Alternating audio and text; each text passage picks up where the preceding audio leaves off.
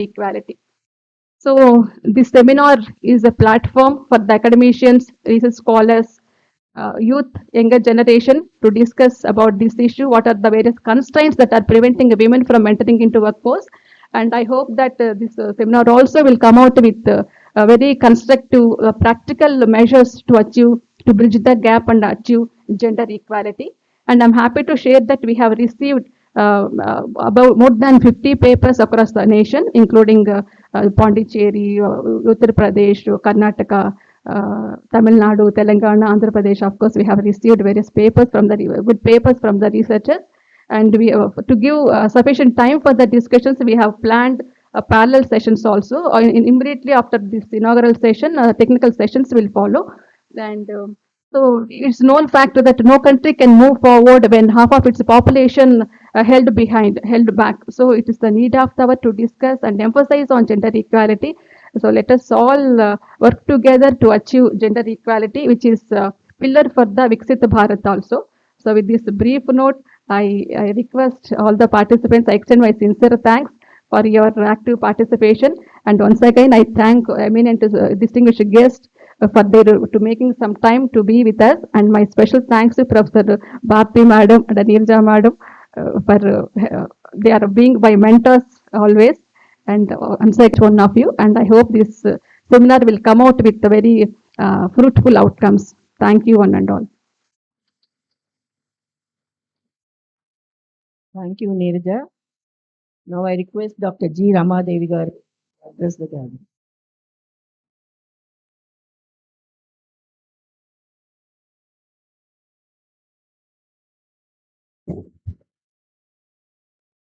Professor Vani Garu, Dean of Social Sciences and Humanity, Professor Neeraja Garu, Rajni Garu, and distinguished guests from the southern states as well as students.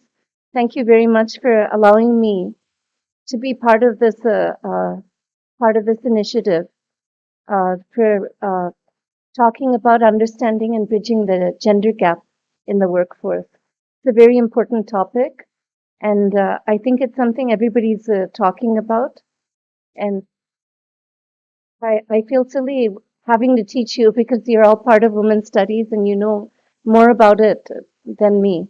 But at the same time, since you've invited me, I'll share some thoughts and perspectives from my own life as having been part of the workforce as an Indian woman. Even though I was in the U.S. most of the time, I'm still a Telugu woman, and the culture at home was very Telugu, and also as an employer now.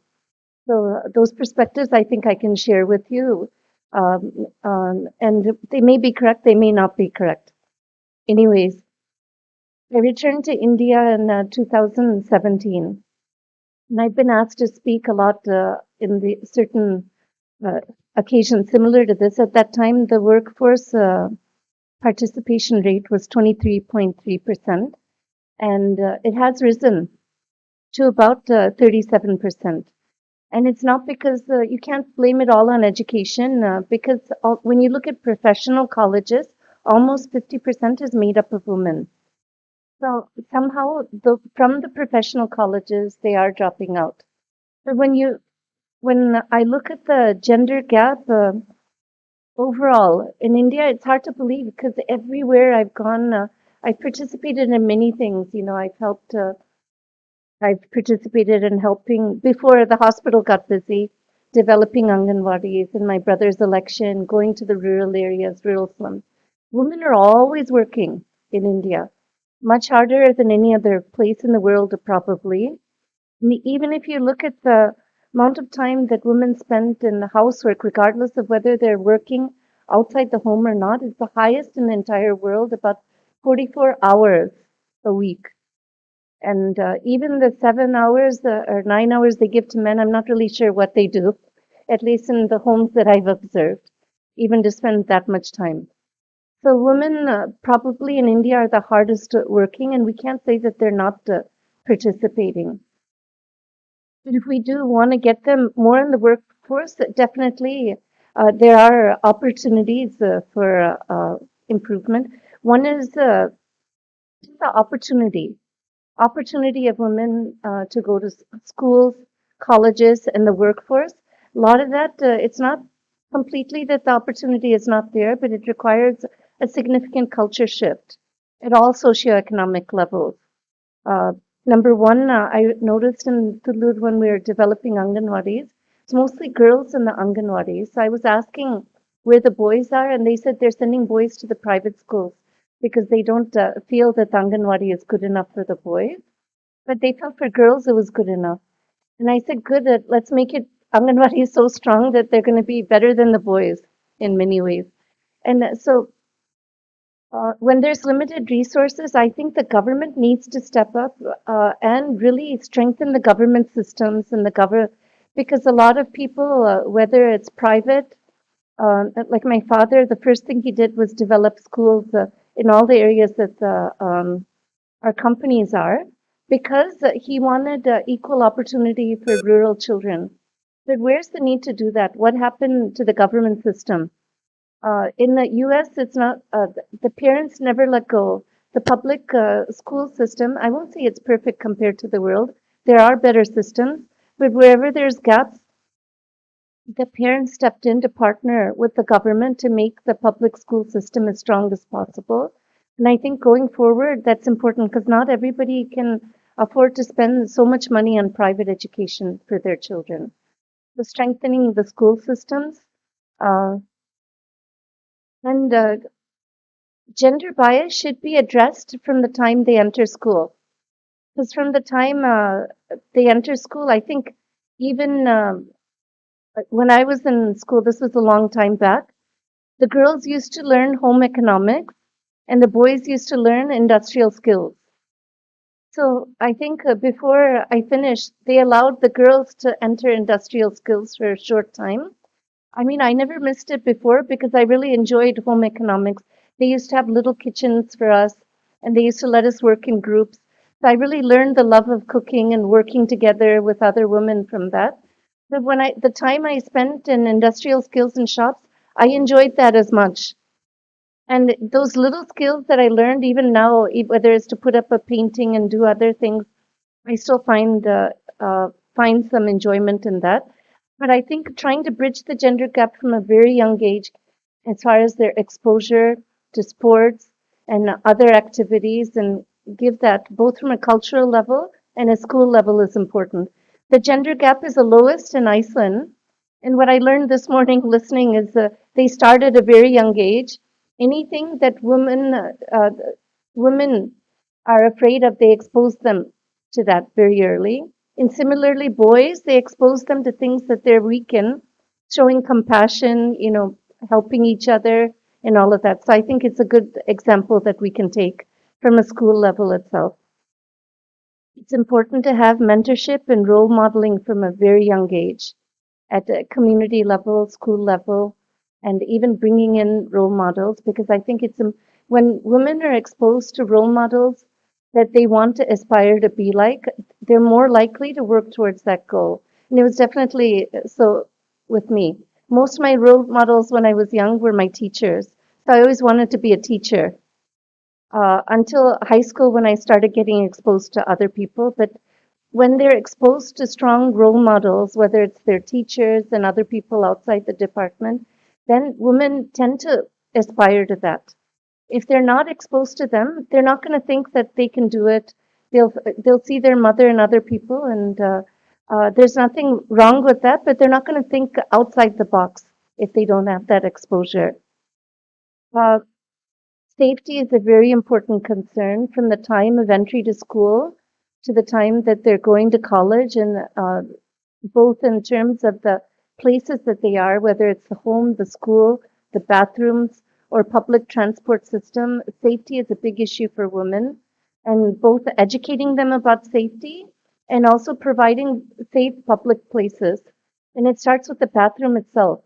I never understood how important the bathroom was till I visited these different places and realized, see, in primary school, the boys can use the street. I'm not saying it's a good thing, especially when we're talking about Swachh Bharat, but girls can't do that. And also, when they're taken to different places, it's also a safety issue for the women. So I think having safety is a big issue and training them on safety at all levels, starting from school with good touch, bad touch, and continuing to how to be safe in public places and cybercrime. Um, since I took over since I've been working with the Indian Women's Network, I learned so much with these sessions that we conducted, the type of things that girls face, much worse than when I was in college because of the internet and the connectivity. So I think a lot of our girls come from rural areas and protected backgrounds. And the first time they may be going out of the home and having to make decisions is when they enter college or intermediate college. So teaching them about this actively and talking about measures they can take to feel safe is very important. And advocating for safe public spaces. When I first started a sleep clinic in Tirupati, Divyashri was my assistant, and we used to have evening clinics. When she was going home, I realized how unsafe it was. Once, when I dropped her midway because there was a belt shop and there were so many people sitting there. And these are issues that I think as a community we need to take up and we need to represent. Because if a woman can't go home safely, even at 8 o'clock, how is she going to perform her duties? Uh, Workforce opportunities. I think there's a lot of stereotyping. I mean, even in the hospital, I'm saying when we look for a CEO, we're looking for men. When we look for chief operation officers, we're looking for men and all of that. But I think when there's women in leadership roles or even men in leadership roles that understand the unique characterization of women, operations is a woman's duty because they have so much experience from home.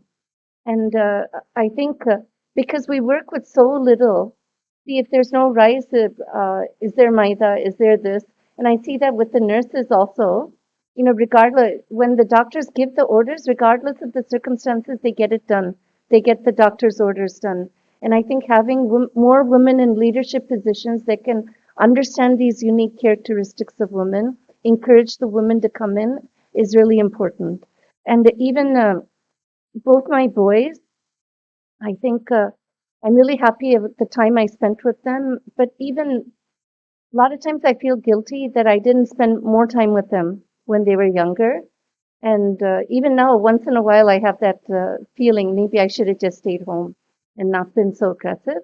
But seeing a working woman has affected them in many positive ways because I feel they're very respectful towards women and they don't take they're very intolerant to where when it comes to safety issues or harassment with women, and they're very open to hiring women because they also understand that women can multitask. Men can, if they say this is their duty, that's what they do. A lot of times women can go around that and get everything done. I asked my son Vikram once, why are you so particular about having a woman in this position? He said, because men only look one way, women look all around themselves. So I think a woman in this particular position makes a lot of sense. Uh, but one advice for women, especially the young women, when you enter the workforce, it's really important to know what you want because everybody is going to be trying to tell you what you should want. But a deep understanding of what you really want is going to help you to set boundaries, barriers, and goals for yourself. I'll just give my own example. When I was going to college, my father, he said, why do you want to become a doctor? And I said, why wouldn't I? You've always encouraged me to work really hard and aspire to be something really good. This is probably something I can make a difference. Uh, and he said, but you have to work so hard.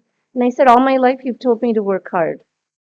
And he said, but why do you want to continue working hard when you can just take care of your children and stay home and enjoy yourself? And I said, my path is set. I don't know if I can change it right now because I've already set a trajectory for myself. He never argued. I mean, he just pointed the way, but he's always supported me. Same thing when I was getting ready to enter the workforce for residency. Uh, There were so many difficulties because of the children, my husband entering a very difficult very difficult program, orthopedics and general surgery. Everybody told me, why don't you just stay home and enjoy his income? And I was very tempted, not because of the income so much, but because the children were so young. The hardest challenge any woman will face, working woman, is leaving their children at a time. I'd already stayed home for almost 5 years. And so there's two things here. One is re-entering the workforce. And I encourage all of you, anybody in a position to take women after a gap. If they're motivated to return, take them because they're going to be the strongest workers.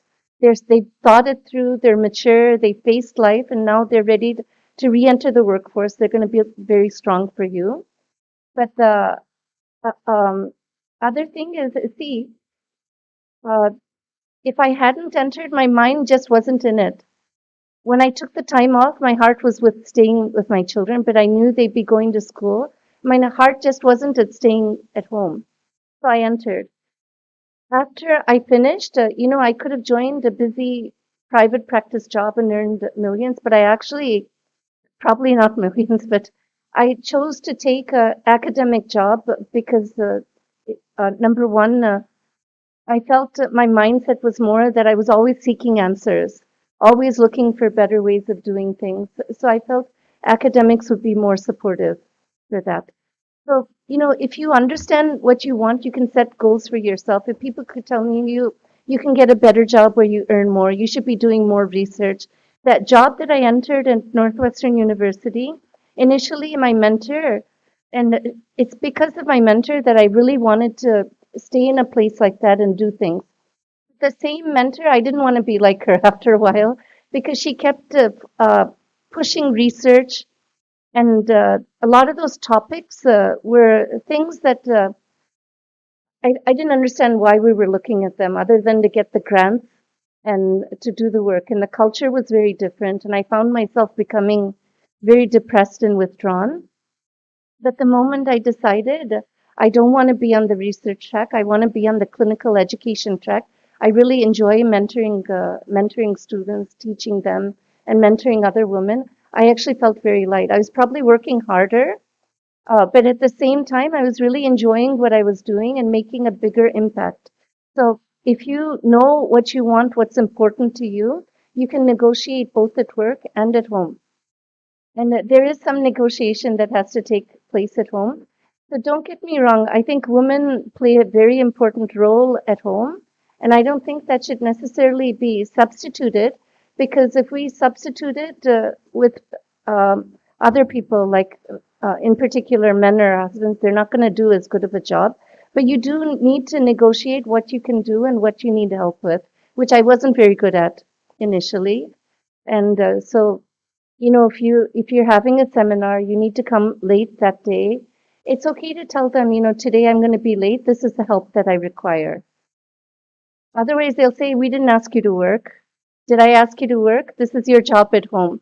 So rather than fighting, I think learning to negotiate. When we think of negotiation, we only think of jobs. We don't really think about negotiating at home, but even negotiation at home and learning the skills to do that, developing it, and watching your role models do it is really important.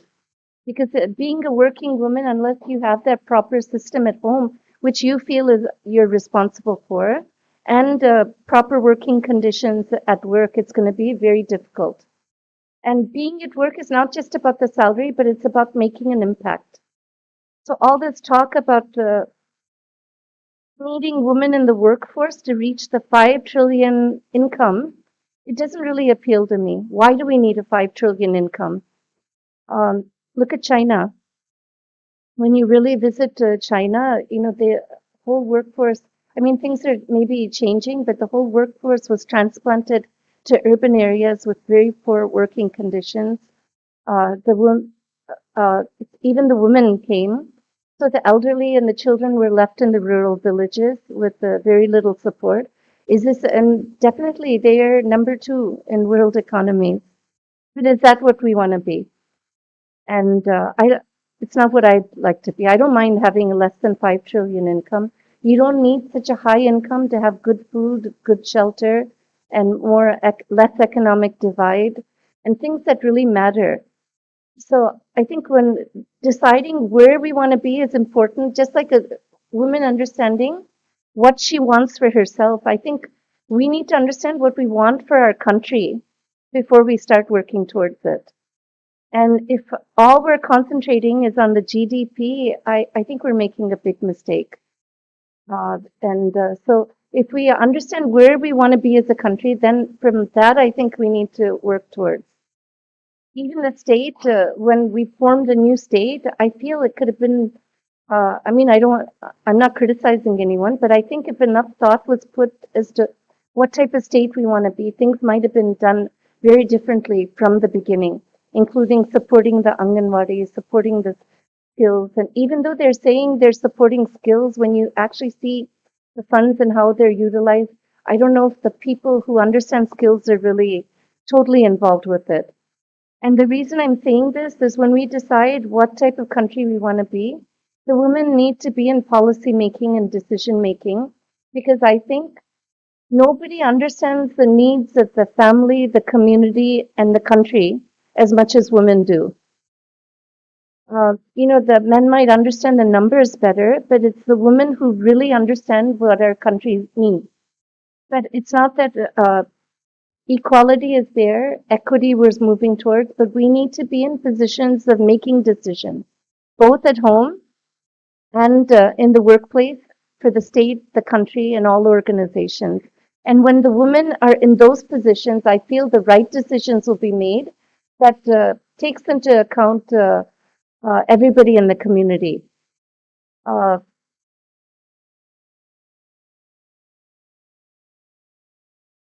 there's some things that I left out that I'll touch upon. I'm going out of order, but I talked a lot about safety, but safety in the organizations. I mean, if some of you remember what happened in Bengal, in Arjikar Hospital, there was a lot of, there was so much strikes.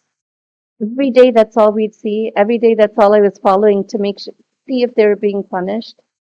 And I think what's happening now, does anybody know? We don't know what's happening. I don't know do they have a proper ICC? If they had a proper ICC, a lot of those things that were happening would have been recognized much earlier and escalated. So I think having the proper processes in place and more than just getting upset when something happens, having proper ICCs and safeties in all organizations is very important. And having women in those positions who have an independent role, apart from HR and other things, and external strong women to come and support them. Who can escalate it if required? Because if that's not there, I mean, having been a working woman myself, I've been very lucky that I've not had to face safety issues from the time I was a child till now. And the United States, I wasn't anybody's daughter. I was working on my own. I was just lucky that the organizations I worked for were safe. And even I've seen things happen with other women, but I've always kept myself at a safe distance from all that. But at the same time, showing that the organizations we're part of, especially if we're in leadership positions, that there's a no tolerance attitude towards when it comes to women's safety is very important. And the other thing, women being in the workforce, the pay wage is there's a big difference. And unless that's bridged, less women may want to enter the workforce. But a note on that, just gardening. We learned that what we pay women is maybe 4 or 5,000 less than men. It seemed unfair, but at the same time, the work the men do, what they can get done in one day, is far more than what a woman can do. And that gardening I'm using as an example because it's very physically strenuous. So if we're an employer, how are we going to decide? Do we want more women or men? And what are we willing to pay? So some of those physically strenuous jobs, if we want to do it, I think as women also, we need to work on our strength. If we want to be a civil engineer, we need to be willing to go out and walk, not just sit at the job. So we need to understand what we're aspiring towards and develop the skills and the physical stamina to be able to do that. But also leaders also need to look at the gardening. There's different types of skills that are required. Are there things that women can do that men can't do? And can we pay just as much for those things? So I think there's different aspects to this that that we need to look at, both from our perspective and as a employer perspective. Um,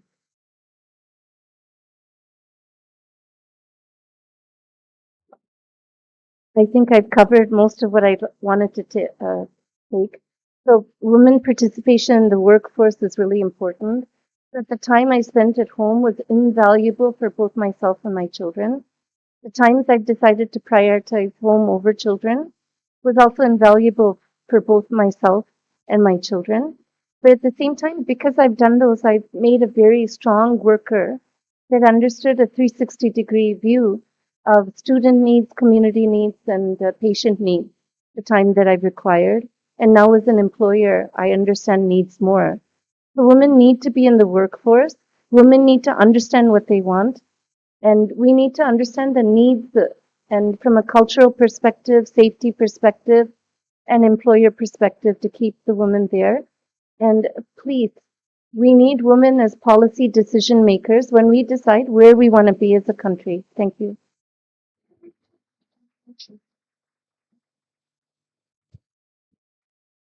Thank you, madam, for sharing your thoughts.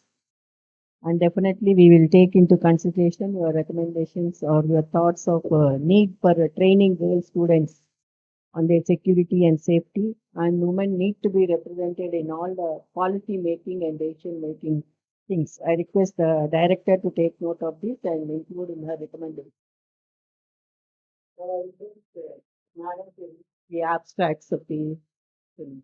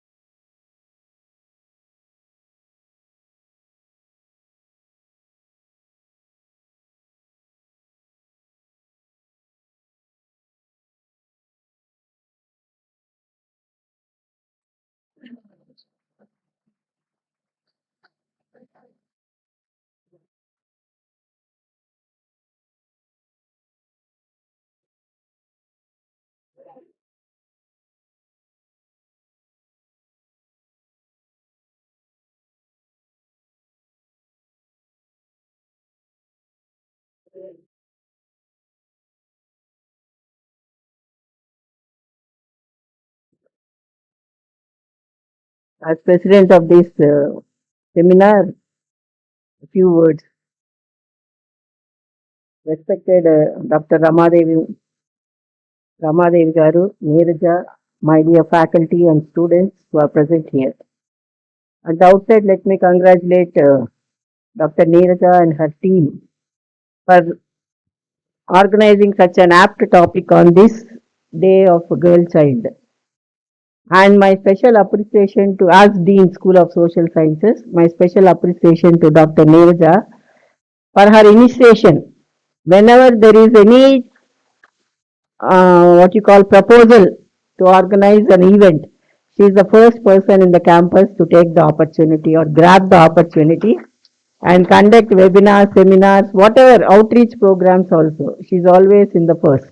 So my congratulations to Dr. Neeraja also. And it is indeed a great honor to be the president of this inaugural session of the national seminar sponsored by ICSSR. Because the topic we are addressing today is not only highly pertinent but also crucial for our ongoing conversations about equality and inclusivity. And the director of the seminar has just now shared that about 50 papers were received from many states, southern states, and also from Uttar Pradesh. The delegate is here. He came all the way to participate in one-day seminar from Uttar Pradesh. We should congratulate him for that. I wholeheartedly congratulate the organizers for bringing together such a dynamic and diverse group of participants. This seminar provides a valuable platform for sharing ideas, experiences, and best practices, all aimed at fostering workplace environments that are inclusive, fair, and just for everyone.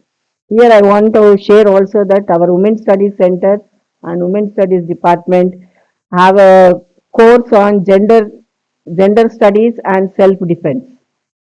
They trained all the students in the campus in one semester. They take a class on gender studies and self-defense. And we also go to community through the center to train the school students, all high school students also. Through discussions like this, we can assess our progress and identify the steps we need to take moving forward. One of the key points I would like to highlight is that gender equality in the workplace should not be viewed solely as a legal or policy issue. It is also an economic and social imperative. Studies have shown that inclusive workplaces perform better, spark greater creativity, and achieve higher productivity. Organizations that prioritize gender equality have access to a broader talent pool, which helps drive innovation and sustain growth. As our previous speakers have mentioned, gender equality does not just benefit to men, it strengthens business and contributes to the well-being of society as a whole. On this National Girl Child Day, I urge all of you to reflect on the importance of fostering inclusive environments where everyone, regardless of their gender or background, has the opportunity to succeed. Let us be mindful of how we can create spaces where all individuals are valued and empowered to reach their full potential. I am confident that the insights and ideas that emerge from today's discussions will play a significant role in advancing gender equality in the workplace. Together, we can make a difference and move towards a future where gender equality is not just an aspiration but a present day reality. I wish this seminar great success and look forward to the inspiring conversations that will follow. Thank you. Now I invite Dr. Indira to propose vote of thanks.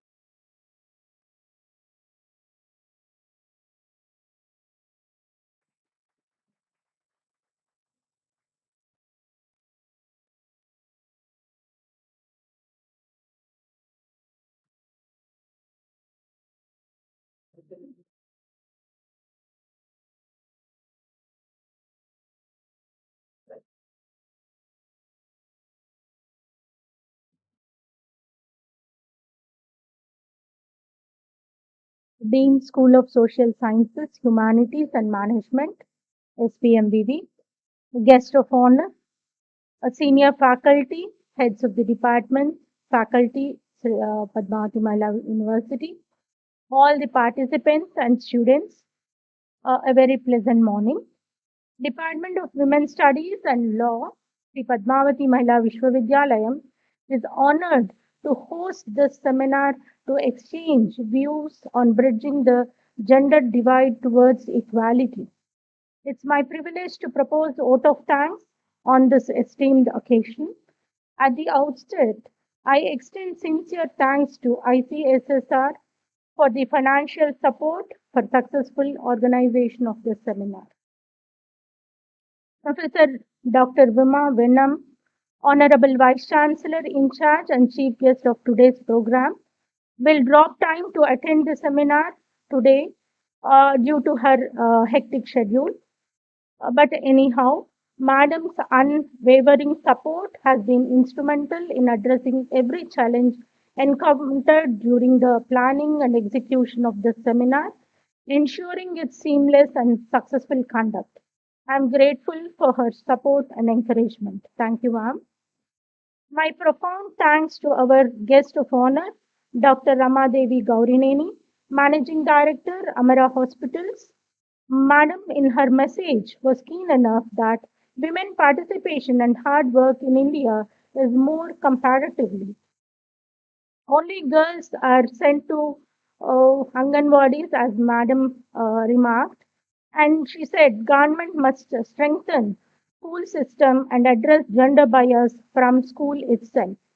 And safe public places, cyber crimes has to be addressed in particular, and their working conditions.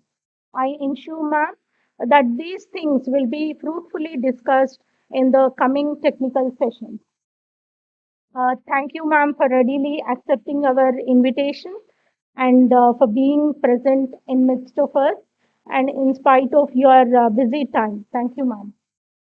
I would like to propose hearty thanks to Professor C. Vani, Dean School of Social Sciences, Humanities and Management, Shri Padmavati Mahila University, for extending her support and presiding the program despite of her busy schedule. Madam said it is remarkable to conduct the seminar on this Girl Child Day.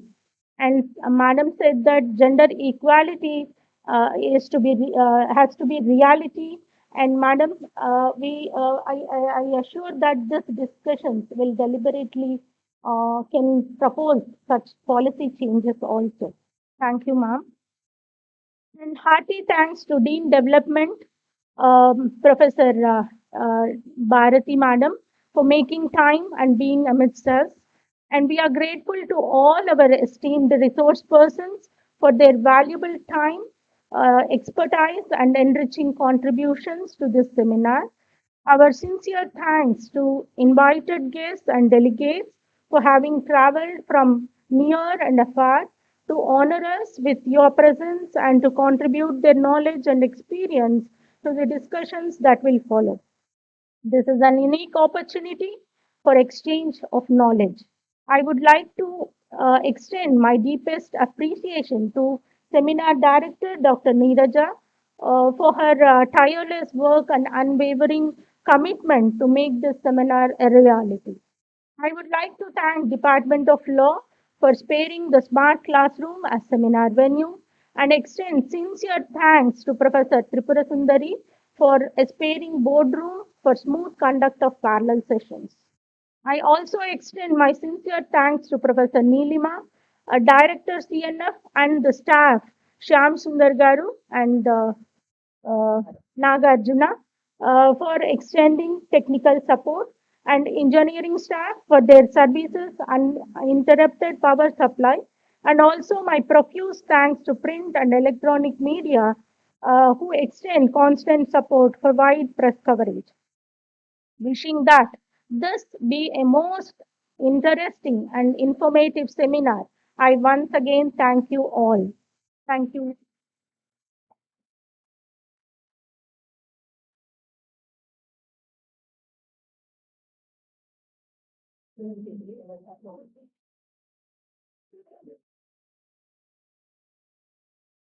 Now, shall we all break for tea and then join for technical session? Thank you.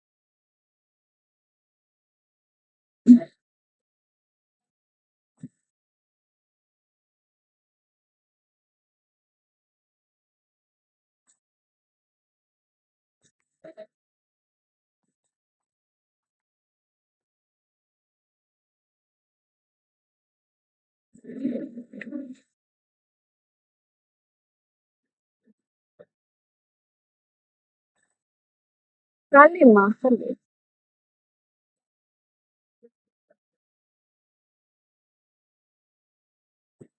Reena?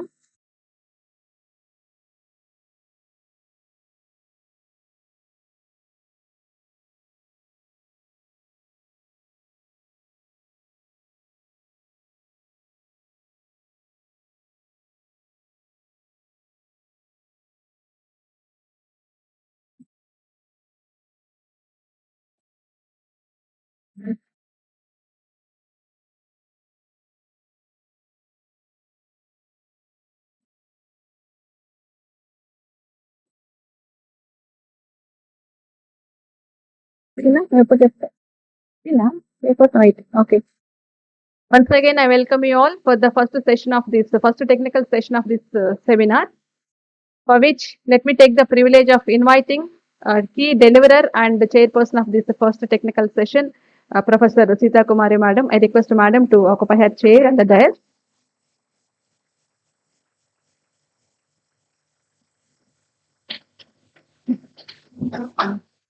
I'll take a few minutes to introduce Madam, say a few words about our key deliverer of this first technical session.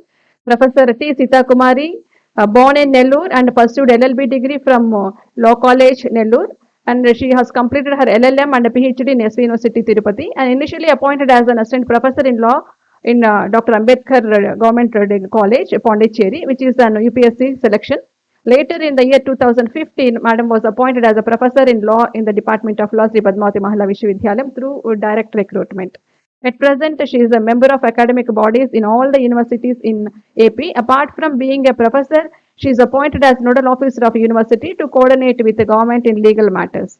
So she is also holding the post of Director, Women's Safety Center in the university. She has written 70 articles published in national and international journals like Scopus. Her articles cover areas like women and law, new challenges in constitutional law, artificial intelligence, and law. In 2022, she is appointed as convener by Government of AP to conduct law set entrance examination for admissions into law courses in the state of Andhra Pradesh. Since 2017, she is acting as nodal officer for legal matters to coordinate between the state government and university in legal issues. She received State Best Teacher Award in the year 2024 from Honorable Chief Minister of Andhra Pradesh on at Vijayawada. So, with this very brief introduction, I request Madam to chair this session, and prior to that, I request Madam to deliver a lecture.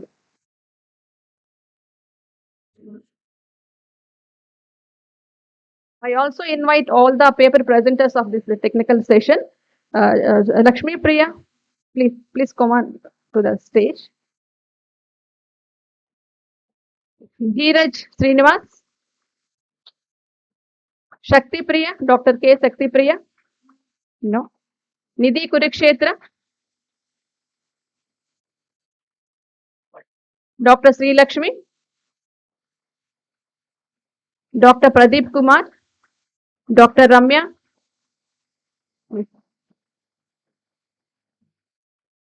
Thank you. You can add this.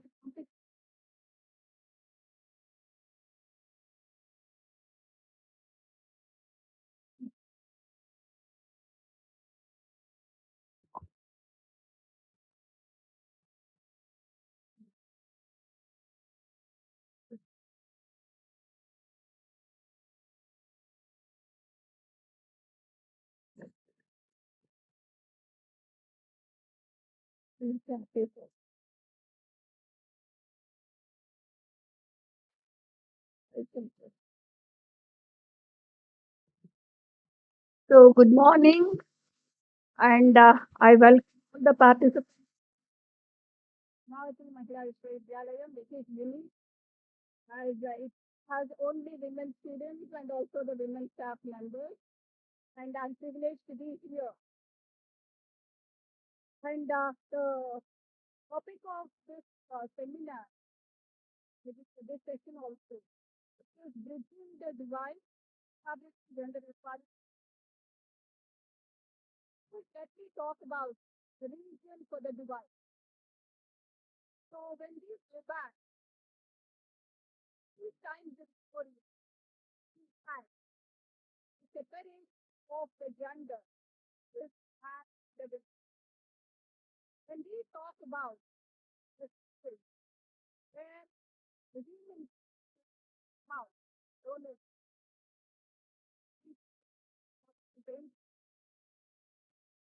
whatever it is, but where those qualities, and I think know that there are so many things that the human life.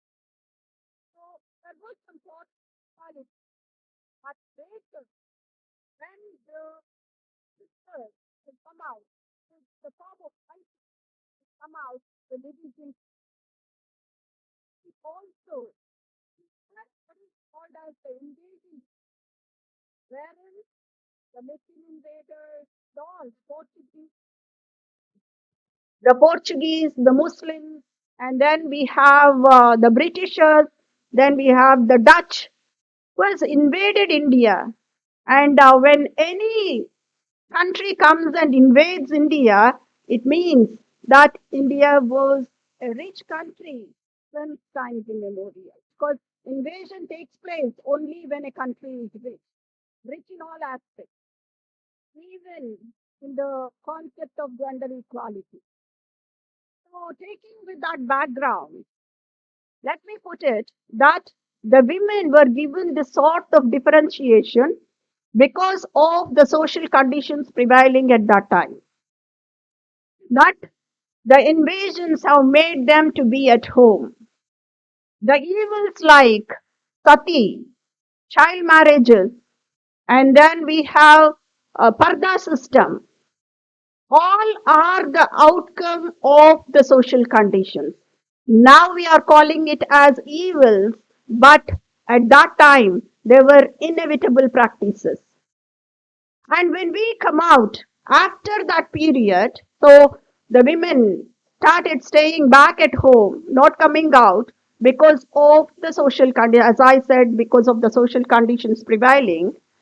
Then after that, we had what is called as the Indian Constitution, the freedom to India, the independence attained to India, and we had what is called as the Constitution of India, which is considered to be the land law of the land.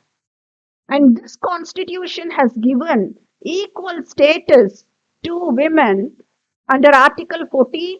Then the specific application of Article 14 is given under 15 and 16, and so on. The constitution never differentiated men and women.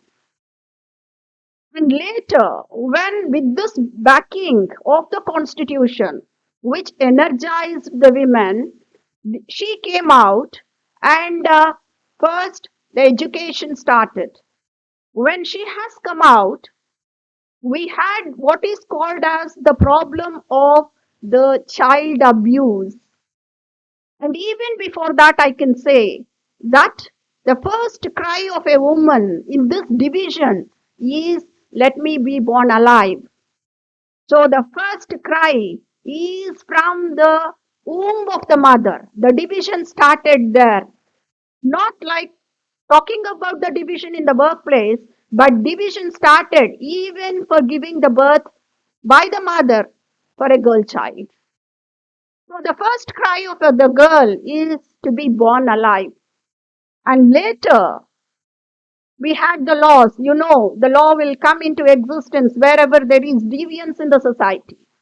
So because of the PT side of the girl child, the law has come and somehow it has brought about parity. in the human population. And later, when she started coming to school, we had this problem of girl abuse. The child abuse, we are today talking about the child rights. The child abuse started not at the school level, but at the home itself. And they are the secret sufferers, the silent sufferers of child abuse at home. And when it has come to the college, we had what is called as the ragging and other sorts of acid attacks and other sorts of atrocities committed against the girl. And now, after the completion of the education, let me divide this period into two. One is towards the marital life and other towards the employment. That's where we stand.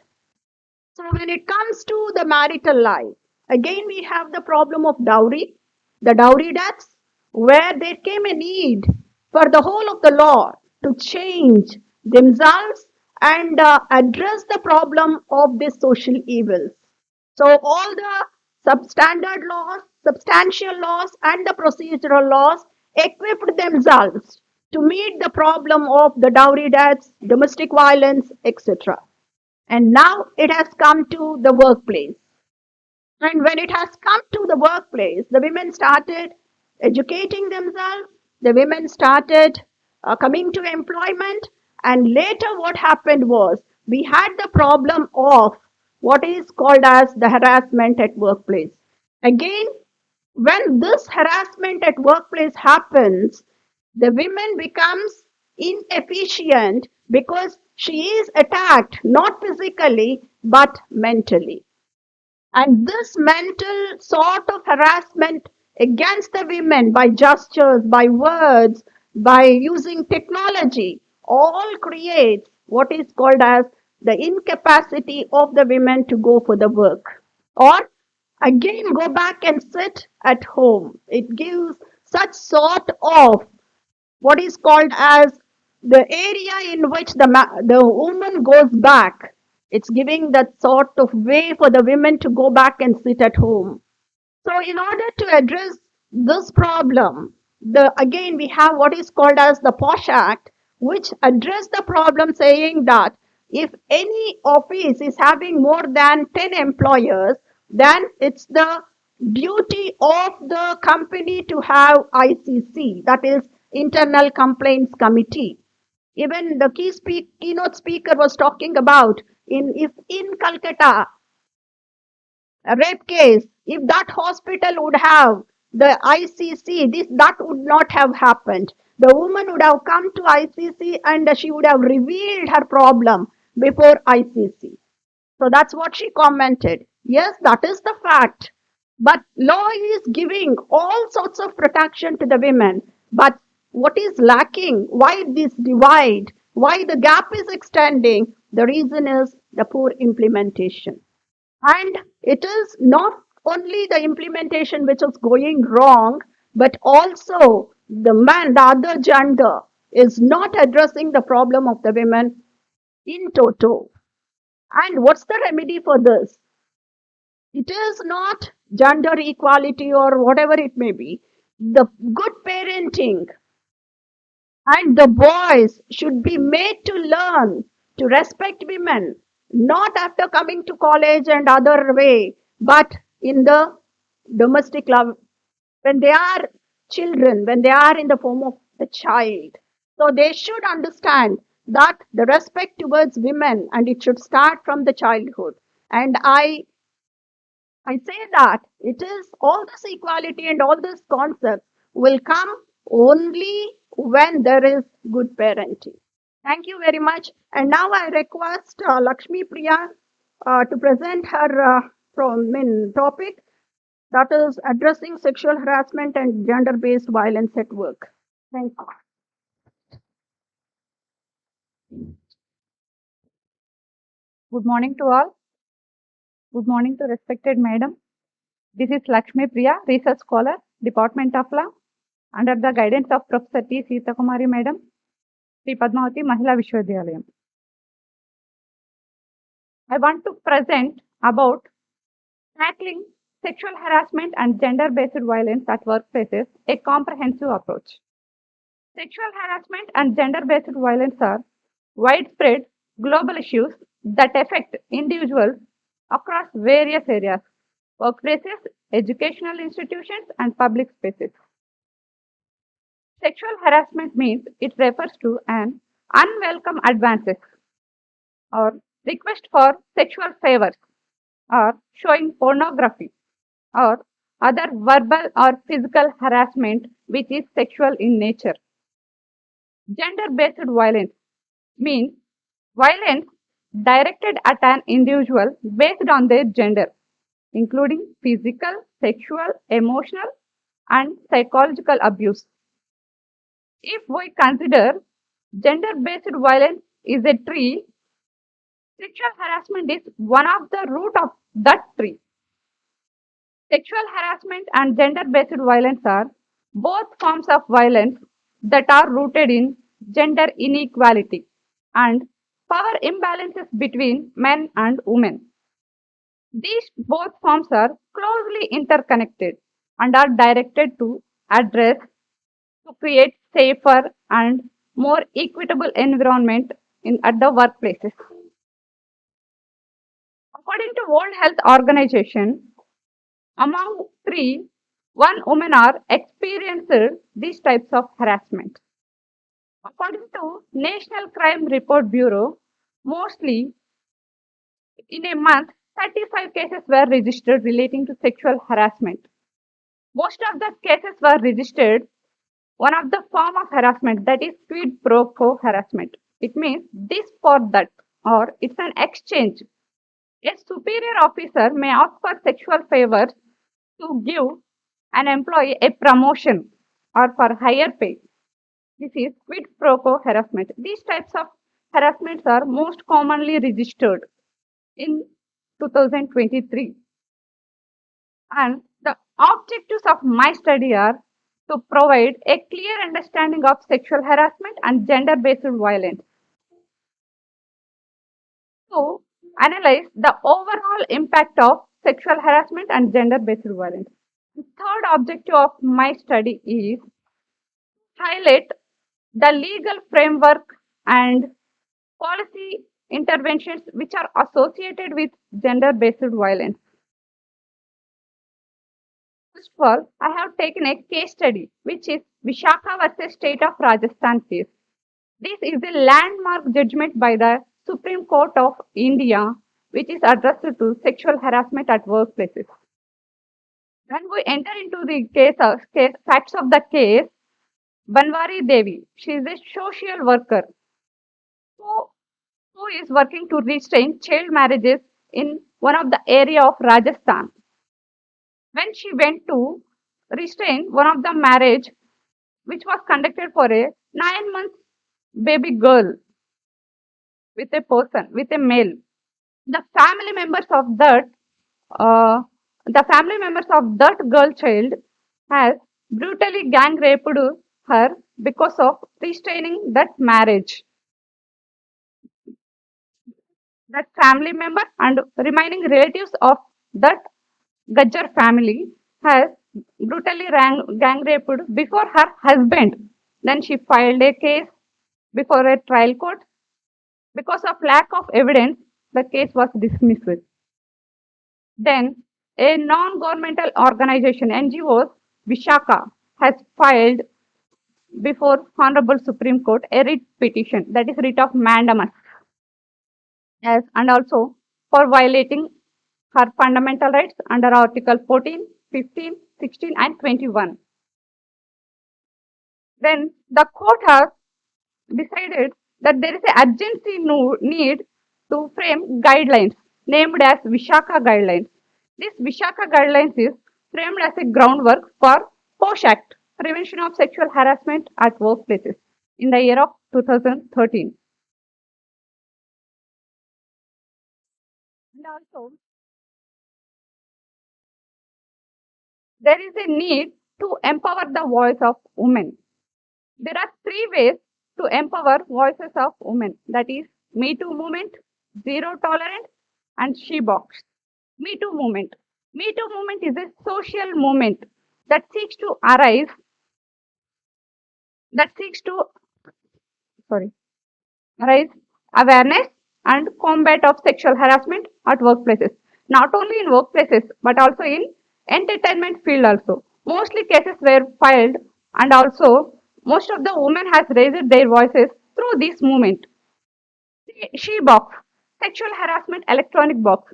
This is a this is a boon to the woman because if she is not ready to file a complaint face to face, this is the opportunity to her to file a case through portal. It is an online portal. Then zero tolerance. Zero tolerance of a sexual harassment means that any form of harassment should be considered as not acceptable and will not be tolerated at any under circumstances.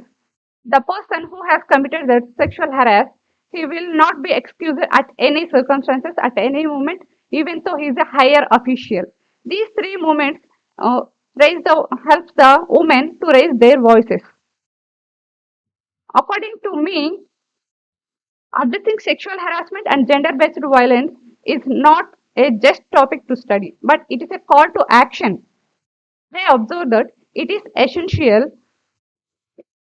to be a to be a respect with culture, sorry, to be a respect with each other, both men and women has to be in practice, and also safety for individuals regardless of their gender, whether they are male or female. And my recommendations to are the company should provide both practical guidance as well as examples to avoid any kind of harassment.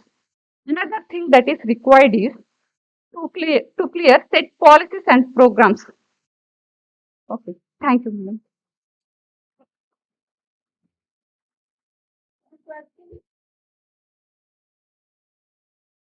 Any questions?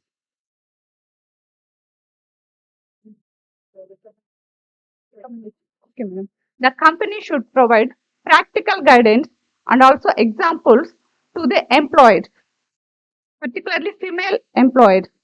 If they see the practical through PPTs like that, they will get idea how to approach to the internal complaint committee and also how to present their harassment without any problem. Thank you, Lakshmi Priya. So her paper is totally devoted towards the evaluation of what is called as the POSH Act and the reason for making the guidelines in the POSH Act by the Supreme Court and how it has changed into an enactment legislation. And the question is how it has to work forward. Though the companies are taking all efforts to see that there is zero tolerance, but still there are cases relating to what is called as we call it as quid pro quo. And yes, she has also talked about Me Too movement and the She Box, which has come out recently under POSH Act, and the employer's responsibility for zero tolerance. Thank you, Lakshmi. Thank you.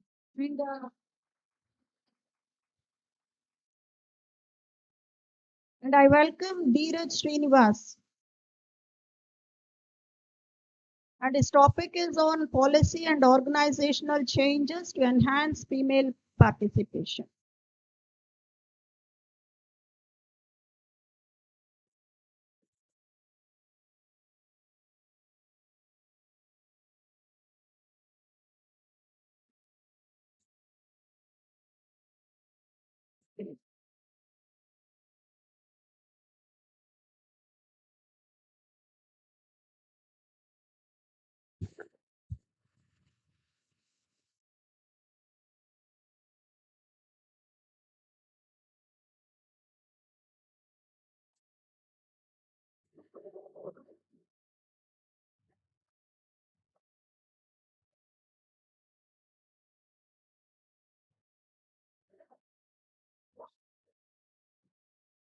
Oh, dear. Yeah.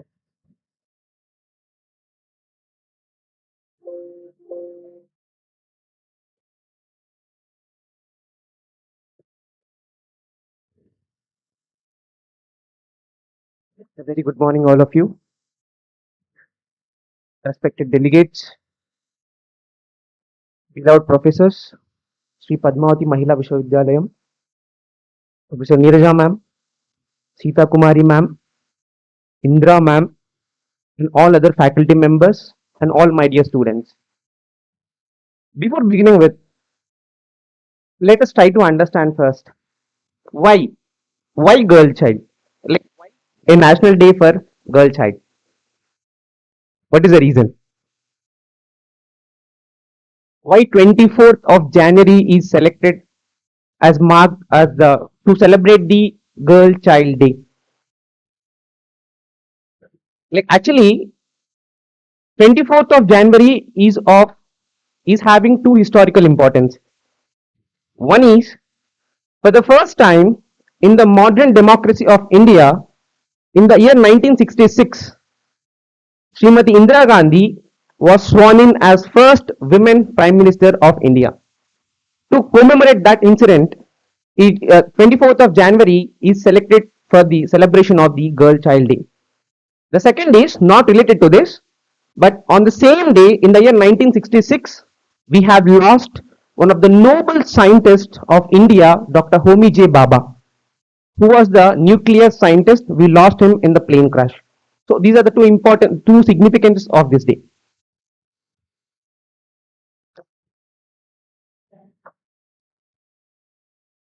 Why do we celebrate? And what was the reason? And why in the year 2008? Why did we do it? There are like three important motives or objectives for the selection of this 24th of January to select for the celebration of the Girl Child Day. The first important thing is promoting the gender equality. Since 2008, we are chanting the idea of gender equality. The second important objective is empowering the girl child and empowering the women. And the third is protecting the rights of the girl child. So these three are the main objectives of celebrating the National Girl Child Day. And we also know that the Sustainable Developmental Goals of the United Nations organizations and SDG 5 particularly deals with the gender equality, and we have the goal to achieve this, and this is a very huge goal. When we talk about India, this is a very huge goal, and even though we are very much used to this word of gender equality, and we are striving a lot since Indian independence, even after the 75 years, as we are celebrating Azadi Ka Amrit Mahotsav, this goal is not yet achieved, and we don't know how much time is it going to take for us to achieve this goal. So this is a very long march for us to achieve this gender equality.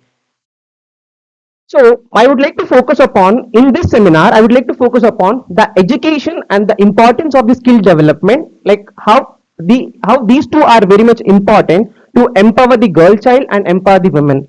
See, in the year 2009, for the first time, as a fundamental right under the Article 21A, education was added.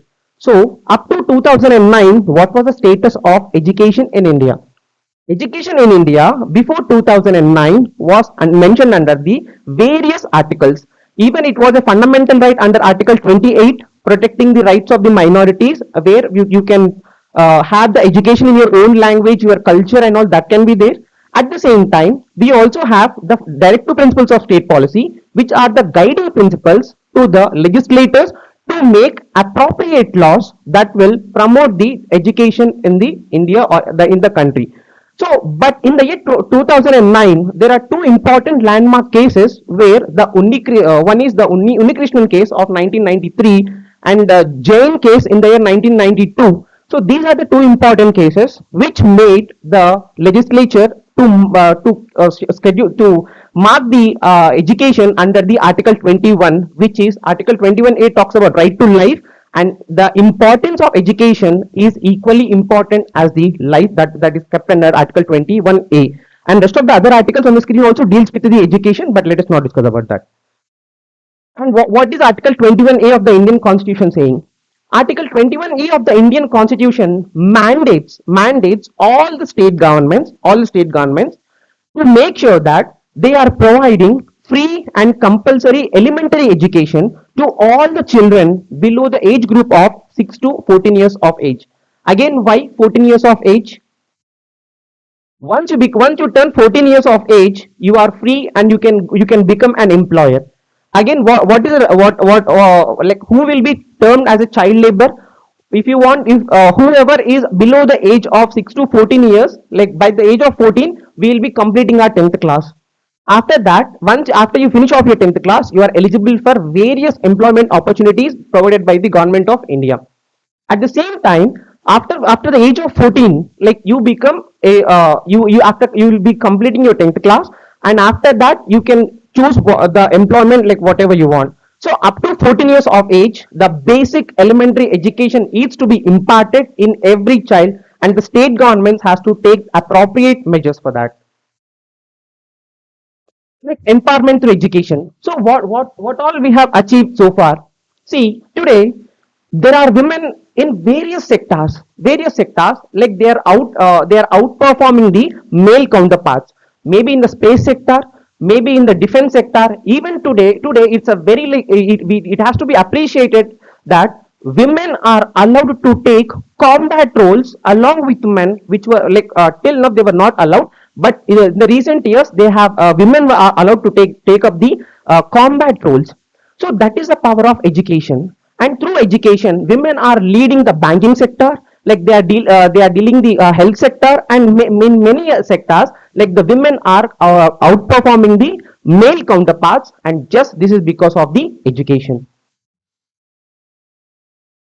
So these are some of the most important schemes that were launched by the government of India in various under the various initiatives to promote the education of the girl child and to empower the women. And these schemes also include not only the education of the girl child but also the education of the adult people as well. We call the adult education is also initiated under this. We have launched a lot of programs like Operation Blackboard, Ullas program, and we have launched various other initiatives to promote the education in the India.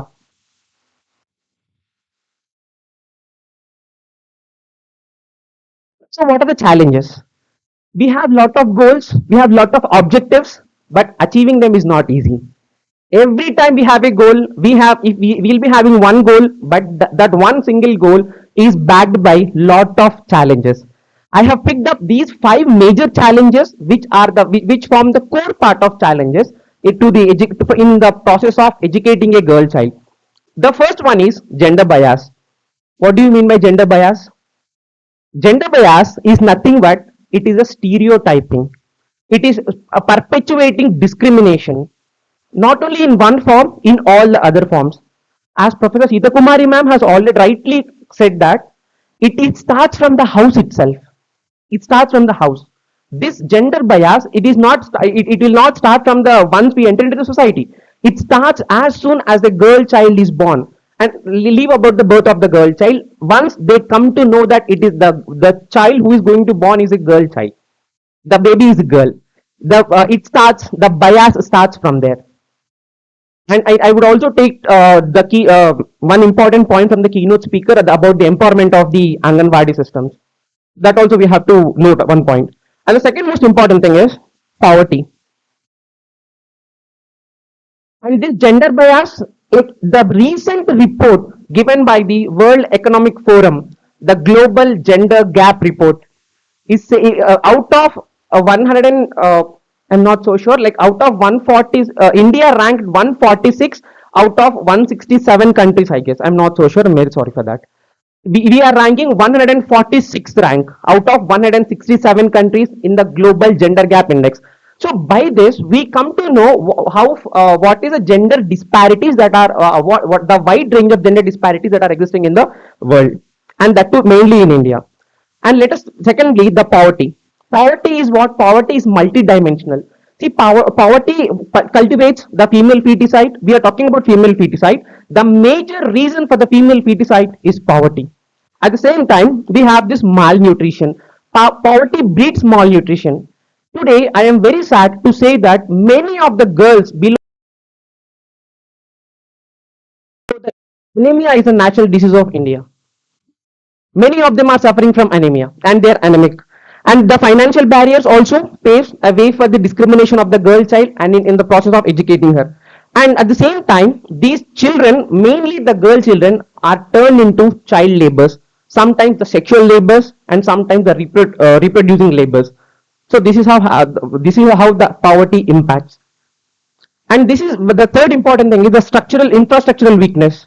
I have picked this source from the DISC District Information System of Education, where it talks about the electrical system is not properly there. We don't have proper plumbing work. We don't have proper windows. We don't have proper technology. We don't have proper flooring systems, foundations, and the basic necessity of toilets also is not there in many of the government schools. Like they are funded by the government of India.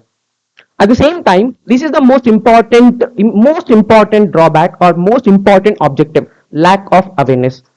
To just explain this, I would like to give a small example. How many of us here in the how many of us know Swachh Bharat campaign? Swachh Bharat campaign was launched in the year 2014. But before 2014 also, this program was present under the name Nirmal Bharat Abhiyan. But how many of us were aware of Nirmal Bharat Abhiyan? It is the lack of awareness that shows. We have lot of schemes, we have lot of legislations, we have lot of rules, we have lot of laws, but how many of us are aware is the main point that talks about the empowering the girl child.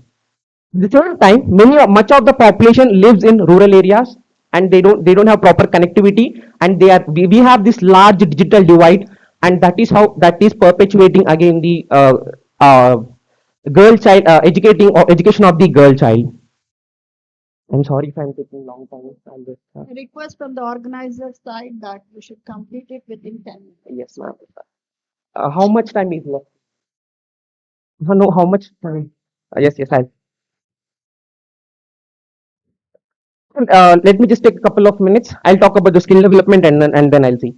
Skill development is one of the most important concept where we have since the Indian independence of 1947, Mahatma Gandhi was also focusing upon the type of education what Mahatma Gandhi was focusing upon is the skill based education. It is the skill based education.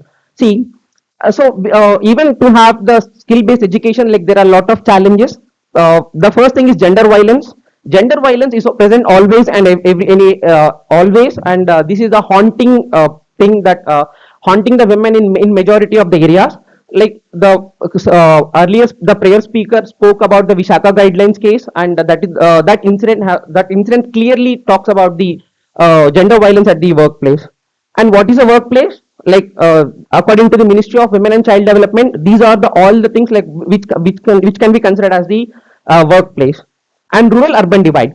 See, in the urban areas, we have lot of opportunities for the women, but when we go to the rural areas, women are lagging behind in lot of opportunities, and they are digitally backward, and that is how like they are not able to cope up with the urban women. So this rural urban divide should be like eradicated, and we have to take lot of steps to avoid this. At the same time, low employment opportunities in the rural areas are also is the major drawback for the skill development. At the same time, let us talk about the way forward. So robust formulation and implementation and execution of the various laws, that is the one important thing. Skill development has to be focused and focus upon the rural women who are the major part of the Indian women. Rural women has to be empowered with lot of skills. See, we can nurture them from the childhood, like in the education. But when we talk about the existing women also form the part of the economy. So we have to focus upon what the rural system. Yes, kindly, kindly. Thank you so much for everyone, and thank you. Thank you, Srini. Any questions?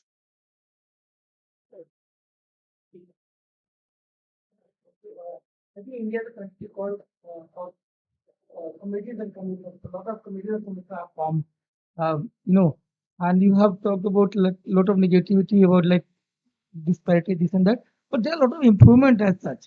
If you can give a couple of improvement in gender parity or employment or any good news for that matter, like elementary education, there's a lot of less dropout today. You can see a lot of girls sitting here, very powerful.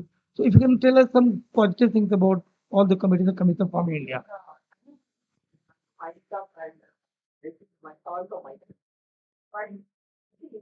When we talk about education, there are lots of things that have been implemented by the government of India. We have Sarva Shiksha Abhiyan, one of the most important schemes that has been fully revolutionary in India. At the same time, Kasturba Gandhi Vidyalaya exclusively for girls has turned the face of the girls, and like today's girls are occupying very key positions. Like not it may not be the key positions, but they have achieved much better things in life through the Kasturba Gandhi Vidyalaya. Rashtriya Madhyamik Shikshika, the RMSS that also has for the adolescent girls that also has done a lot good to the that thing. So the place where we are sitting right now, Padmavati Mahila Vishwavidyalaya, is also one of the greatest institutions that has contributed a lot to the state, and also there are many institutions who have contributed to society. So these are the various examples in the 2024, in the year 2014, 80 Bachao Beti Padhao was launched. We have completed a decade of Beti Bachao Beti Padhao. So 10 years of Beti Bachao Beti Padhao that has changed the entire state of India, and the notion of the people like who are against the girls, the notion is changed, and now many people are like willing to have the girls side. Thank you. Thank you. So, no, any question?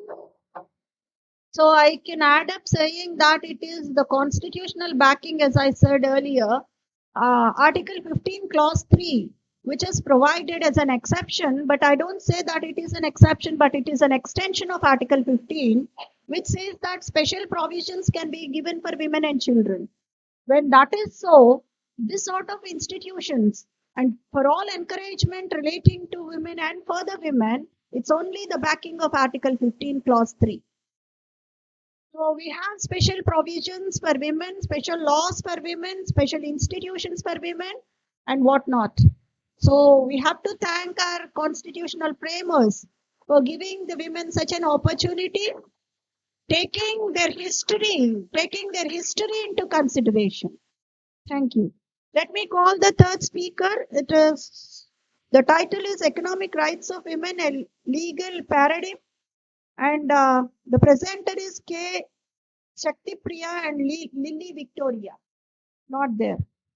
And I go for the fourth, the impact of organizational policies on gender equality at the workplace, an empirical study by Niti.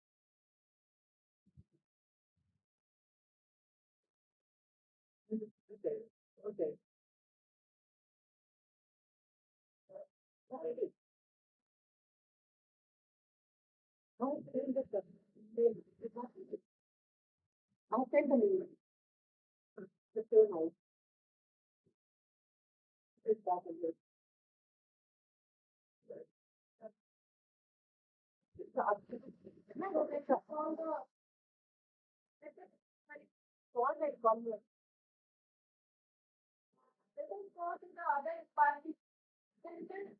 Topic is harassment in workplace of the target. Then the question is why it is.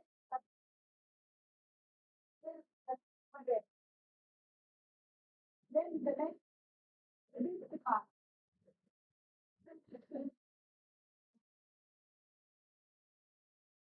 Then now let us go for Dr. E. Ramya. Title is How to Consequence of Middle Gap.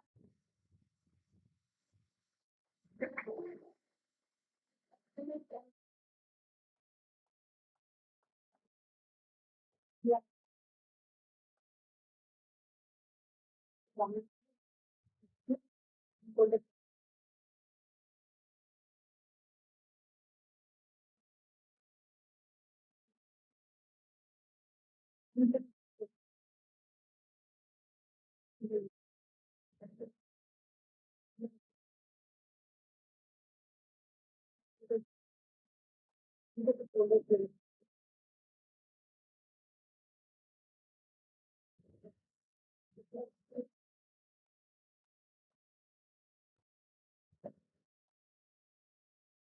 Namaste everyone. I'm Dr. Ramya. I'm Assistant Jayanagar Law College, Anantapur.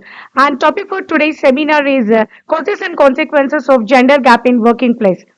So let me speak firstly, before speaking about the gender gap, let me speak about the gender discrimination. I feel that gender discrimination is a major cause for gender gap in working places. Gender gap is not limited to India only, it shows its present in the whole world. In today's era, men and women around the world are fighting against the gender discrimination. Discrimination means unreasonable feeling of a person based on religion, age, culture, height, color, gender, caste, etc. Discrimination is much highlighted word in today's era. Discriminatory traditions are present in everywhere in every field like banking, medical, education, etc. And we are facing this discrimination in various forms like geographic, economic, legal, political, cultural, and social discrimination at workplace. Discrimination means unfair treatment based on gender characteristics. In our society, females are considered weaker as compared to males. The law of our country speaks about gender equality, but it is an half a reality. Only women have to face more discrimination than men. Gender discrimination is a bitter truth today. It has been mainly due to conservative thinking of our society. Now, let me speak about the causes of gender gap in a working place.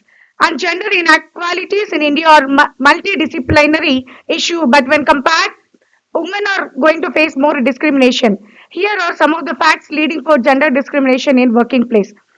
Firstly, discrimination during recruitment, selection, and training. Female faculty faces unfair treatment during recruitment, selection, and training due to unskilled, which leads to increase in discrimination. Female employees faces gender inequality in matters such as teaching methods, recruitment policy, delegating works, and managing works, etc. And coming to discrimination by co-workers, female employees often face rude behavior by the opposite gender at the workplace.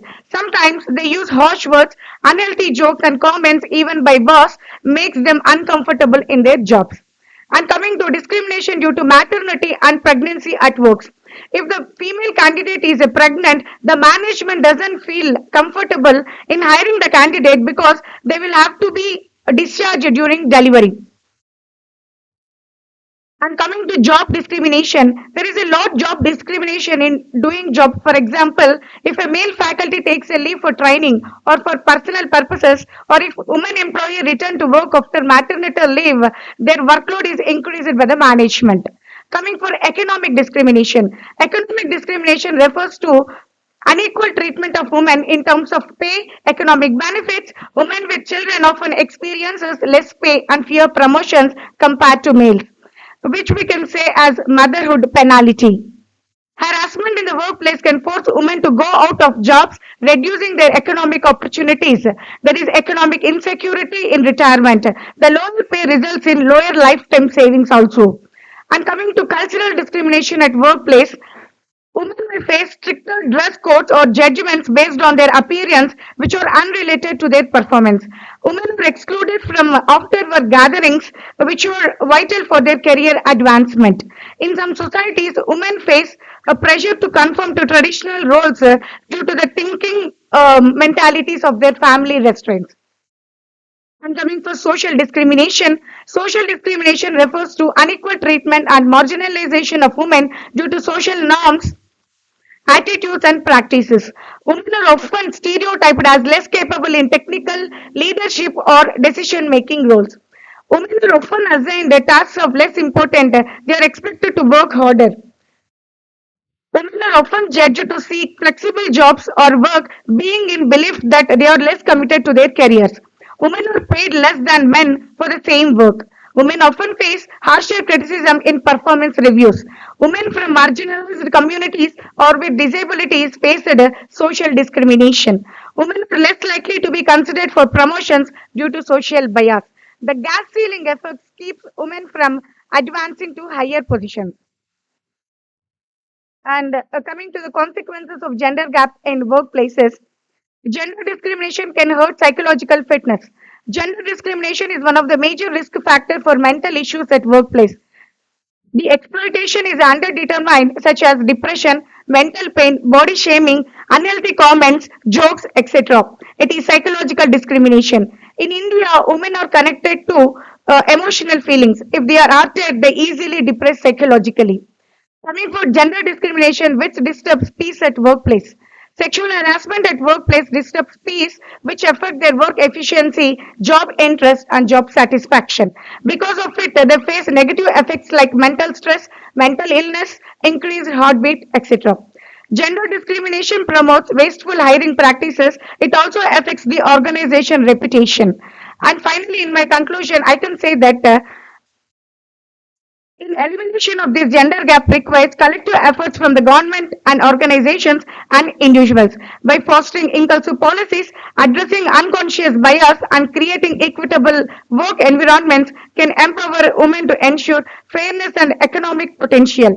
Women should be given awareness of their rights and they should give a chance to raise their voice against this discrimination at workplace. Thank you. Thank you, Vananda. Thank you, Ramya. You are in time. And let me say that the discrimination from all angles towards the women is there is no end for that. But I cannot say that all men are bad and all women are good, right? And so there are certain places where women are facing all this sort of discrimination. And again, I can divide this into two platforms. One is organized sector and unorganized sector. So I feel that in organized sector, at least we have the backing protection of laws. But think of the women in an unorganized sector. So that is more pathetic. Thank you, Ramya. Any questions from the audience? Right.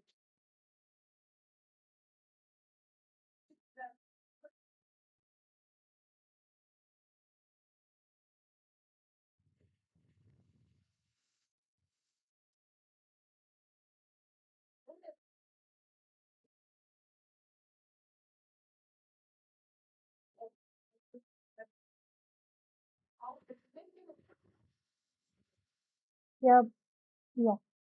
We have many legislations and we should raise our voice. That I feel because many of women are not raising their voice towards any discriminations because maybe of society restrictions or family restrictions they are not raising their voice.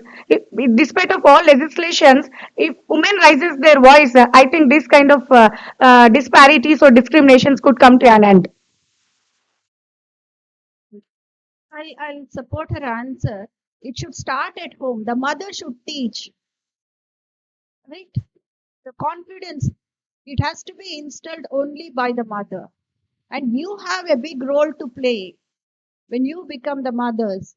You have to change the world, right? It's on the mother to see the change, to make the change. So she has to instill the confidence, saying that don't be arrogant.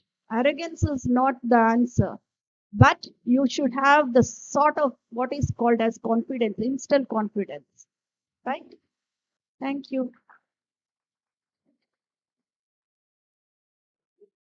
And Indrani, is she there? No. So let me go back. May I call Nidhi? Nidhi is over. Pradeep Kumar? Right.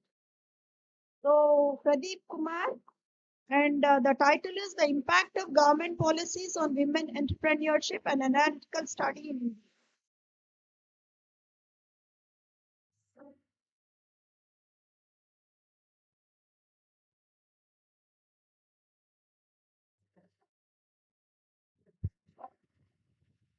Uh, I think still a very good morning. Uh, I'll take 2 minutes to start my presentation. I have come all the way from UP, and the reason of coming from UP is that There is a word called CAS, CAS, CAS. It stands for Career Advancement Scheme, under which we get promotions. So I was supposed to get a letter of associate professor, ma'am, and within this week. So I thought once I get a letter, I'll be visiting that Thirumala temple. Idea was this only, but as of now, I couldn't get that letter. Unfortunately, on 22nd midnight, around 2 a.m., I got a call from my home that I lost my chachi ji, a real auntie. And at 3 a.m. in the morning, I was driving home. I reached there around 8. I did all sort of ritual for my chachi. And then I started my driving again in the night, at a foggy night from UP, Allahabad to Lucknow airport. I was driving all the way from my hometown to Lucknow airport in the middle of night where the fog was dancing here and there. I reached the airport. I took my flight.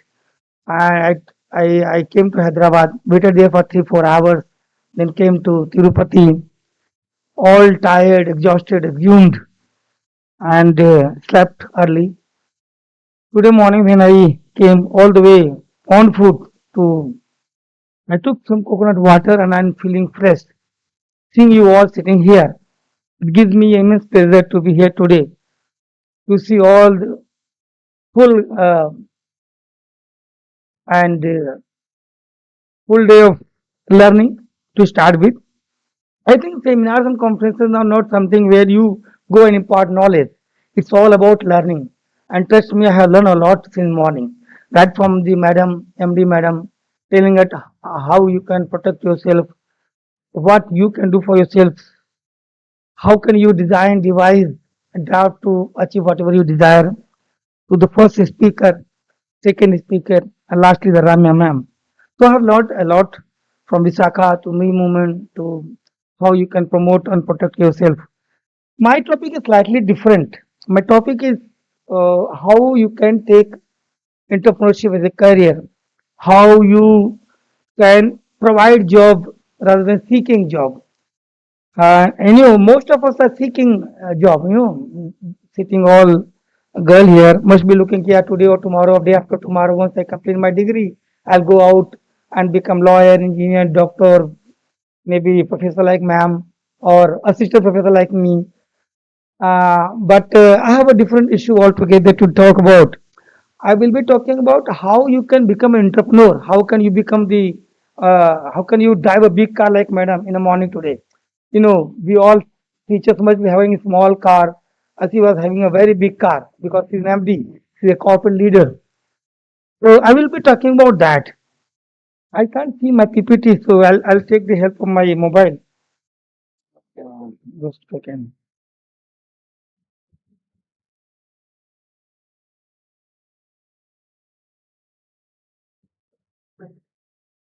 So the topic I have chosen for my presentation is the impact of government policies on women entrepreneurship. Let us talk about entrepreneurship. I'll take just 10 minutes, ma'am. Don't worry about that.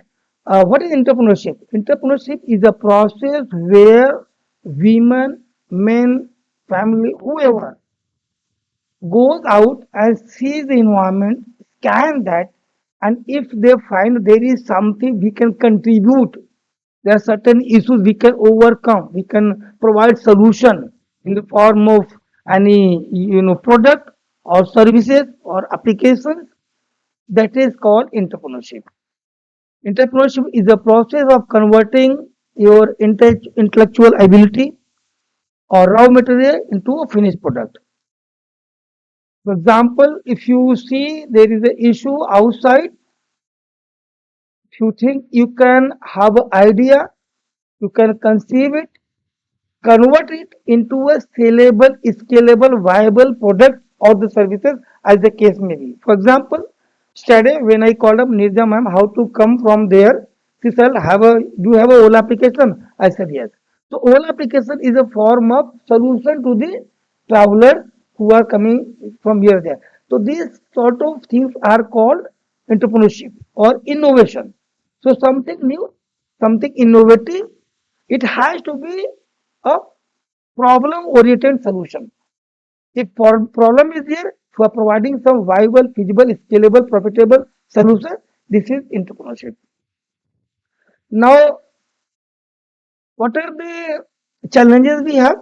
Lot of people have talked lot of challenges, right? From family to health to nutrition to government policies and all. But in my case, there is one more issue called fund. Irrespective of the talent you have, irrespective of the knowledge you possess, irrespective of the power, hungry for money, fame, everything, unless you have the backing of finance, you probably won't be going out and take risk. Because innovation or entrepreneurship is all about taking risk, taking calculative risk. The risk is everywhere. Yeah. I have taken two different flights. I have taken different flights, and it can happen anything. But I have taken a calculated risk.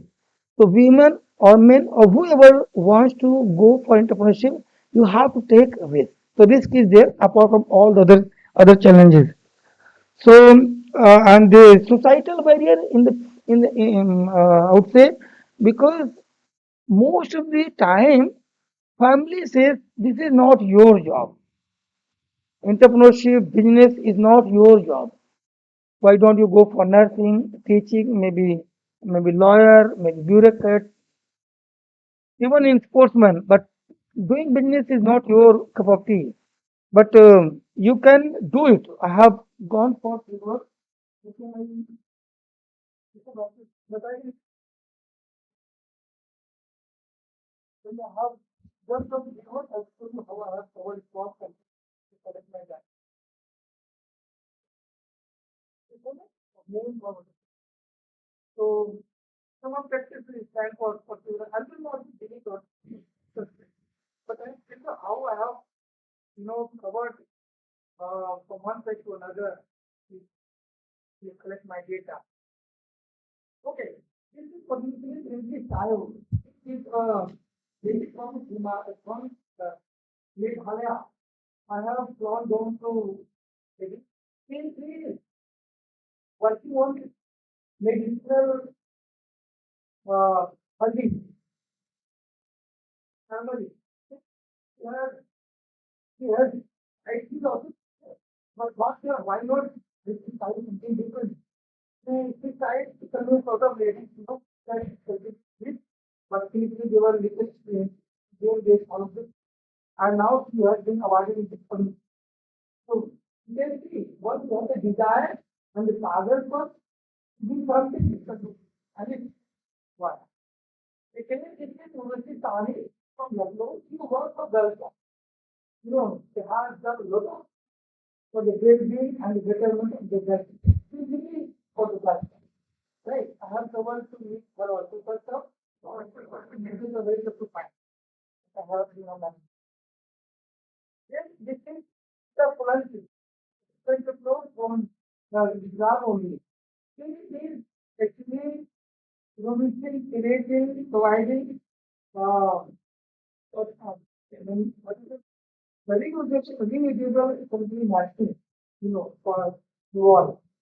And it is very deep and can be used, you can understand. So, this is more important. It's just from Ahmedabad. What is just, Indian concept blood and drop together. This acceptation is like water flowing from one part to another. Because we have Sangha, I think from Mahabharata, is put there.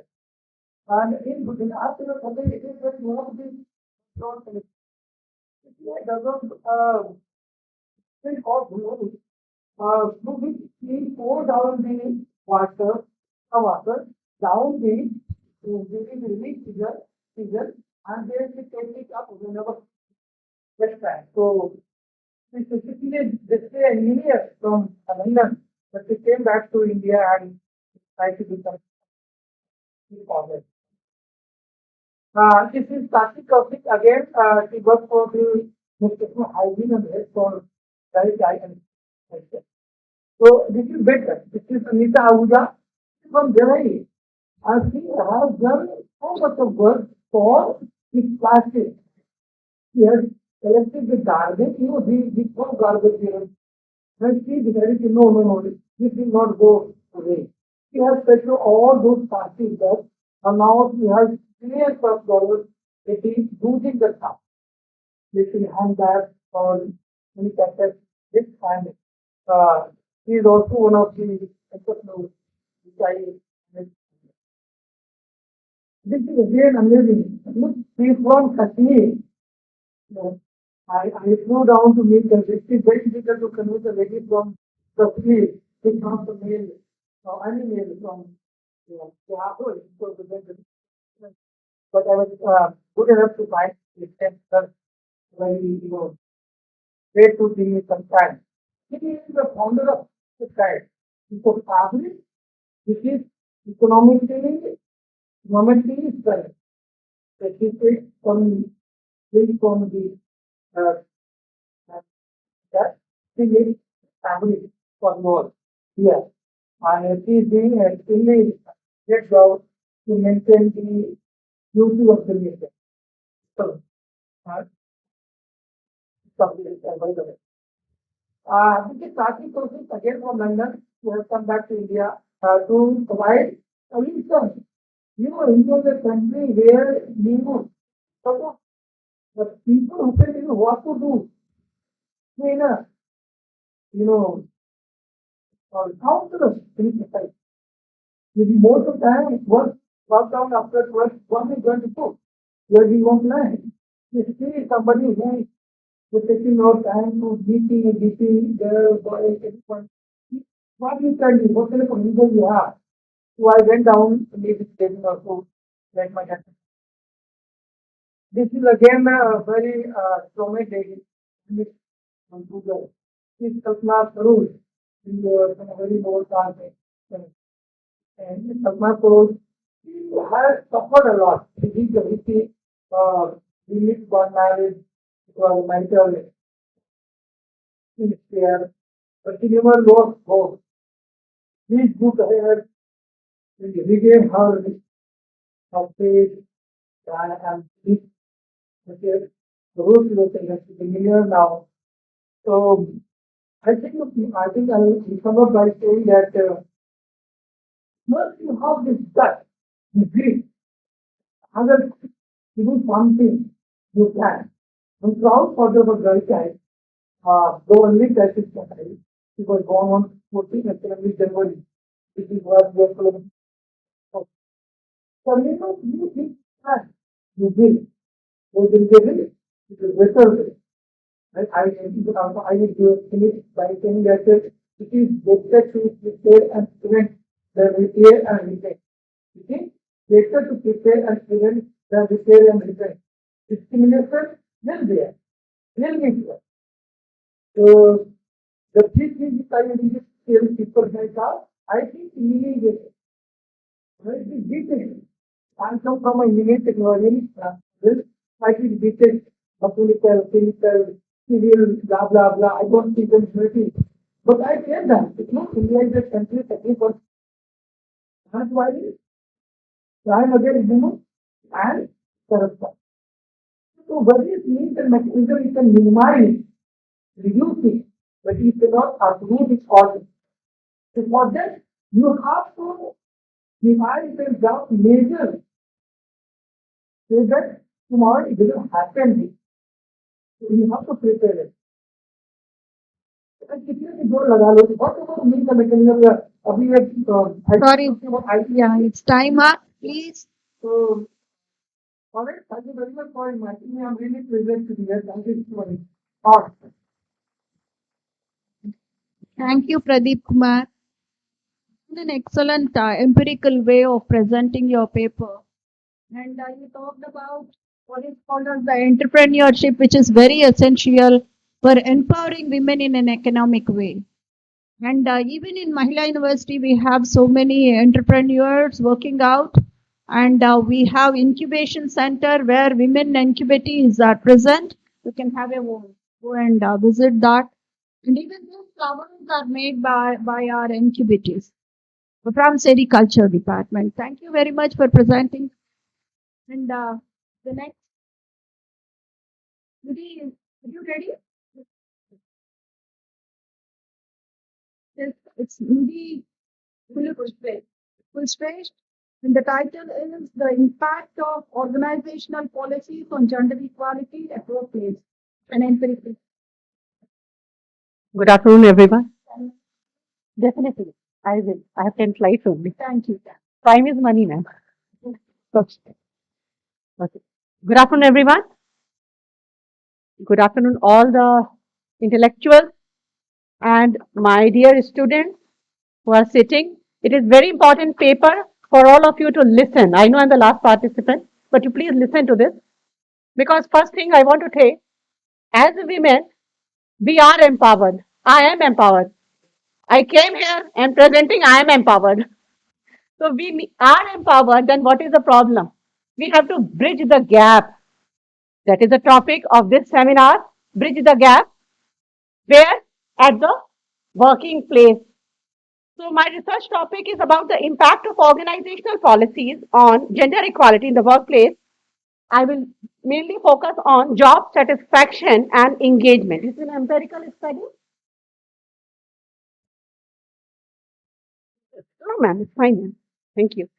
So, gender equality is something which is not only a social factor now. People know that without women coming forward, economic development is not possible. So, gender equality is required for the economic development of the country. Okay. Now, let us talk about the review of literature which I did. I have studied for 20 papers, but I am highlighting only 4 important papers. The first paper by I hope I'm audible. The first paper by Anchor in 2006, he talked about inequality regime. Then Catalyst report, which came in 2020, highlighted the barriers to advancement. Barrier to advancement, where she cannot uphold or lead leadership role. Then there is a paper by Egli and Kali in 2007. There they talked about another the barriers of women advancement. Now, the one important report which came in the year 1998, we are far ahead of that year, but the report was important. That was about work-life balance. After reading those 20 papers, I found that the research gap, the first was that the policy is existing, but there is a lack of effectiveness of that policy. The other thing which I found is the absence of standard metrics to find out what kind of gender inequality is existing. Moving ahead, after finding out the research gap, I highlighted 3 objectives. The first is about to evaluate employee awareness of gender equality policies. Then I wanted to understand satisfaction. Then I wanted to understand the policy effectiveness, which I'm talking about.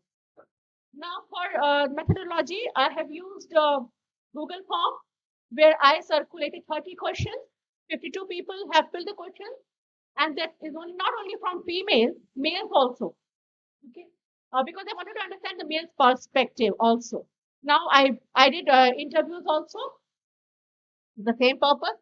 My hypothesis, null hypothesis said improved organizational policies on gender equality do not lead to higher level of job satisfaction. Northwest hypothesis was the opposite. When I calculated on SPSS, I found that the null hypothesis is rejected. What does it mean that null hypothesis is rejected? It means that there is a statistically significant relationship between the improvement in the organizational policies and job satisfaction. I hope I'm able to explain to the girls sitting here because all the people who have already done their PhD, they know it.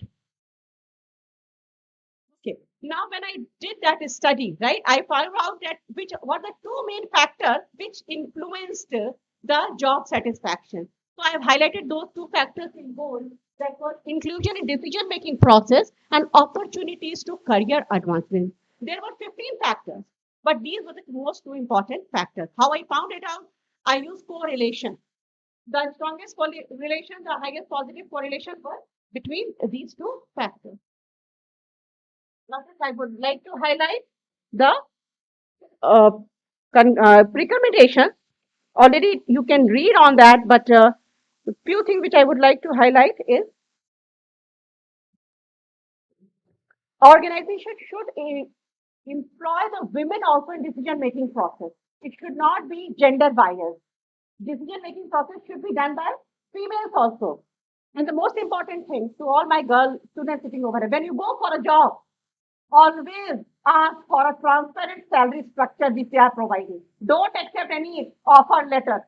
Ask for the transparent salary structure. What is this is your responsibility. Then the organization should provide parental leave for work-life balance. Parental leave does not mean maternal leave, my dear students. Parental leave also includes paternal leave. We are getting our students should be knowing that we get 6 months of paid maternal leave. But paternal leave varies from organization to organization. My organization is getting just 3 days of paternal leave. So you all can bring the change, as ma'am also highlighted that you all can bring the change. So go ahead and bring the change when you are going to come in the workforce. Then there should be diversity training program also from time to time. There should be a strong feedback mechanism which is taken from all the employees to find out where is the problem. We are talking about the committees which look into the internal complaints.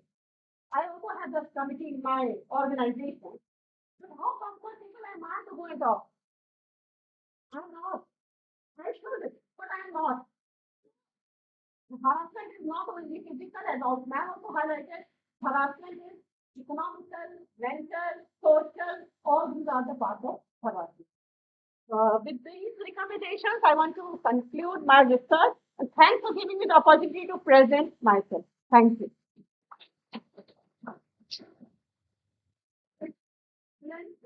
And as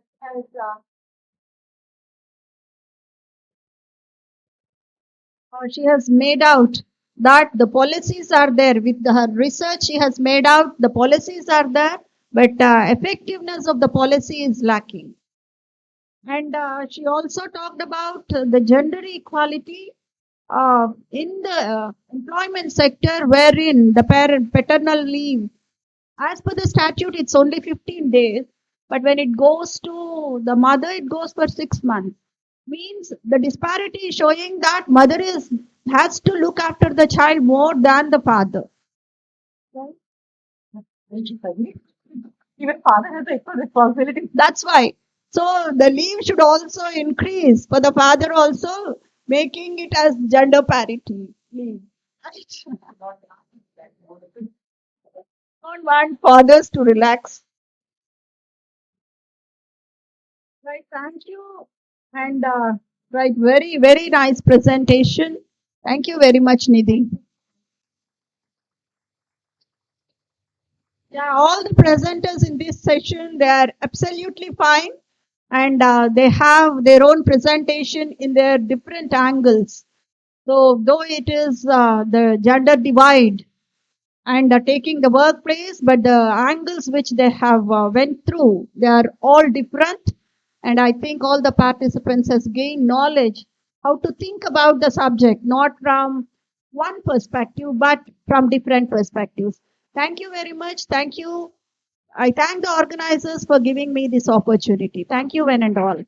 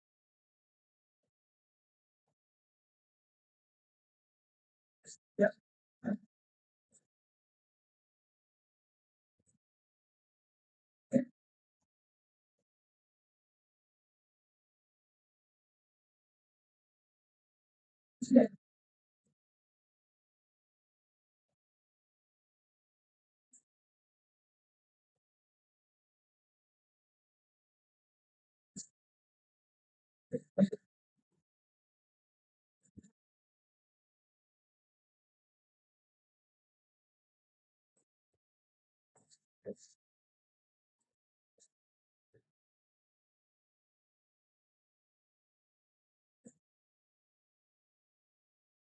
afternoon. So again, I welcome you for the second technical session of the seminar. Let me invite the key deliverer of this session and the chairperson of for the second technical session, that is the Professor Y.S. Sharada. I request Madam to come and occupy her chair and the dais.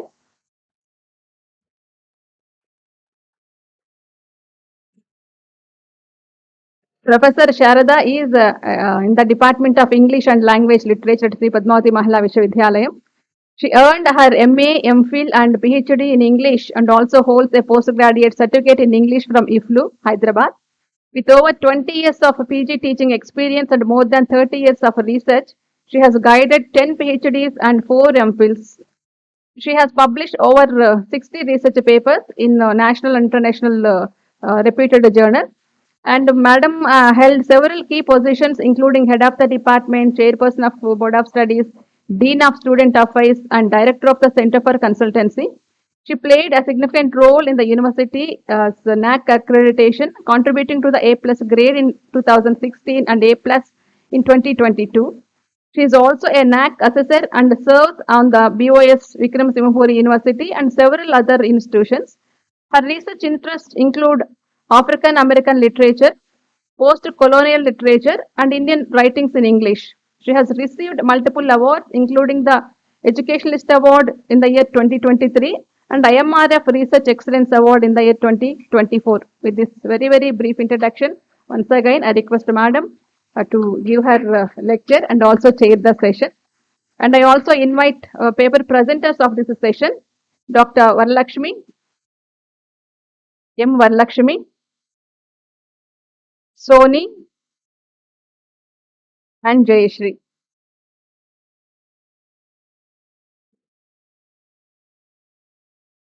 Now the session is yours, Madam. Please come and take the session.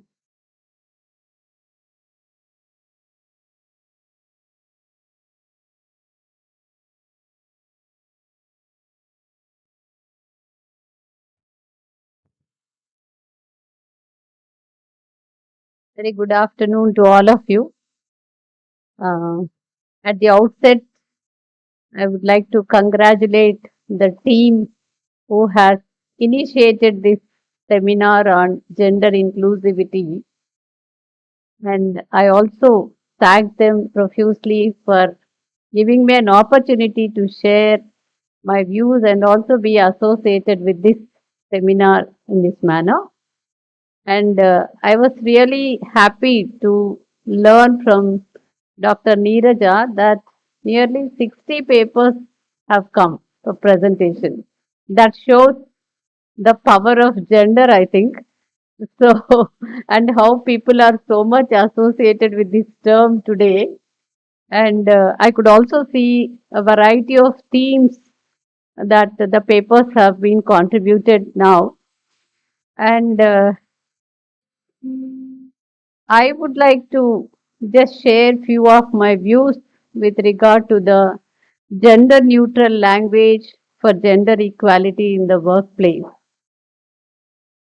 I should confess the fact that being in a women's university, we have never faced any gender discrimination so far. But however, it is not the only place that we stay. Like we keep moving from place to place.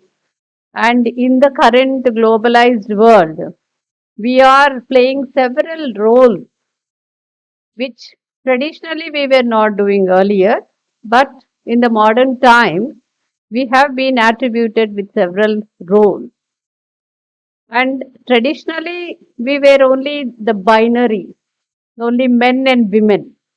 And for some time, maybe from 1970s, we had been talking about the women's movement, feminism, and so on. But today, when there are several other things, or when it comes to gender, it is not just binary or men and women. It is more than that. We have the transgenders, we have the LGBTQ So the queer is coming forward. So in that environment, it becomes quite difficult when you are confining yourself to the traditional terms like chairman, work like firemen, chairmen, or salesmen, etc. So there is need to change this kind of a terms that are traditionally being attributed in the binary sense because several other groups have been added to it. So where is the need for us now? Why we have to look at this kind of a gender neutral language? So in the roles that we are playing in this diverse world, and with the inclusion of several other categories into this, and especially when several companies are employing people by way of their skill. So we cannot say that the skill lies only with the man, only with the woman. There is the other genders also. So in such a case, when we are suppose when I'm addressing, I say ladies and gentlemen. So when there are the other category of people, they feel they are neglected. They don't they feel that they are not included. So inclusivity is what we see now in NEP 2020 also. It is promoting inclusivity. And so there are several changes coming in the policies that are adopted by the government also. So I have to keep avoiding words like ladies and gentlemen.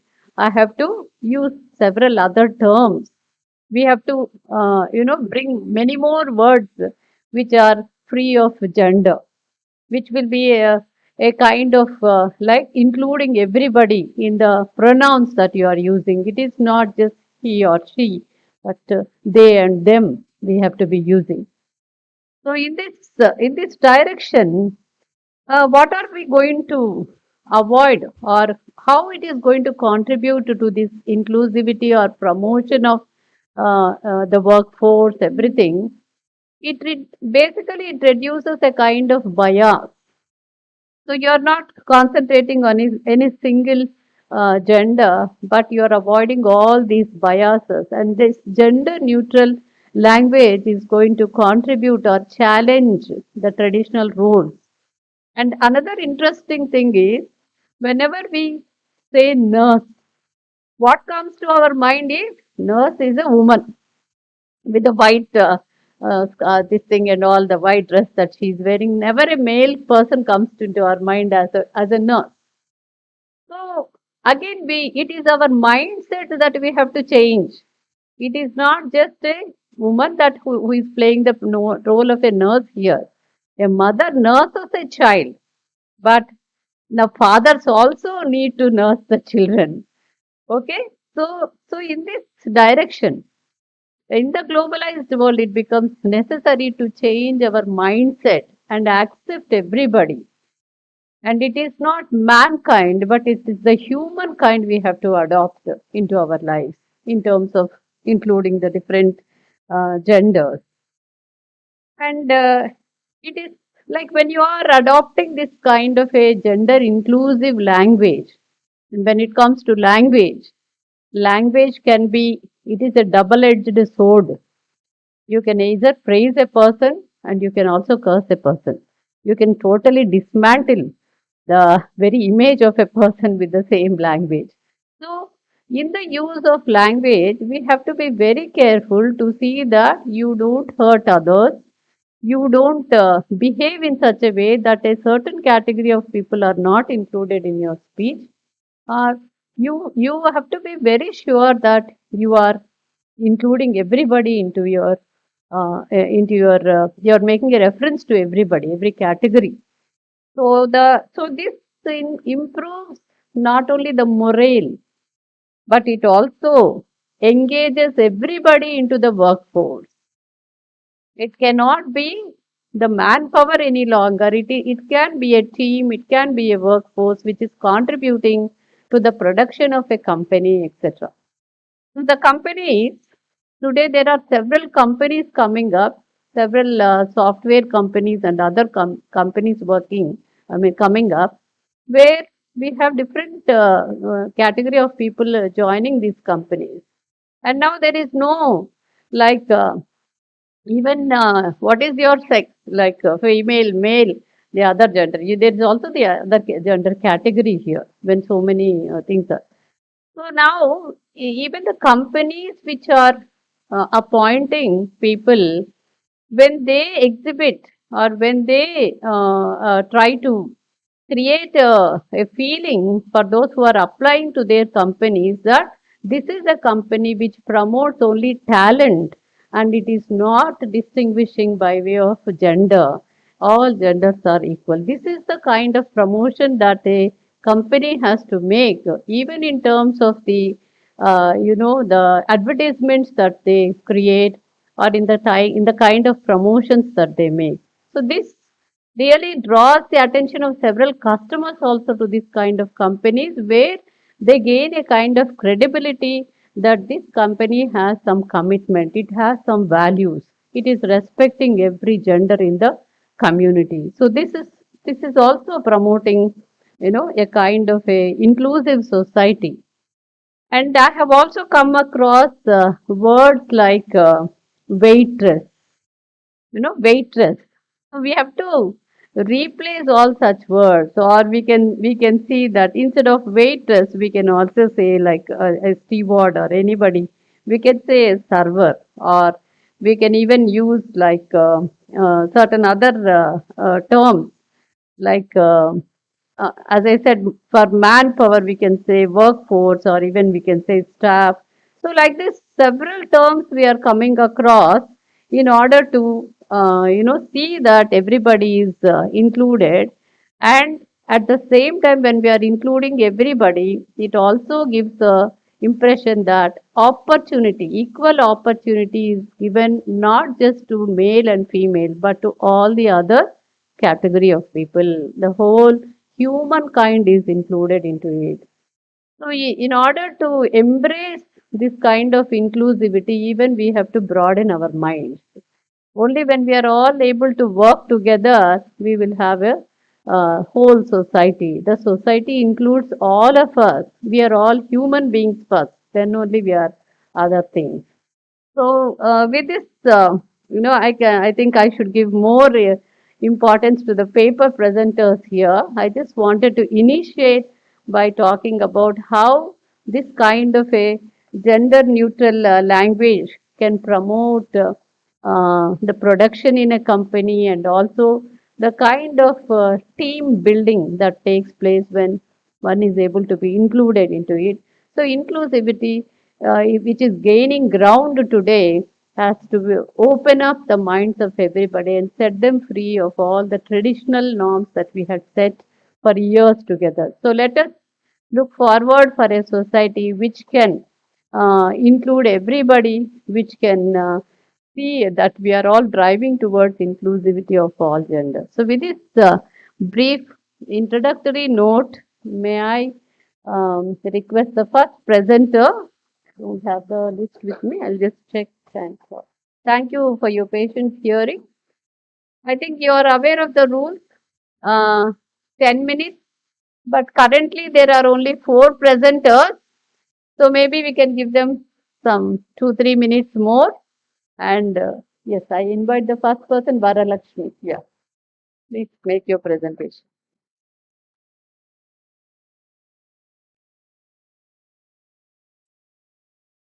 Thank you, ma'am. Good afternoon to one and all. Respected chair, respected co-participants, and also all my dear friends, and also upcoming colleagues of legal fraternity as academician or a lawyer, etc. My name is Varalakshmi. I'm an assistant professor of law at Dr. B.R. Ambedkar Law College, Hyderabad, and also I'm a research scholar at KL University, Vijayawada. And today's my topic is role of AI and technology in advancing gender equality in workplace. I know very well because gender equality in the workplace remains a very critical analysis and also critical debate challenging in the worldwide. So, according to the World Economic Forum Global Gender Gap Report 2023, at the current rate progress, it will take approximate 131 years of close to global gender gap.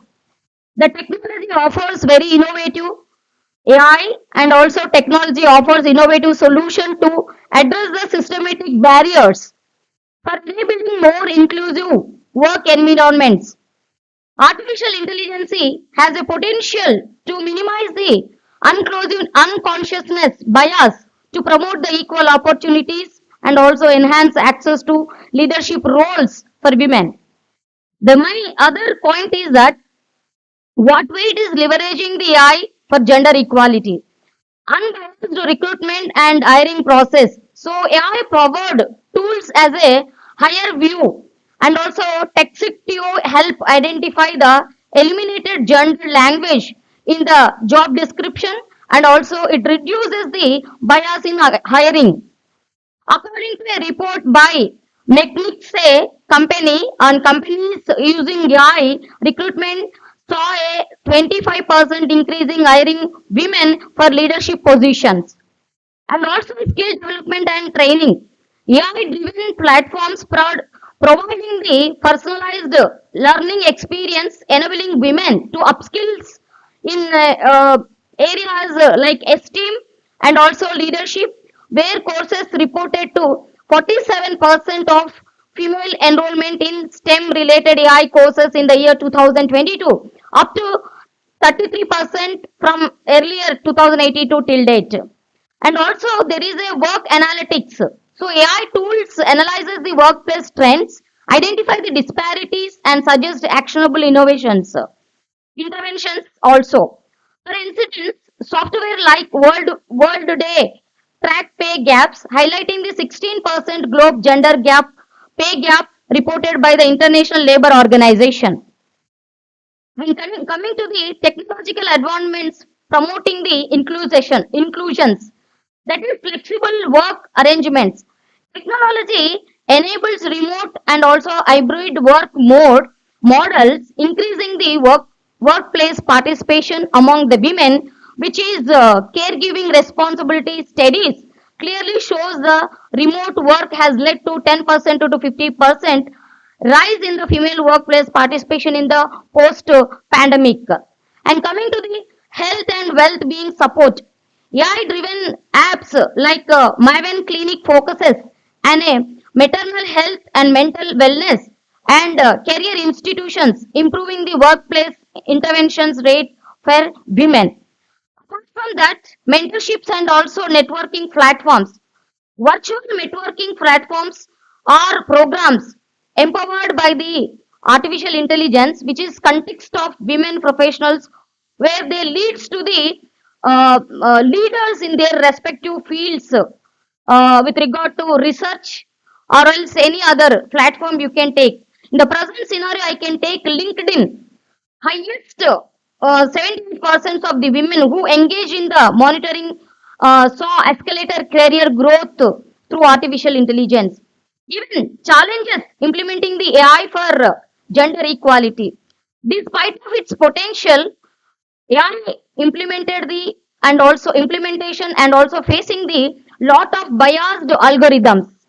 Due to the unrepresentative training data, for instance, a study by MIT found that AI systems in facial recognitions were 34% less accurate.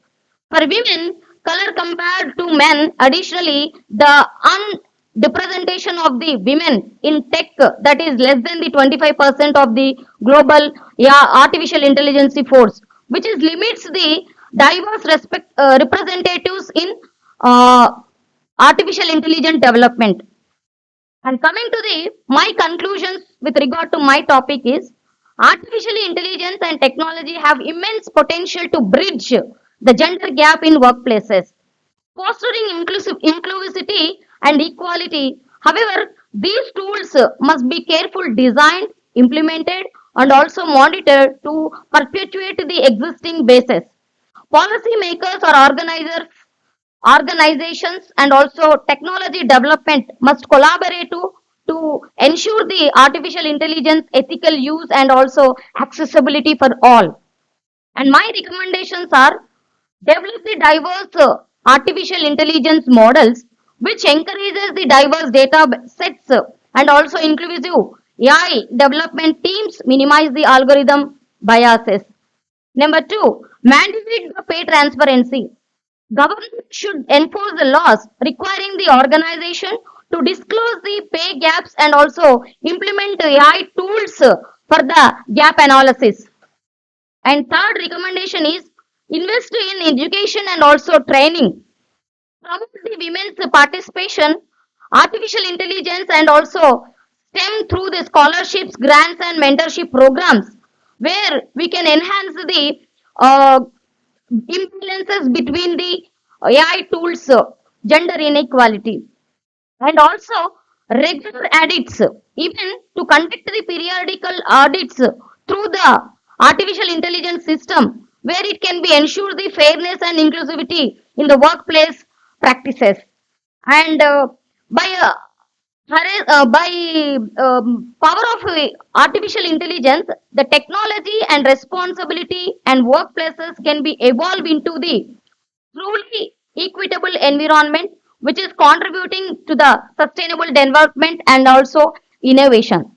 So this is what all about my ideology, which I have incorporated in my article, and also the same thing I expressed in front of you people. Thank you so much for giving me this opportunity, and thank you so much, ma'am.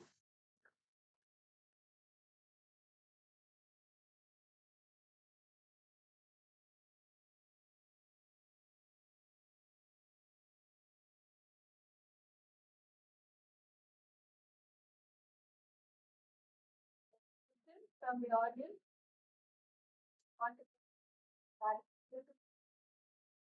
give a presenter? Yes, no question. No, I just wanted to ask you one question.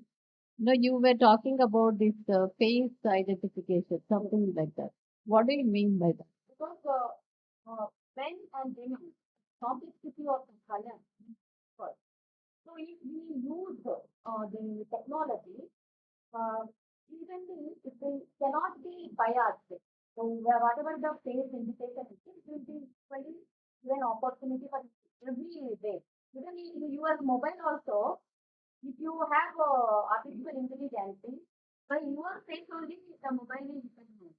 In the same way, in workplace also, whatever the works and other things, if you want to make it without any bias manner, we need to utilize the face recognition technology for the accountability and transparency.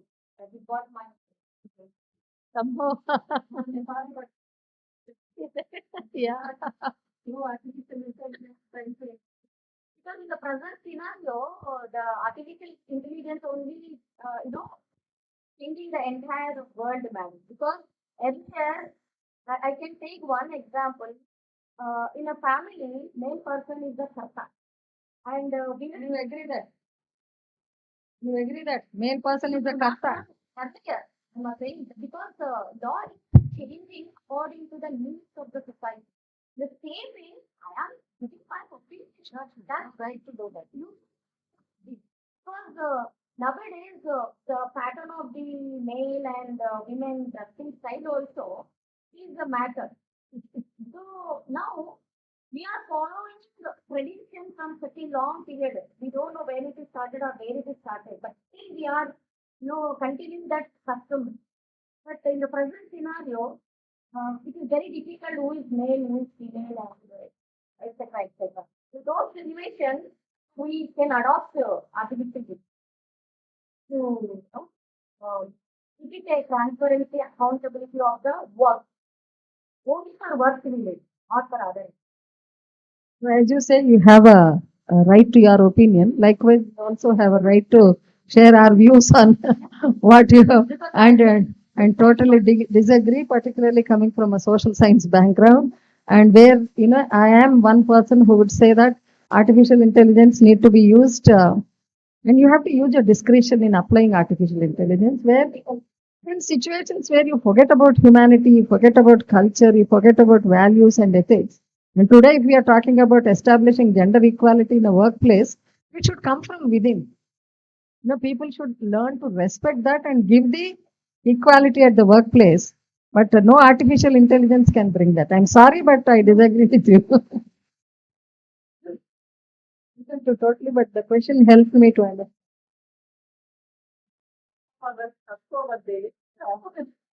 I take the privilege of inviting our Honorable Vice Chancellor, Madam is a Professor Uma. She is the Vice Chancellor of our university. I extend my sincere gratitude also for visiting us in spite of her very, very busy schedule. Thank you so much, Madam. Sincere gratitude to you, really, truly. Thank you. Yeah, we'll move on to the next presenter. Is it Dr. B. Lakshmi? Dhoni. Whose name is not not here.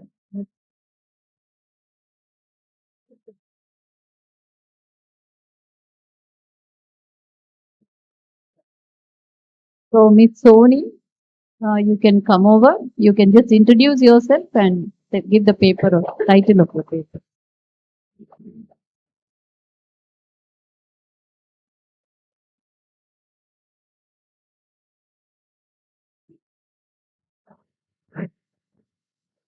Respected dignitaries on the dais and off the dais, a very good afternoon all.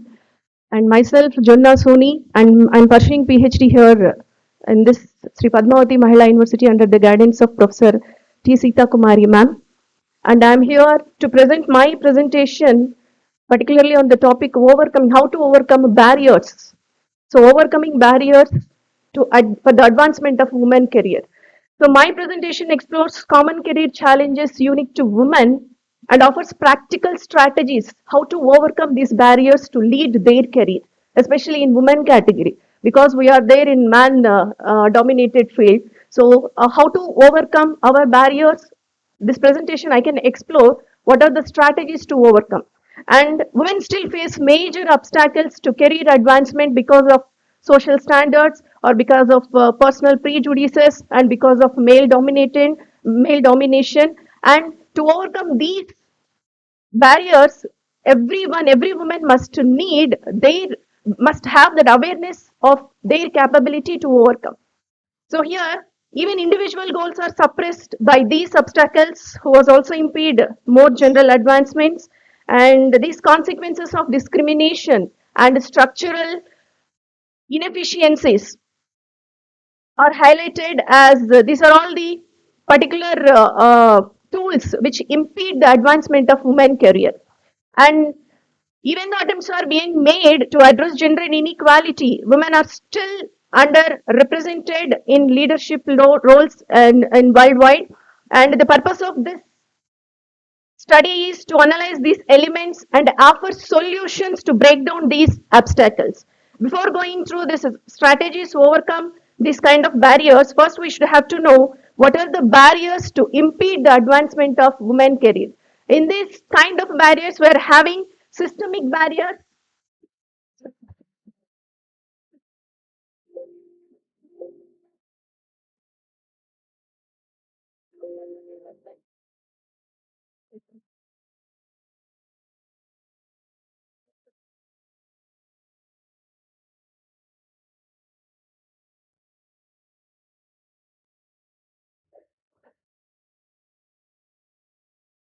So systemic barriers is one of the main barrier which impede the advancement of women career. Under these systemic barriers, we're having organizational culture and practices. In this, we're having bias and discrimination. So you know very well about the gender bias, and because we're having already session from the morning itself. So implicit bias plays a vital role in hiring or in promoting and in performance reviews in workplaces. So, a 2022 survey by the Avatar Group found that 72% of Indian women believed that gender bias affected their career. So, how they are being affected means unconscious bias, like bias interviews, male domination, preference to males, and work policies, and also promotions and unequal pay, and also workplace cultures, workplace behavior cultures. These are all such kind of bias reinforce the stereotypes about women's capability and about women's commitment. So, especially in male dominated fields. And at the same time, and it's very important for the organizations to understand by addressing implicit bias is not only something that they have accomplished their role by conducting single session. It is often going on journey to have more and more sessions to change the cultural activities in their organizations by conducting diversity plans, by conducting mentorship programs, by ensuring equal pay and equal benefits like that. Lack of mentorship and sponsorship. So, generally, access to mentors and access to sponsorship are most essentials to professional growth. So, mentor is a person who guides, and sponsor is a person who give guidance, who advocates for their career steps. So, lack of this access for the women, especially limit access is having for the women. So, women is facing for the limit access for having this mentorship and sponsorship programs. The absence of such kind of obstacles leads to huge gap for the advancement of women empowerment. And the next,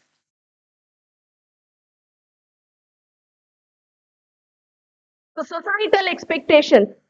So in this societal expectations, it is one of the barriers which impede that advancement of women career. Traditional gender roles. So traditional gender roles often creates a significant barrier to impede the advancement of women career. So people have a perception like women is especially prioritized to take care of family responsibilities. So they're having their perception like women is there and women role is there to take care of elder care, to have the child care, and to take care of family responsibilities like this. This kind of barriers impede the advancement of women. And social stigma around the society. So social stigma, see here, whenever the woman is working for long hours, whenever the woman is going for some other way with the male colleagues on work, so people have a perception like she is going away by leaving her family. So like they are having their perception like she is neglecting their families. She is neglecting her family. So such kind of social stigma also there which impede the advancement. So such kind of criticism also there in our society. And the next, limited access for the education and skill development. So here, in some culture, traditionally traditional gender roles discriminates some families in investing, especially in girls' education. Some families may have a perception like no need to provide education for the girl because one fine day she will get married and she will go to another house. So why should we invest for this girl's education? Like such a kind of stigma also is there. This is also uh, one factor. This is also one element which impede that advancement. And the next,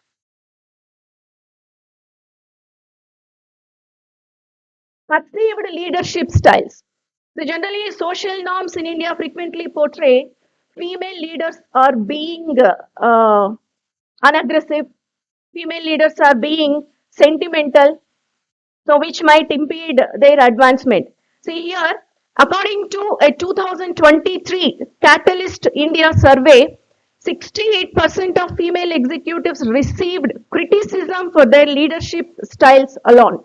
So this kind of criticism can lead the women to step back to move on. So this kind of barrier is also there in our society.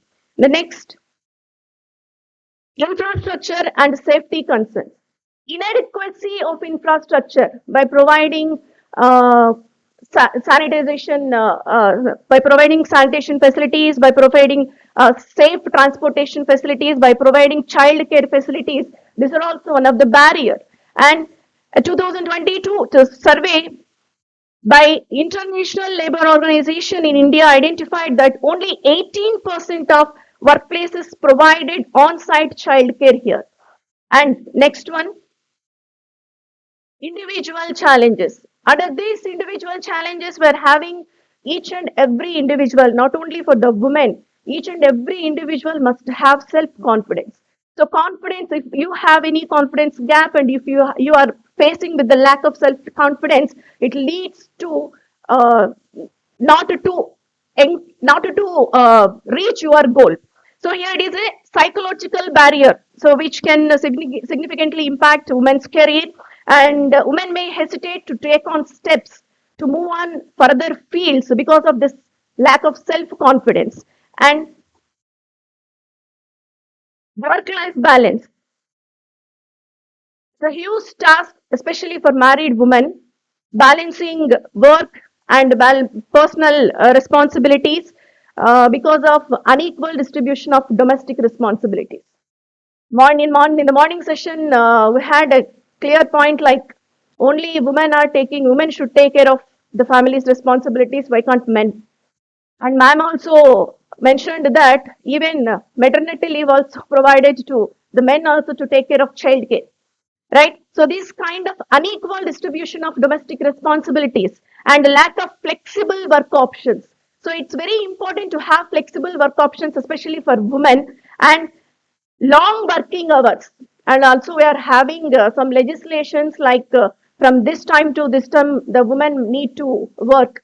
So, and lack of supportive work policies and gender pay gap. These are all the obstacles for the advancement of women career.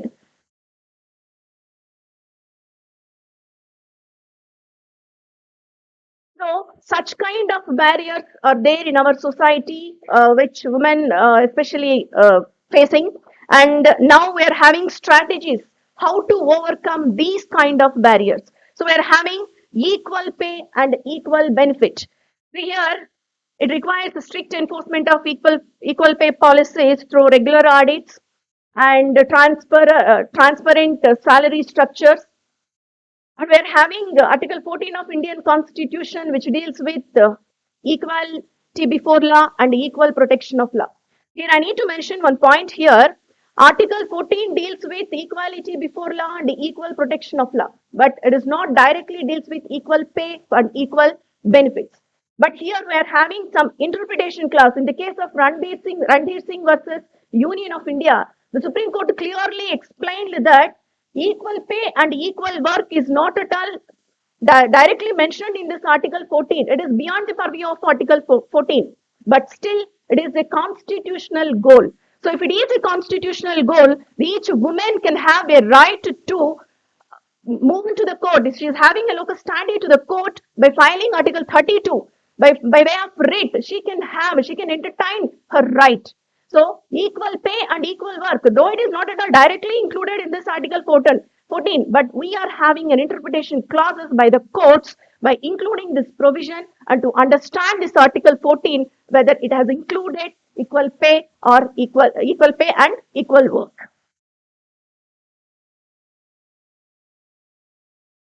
Flexible work arrangements.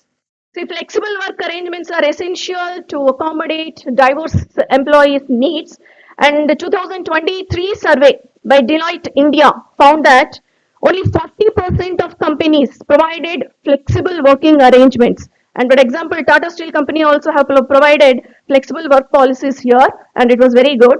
And these measures have significantly improved employee productivity and work-life balance, which enables women to remain in the workplaces.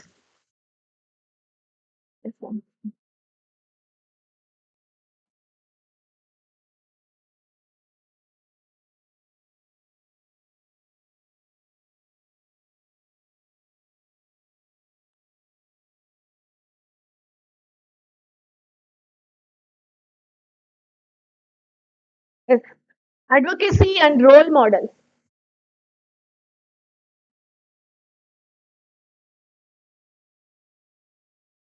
So successful women leaders serve as a tangible examples to overcome the barriers in women empowerment.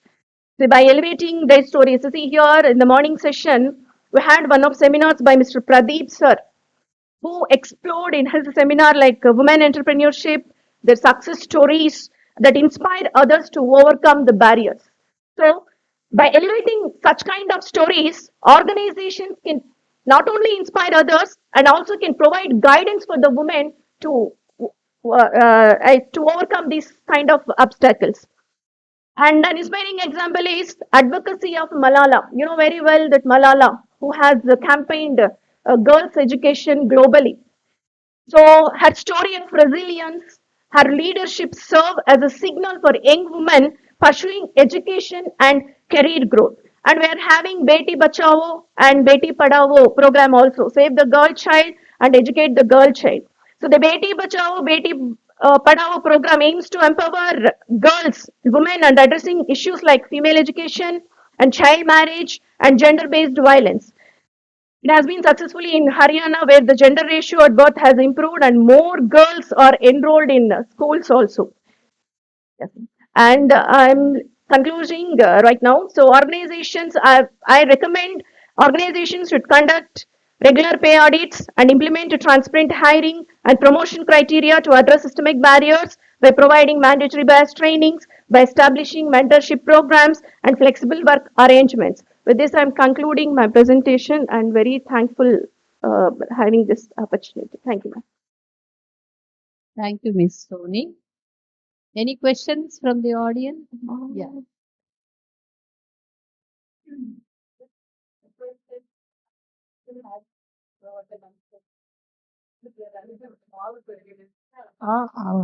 Thank you for your, sharing the wisdom. But are we really a male-dominated society? Still, I mean, you use this word male.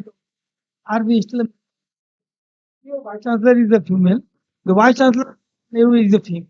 Vice, the vice chancellor is a female. Is one point is there we need to discuss actually for this presentation we need to mention like male dominated point actually, but we had already a point from ma'am also, like there is no gender inequality right now actually, but for the presentation I need to mention.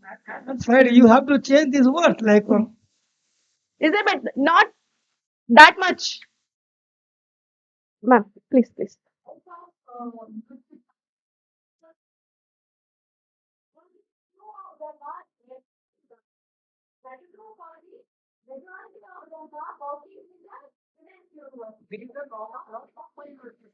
annual Harvard University.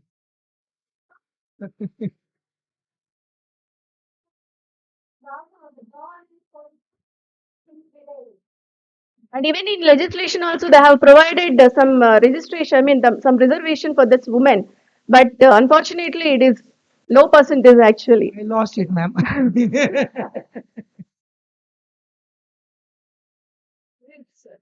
Dr. Nagasheshama. So for your Sasa is 33% in the parliament. So when it is implemented, sir? No, when sir, it is long back they are introducing. Even in the Devagoda period, and he is sleeping when that bill is discussing. Still now it is not implemented, sir. Do you think it is a male? Wrong Tell me, sir. So you have admitted by yourself, No. sir. See, maybe the few we are having the rights is there.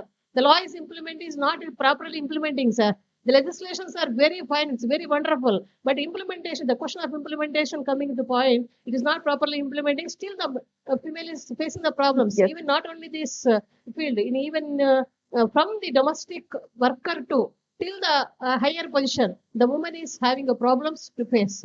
One more thing I'll tell you, sir. So the male has to do only the jobs. In case if you're having employment, you're doing. The woman is balancing all the positions like a mother and wife and the household work they are doing and they're managing. Even in the administration position also, the woman is doing very well, sir, rather than the men. Thank you, sir. Thank you, ma'am. Thank you, ma'am. Well,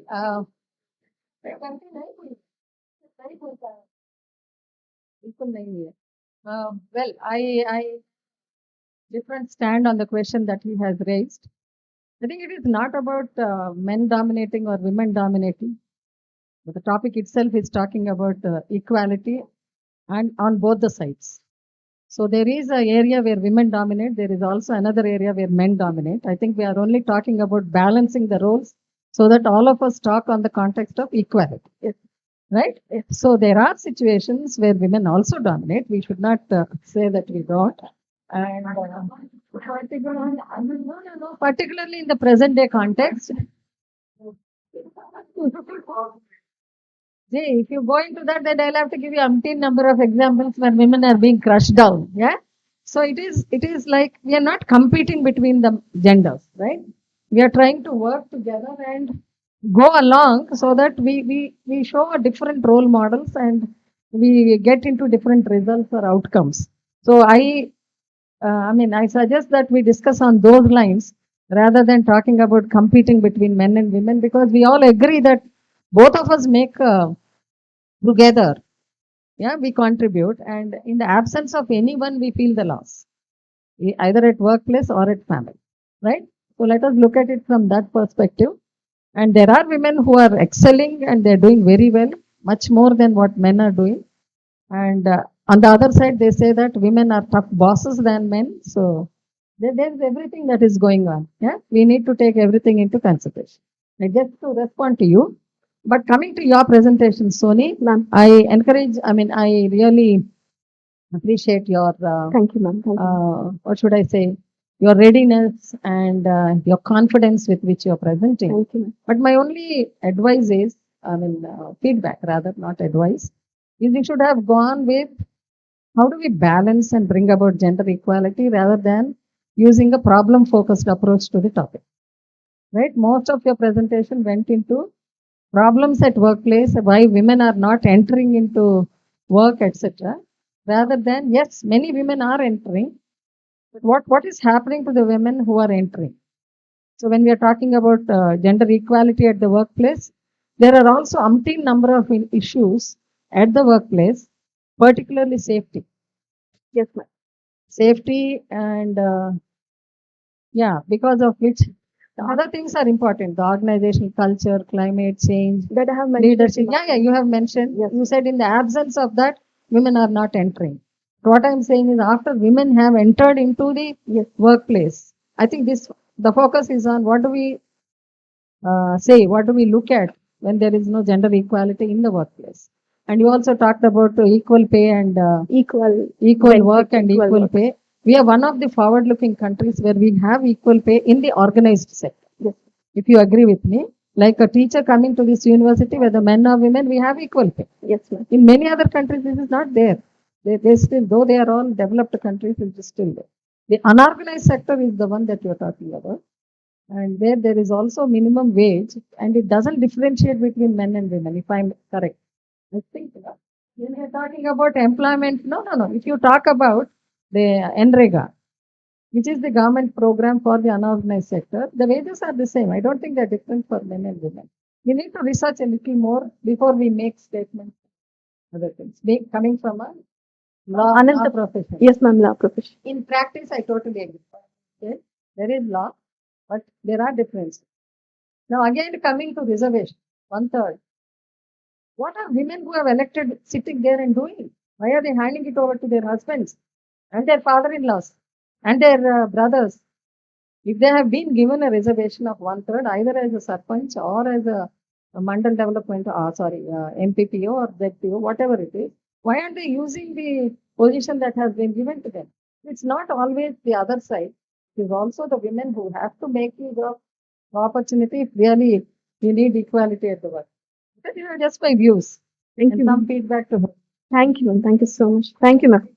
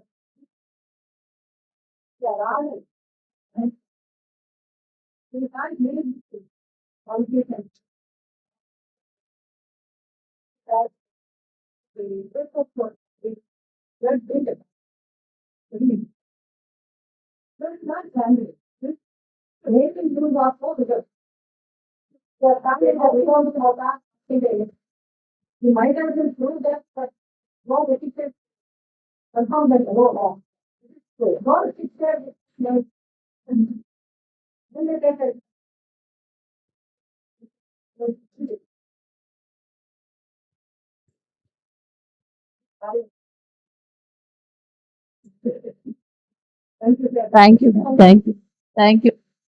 That was a wonderful paper. Yeah.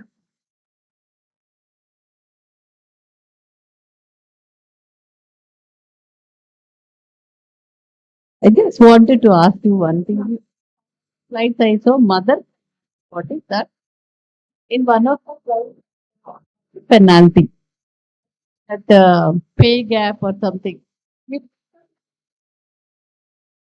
wanted to understand what is the. Yeah, please just take that. I go to what other question.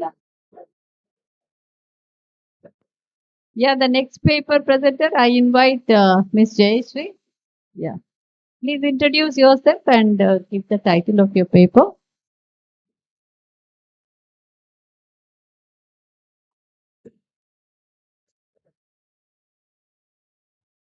Good afternoon, respected dignitaries, honoraries and officers. I am Jayashree, pursuing my PhD in SPMVV here under the guidance of Dr. Indra Prevathina. Sorry.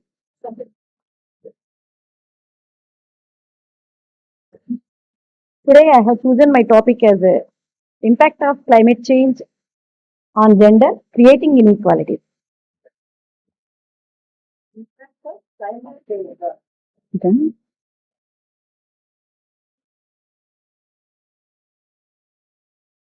Impact of climate change on gender, creating inequalities. The central theme of this presentation, today's presentation, is actually gender equality. But I chose to focus specifically on the connection with the climate change because it's a topic that isn't discussed enough. So while climate change is often viewed as an environmental or economic issue, its impact on gender dynamics is profound and often ignored. This presentation aims to highlight how climate change amplifies existing inequalities and what can be done to address them. While climate change is widely discussed, the way it intersects with gender inequality is often overlooked. Women and marginalized genders face unique vulnerabilities that amplify existing inequalities. Through this presentation, I will explore how these issues are connected and how and the steps we can take to address them. So, first of all, let us see what the climate change is.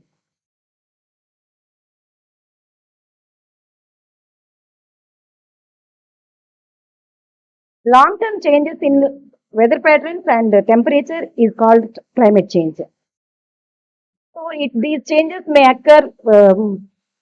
These changes may occur due to human intervention.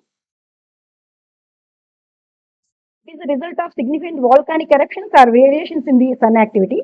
However, human activity is also a major cause for the climate change. So, burning fossil fuels, deforestation, and agriculture contribute to the release of greenhouse gases such as methane and carbon dioxide. These gases trap heat in the atmosphere, leading to global warming. So, greenhouse gases and the impact. Methane and carbon dioxide are the two primary greenhouse gases responsible for climate change, reduced by burning fossil fuels, agriculture, land use, and deforestation. Human caused global warming. The gases trap heat, causing global temperature to rise. Since the Industrial Revolution from the 1800s, the temperature increased up to uh, uh, 1.2 degrees centigrade. So these temperatures causes mainly for the climate change. Global effects of climate change. Extreme, we are seeing extreme drought, water scarcity, and severe fires, glacier melting of glaciers. These are all happening because of the climate change only. because of the global temperature, increasing of global temperature.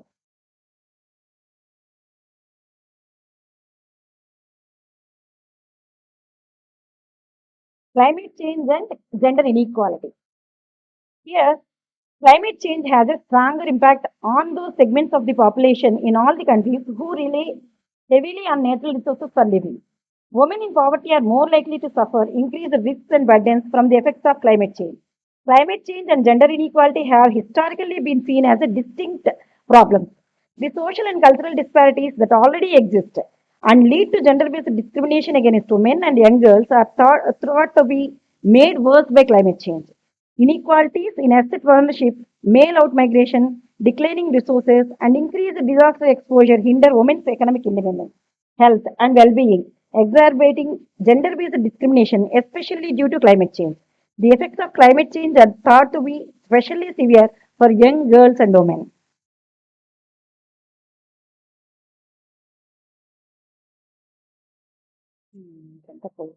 Legal frameworks and gender vulnerabilities. Climate change impacts women and men in distinct ways. Crucial elements contributing to gendered legal vulnerabilities include land and property rights.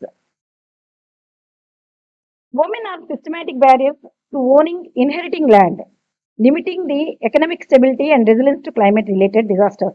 Climate related incidents such as floods and droughts frequently result in displacement, leaving women with scarce legal options to seek compensation or secure new means of livelihood. Labor laws. Gender-based inequalities in employment and labor protection leave women vulnerable during climate-induced disruptions, particularly in climate-sensitive sectors. Access to justice. Women often face obstacles in accessing legal systems to assert their rights, especially in situations of displacement and exploitation related to climate change. Policy exclusion. Women's underrepresentation in legislative and policy making process hinders the development of gender-sensitive climate adaptation and mitigation measures. Gender mainstreaming in climate action.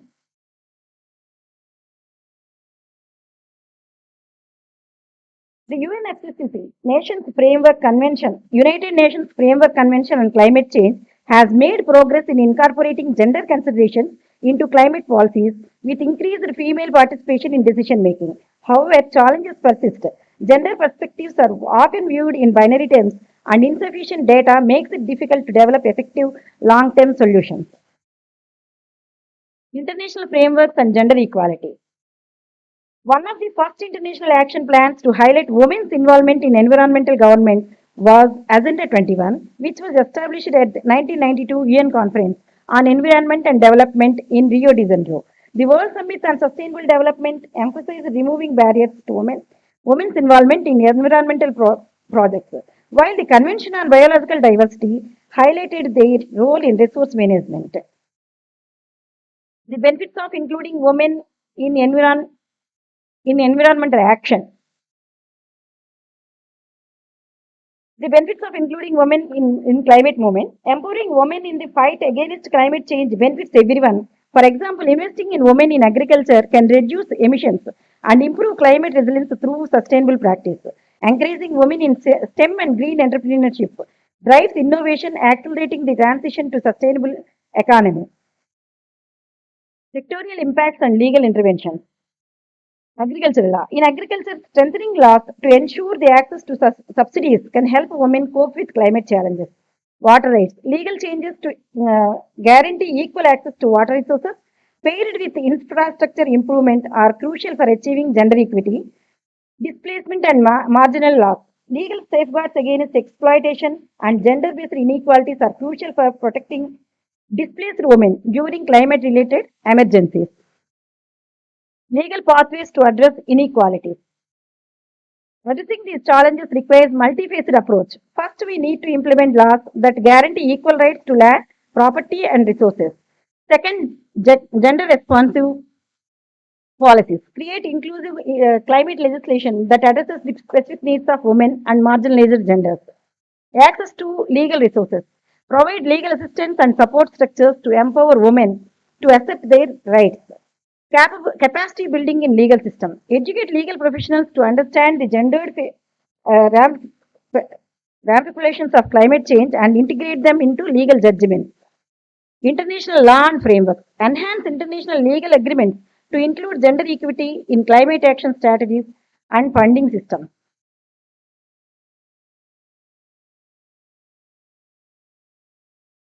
Conclusion. In conclusion, gender perspective must be at the heart of climate policies. Women and marginalized genders are not just victims of climate change, they are also the key agents of change. To build a sustainable and equitable future, we need gender inclusive legal frameworks, equal representation in decision making, and improved data collection. Indigenous women frequently encounter compounded discrimination when ascertaining resources and legal remedies. Acknowledging their distinct knowledge and rights in climate adaptation plans can lead to more judge outcomes. Thank you.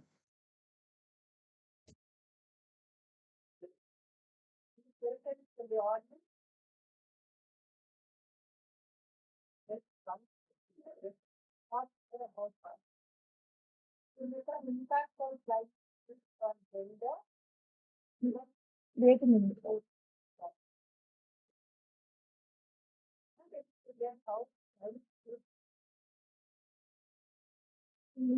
More work was not done on this one.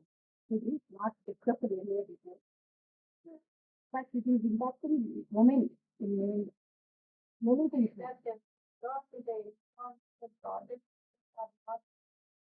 Yes, yeah. They are not giving a place. Our climate is affecting women. Both men, both I can say, because climate is affecting women more than women. Because with the cross and all, male out migration will be there. So at that time, female has to face all the problems like that.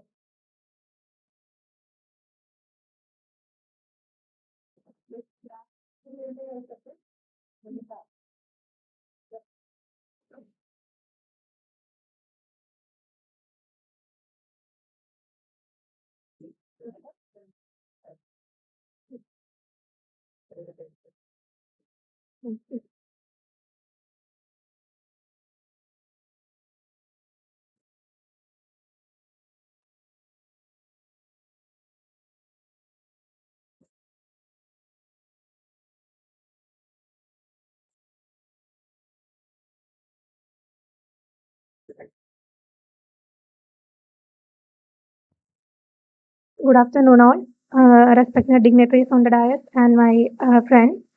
I'm going to present my topic on women's literacy and STEM participation in India post towards equality report. I'm Sneha, research scholar from Center for Women's Studies, Pondicherry University. Uh, we can go through an experience of my friend. Before going into the topic, I'll read it. Uh, that when my sister recently secured admission to a diploma course in wood and paper technology, we celebrated her achievement with pride. However, not everyone shared the same enthusiasm. One of our neighbors remarked, these courses are not suitable for women. Most students in such fields will be boys. Even if you manage to get a job, it will be hard to continue because girls don't have the strength or physical capacity for such work. And besides, jobs like this won't be available close to home. I hope you all understood what I'm trying to speak, as many of the women are facing this issue in the society. But there are many stereotypes against women when they are going to choose STEM field. So, STEM includes science, technology, and engineering and mathematics, and it is also include programs like artificial intelligence, programming, life science, etc. So, STEM is not just a subject; it is a mindset as an approach to problem solving. So, importance of STEM education is it fosters creativity, critical thinking, and problem solving. And in worldwide, STEM researchers constitute less than 30% only, and in women's representation in STEM is in India is it is 42.3%. Women comprise only 29.2% of the STEM workforce in 146 nations. We can see that female literacy is increasing, but there are still some challenges. So, the objectives of my paper is to understand the literacy levels of females and enrollment of girls in STEM education during the last 50 years after the publication of Towards Equality report, and to focus on socio-cultural and institutional barriers which prevents women to enroll and working in STEM, to analyze the new education policy 2020 to evaluate its potential impact on enhancing women's participation in STEM, addressing the opportunities it offers and the challenges that may hinder its effectiveness. The methodology I used is this paper uses secondary data sources including census data, All India Survey of Higher Education and the National Family Health Survey to examine the trends in STEM education and literacy rates among women in India. So let's go to discuss on what is Towards Equality report and education.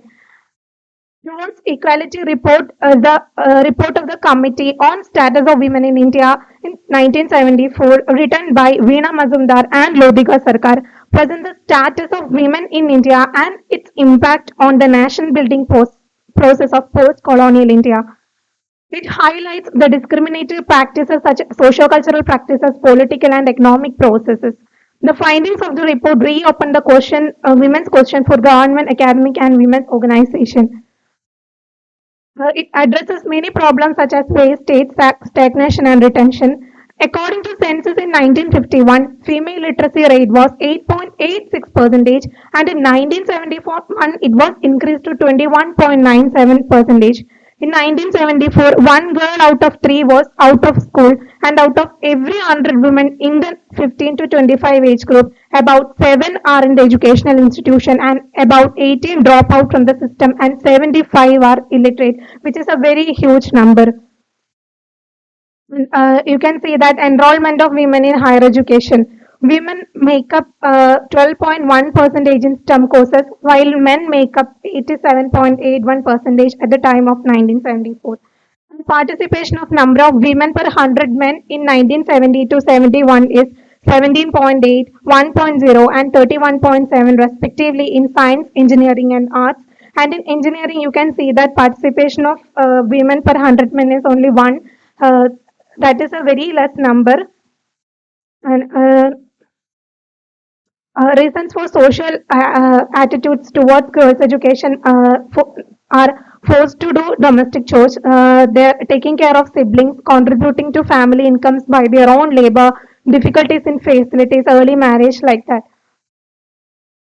And recommendations made by Towards Equality report was increase the number of female teachers, establish more number of schools, including in rural areas, ensure toilet facilities in a school, and establish single-sex schools if there is a demand, and initiate non-formal system of education wherever is necessary. And Towards Equality report commented that educational system today do not attempt to take the responsibility of replacing traditional inequality of sexes with a new value of equality of sexes. And now the present scenario is the female literacy rate increased from 8.86 percentage in 1951 to 65.46 percentage in 2011. So female literacy was very high in Kerala and was very low in Rajasthan. And while comparing the SC and ST trends, there was a 35 percentage increase in SC female literacy and there was a 42 percentage increase in ST female literacy. And while discussing about enrollment of women STEM courses in India, the enrollment in STEM at UG, PG, MPhil and PhD level is 98,49,488, out of which 56,56,488 are males and 41,93,000 are females. Number of females per 100 males in 2015 to 16 increased to 111.6, 38.5 and 89.1 in arts, and we can see that there is a huge growth in that. No female, and it is very important to point out here is no female head in IITs, ISER, IASC and in decision making bodies such as AICTE, JEE, etc. And we should give focus within STEM needs to be on engineering. In commerce, percentage of female students are less than male students, and in humanities, number of female students are more than male students. There are several schemes such as this. And as this conference is on like Southern Regional Conference, I had included the female literacy rates among southern states. Kerala has the highest female literacy, and Andhra Pradesh has the lowest female literacy among the southern states. And while discussing about female enrollment in STEM education among southern states, the enrollment of women at PhD, PG, UG, PG diploma was higher in Tamil Nadu. And according to Vimala Ramchandran, among the Indian states, highest enrollment in STEM is Manipur, followed by Tamil Nadu. Why in Manipur female enrollment in STEM is increased? Because of there is something known as suction effect. Suction effect is known as wherever there is a chance of employment, which course is providing more chances of employment, students are going to choose that subject. And what limits women's participation in STEM is because of for most of the times there is a stereotype that it seemed to be a masculine pursuit, and social norms for women. For most of the times, STEM education is expensive because there is a shadow education system. For most of the tuition centers are very much expensive, and marginalized communities are not able to afford for that. Hiring biases due to reproductive role of women and inflexible workplaces, pay disparity, well-born non-women, glass ceiling, inadequate networking, lack of role models.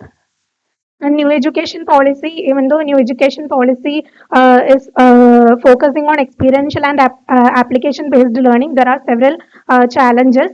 It includes gender inclusion fund, but the challenges include as multidisciplinary and skill-based learning requires significant infrastructure upgrades, teacher training, and curriculum redesign, which remains underdeveloped in many regions.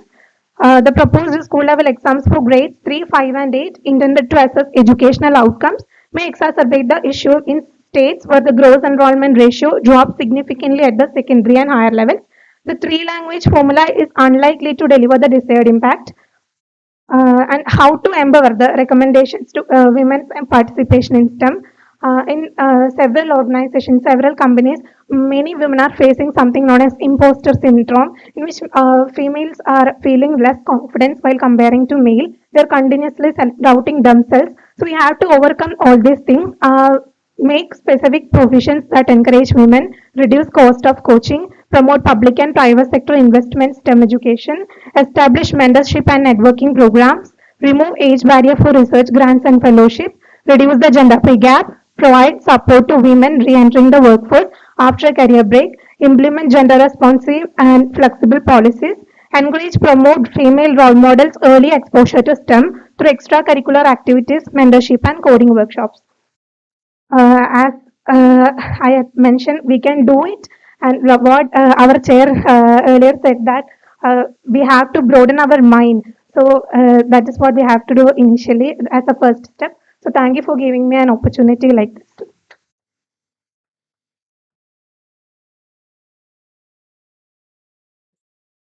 Questions from the audience? You're all exhausted. Thank you, Sneha. Yeah, Sneha, right? Yeah, thank you for that statistical analysis that you have made, confining yourself to southern region. Yes, yeah. Yes, I understand. Please repeat it. That's my concluding remarks I want to make.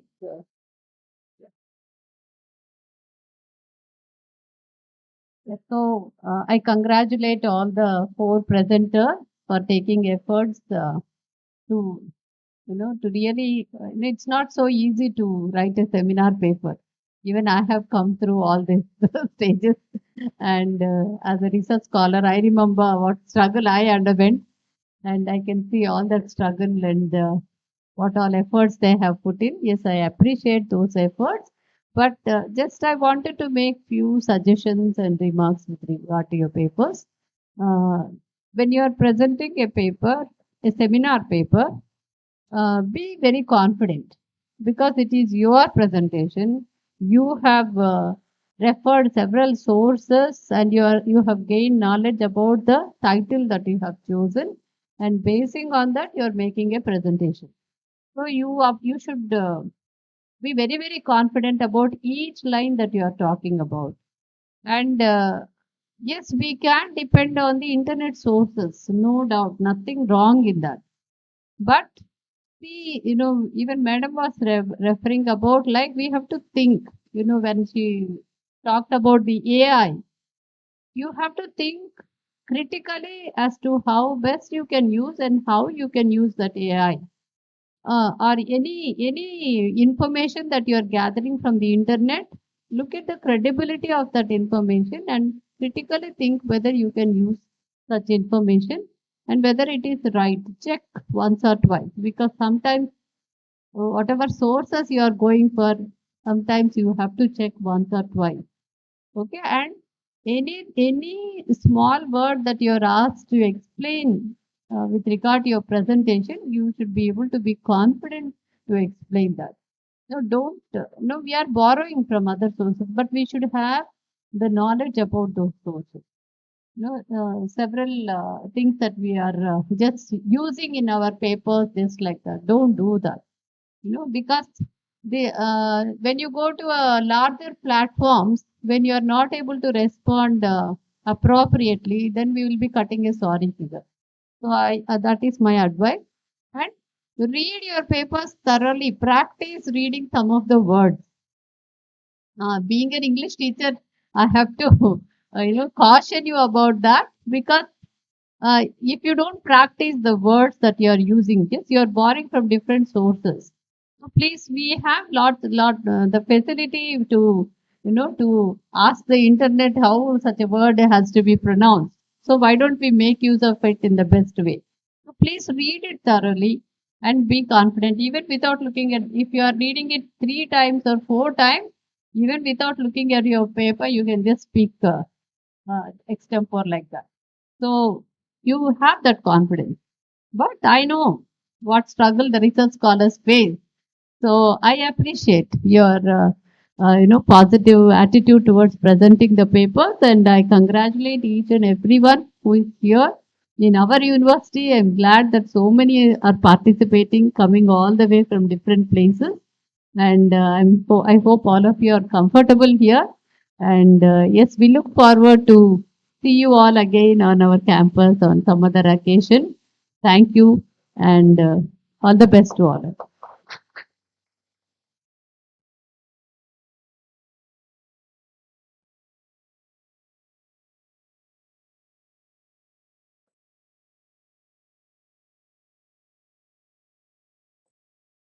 మీరు చెప్పినప్పుడు start చేస్తాను.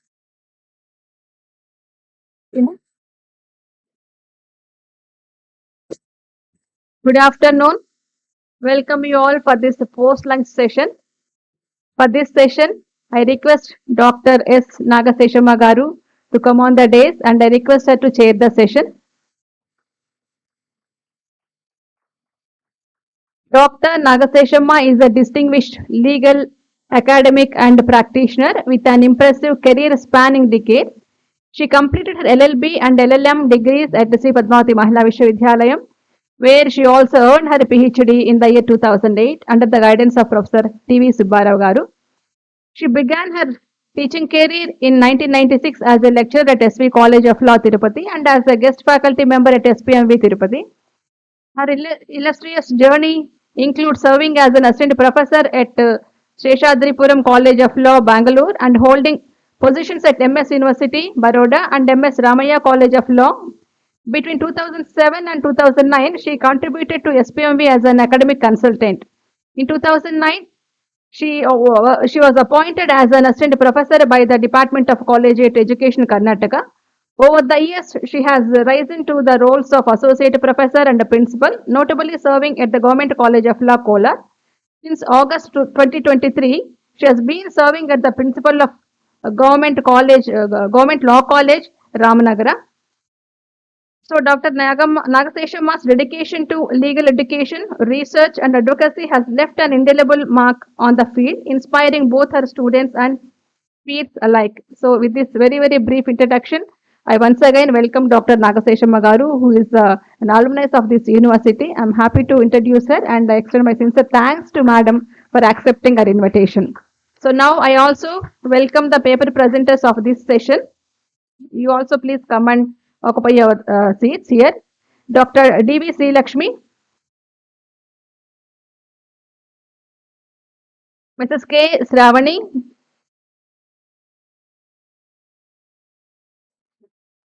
Miss Nikila A. Nikila,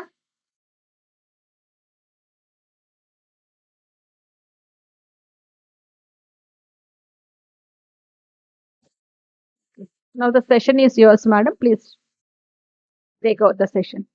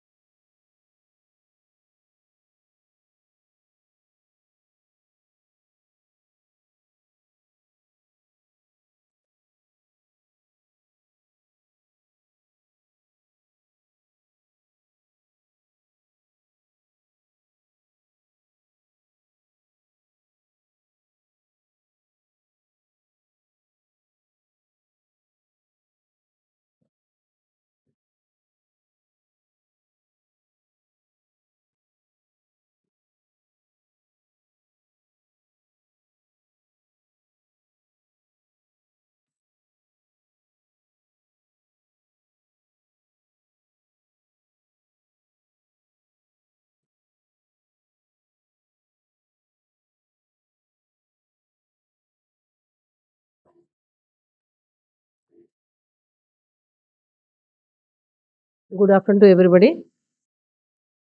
I think it is very difficult to hear after the post lunch session.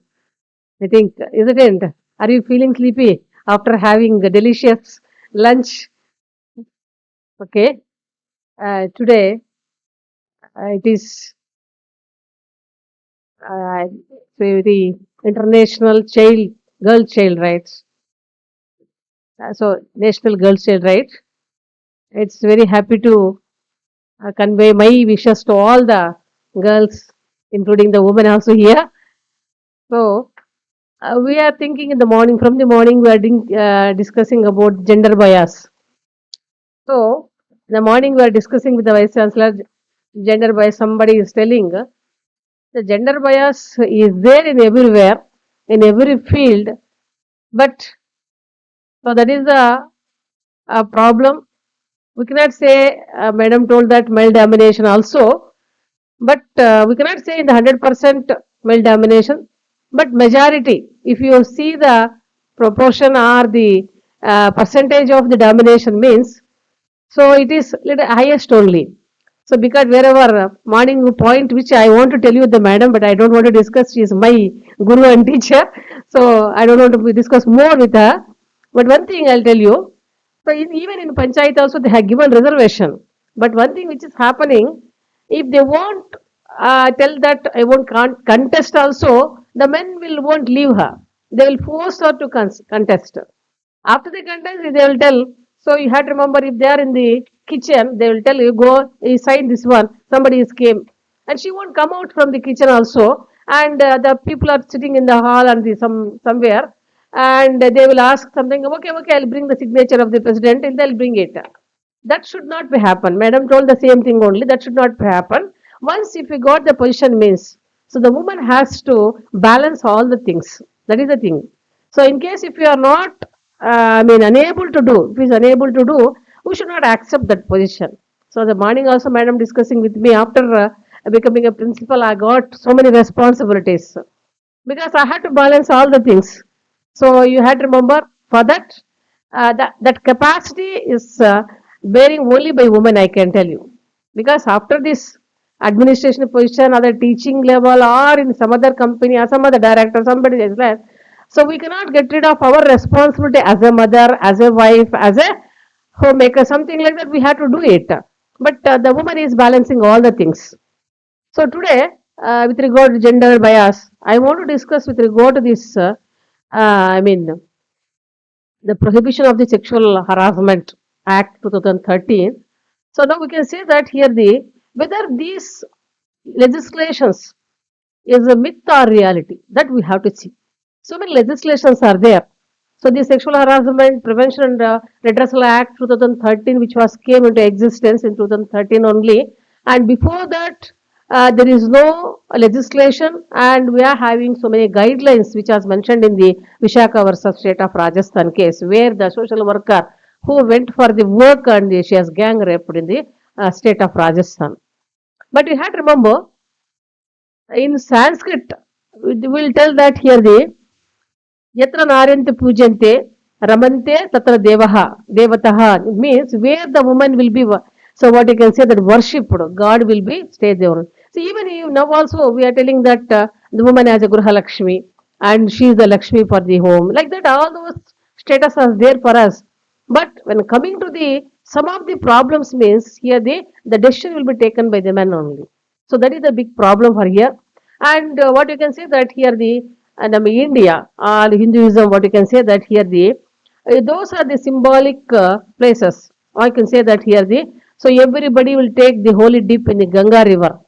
So there also will tell Ganga is the river is like a woman only.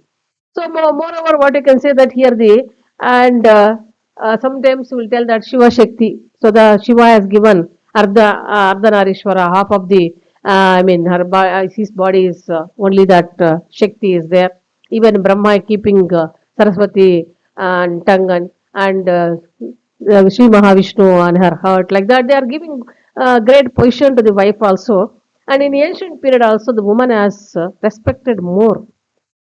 That is also is there. But what you can say that here the if you see Ramayana, where the Ravana she has kidnapped the Sita and the entire his dynasty and clan, which has a wiped out because of the thing which he did. It is a wrongful thing. It is a illegal thing what he did because of that. Even if you see in Mahabharata also, because of the what you can say Draupadi, which they have mentioned with regard to this humiliation of the Draupadi, the entire Kurukshetra is because of that only, isn't it? And if you see that even in Tamil Nadu, they'll tell in the Pandyan king, so who has given the wrong decision because one lady, Kannagi, now also you can see in Chennai somewhere in the what you can say Pumbuhar, there you can see that so that lady, she is having two silver, what you can say, anklets like that. So in that, I mean, she will give those things to her husband, go and sell and bring some money. At that time, he well went. At the same time, what will happen? The queens also, it is somebody has stolen, and they thought these are the two, and he has given that what you can say that here the punishment, death penalty for that husband, and she will tell. So it is mine. So you can see inside that, anklets like the kankana, something like that, they'll tell, no. So there are some muttu and pavala, it means coral and the pearls will be there. If it is not there, what is your decision is correct? Otherwise, it is a wrong decision which you have given. If you have given a wrong decision, entire your dynasty will be wiped off. He is given the, she will curse like that. Because of that, after that, they are open, but there are some pearl and coral is there, and that Pandyan king who has given a wrong decision, entire his dynasty is what you can say that he has to catch the fire and wipe it off like that. So this is the what you can say the power of woman. What you can say in the previous days, in the ancient days, all also in the what you can see during the king period also we can say that that is why the women in the ancient period they have given the so what you can say the what you can say high place. They have given the superior place for the woman. She enjoyed everything, and even many books which has written so many articles are written. So with regard to the status of the woman also. So this is the position of the woman, and what you can say that here the nowadays if you see the official statistics also before that the women are more equal are there now the woman ratio is coming down. So moreover now the empowered the woman we are thinking it is empowered, and in those circumstances if even though now the medical advancement is there because of the amniocentesis and there that medical advancement which was came into existence to know about the so what you can say defects of the fetus in the mother to rectify those things. So what you can say it is happened that the determining the sex now even in the Karnataka and some other places near where I am working, so some of the people they are the so what you can say going abortion for one of the doctor who is doing all these things female so the what you can say that here the so going for the abortions and all. So this is very pathetic condition. So even still, so the people, it doesn't like the woman, that doesn't like the girl child. So that will be very pathetic condition, we can say that. And moreover, what you can say, even the Indian constitution, which has given so many rights for the woman. So the guarantee so many rights for the woman. What you can say that here, the what in the morning they are telling equal rights. Article 14, which says they got equality before the law, equal protection of the laws. So the equality among the equals only, not the among the unequals they have mentioned. So, so many in case of the what you can say that here the violation of those fundamental rights, we can go to the court of law under the Article 32 or under Article 226 to the High Courts and the Supreme Court.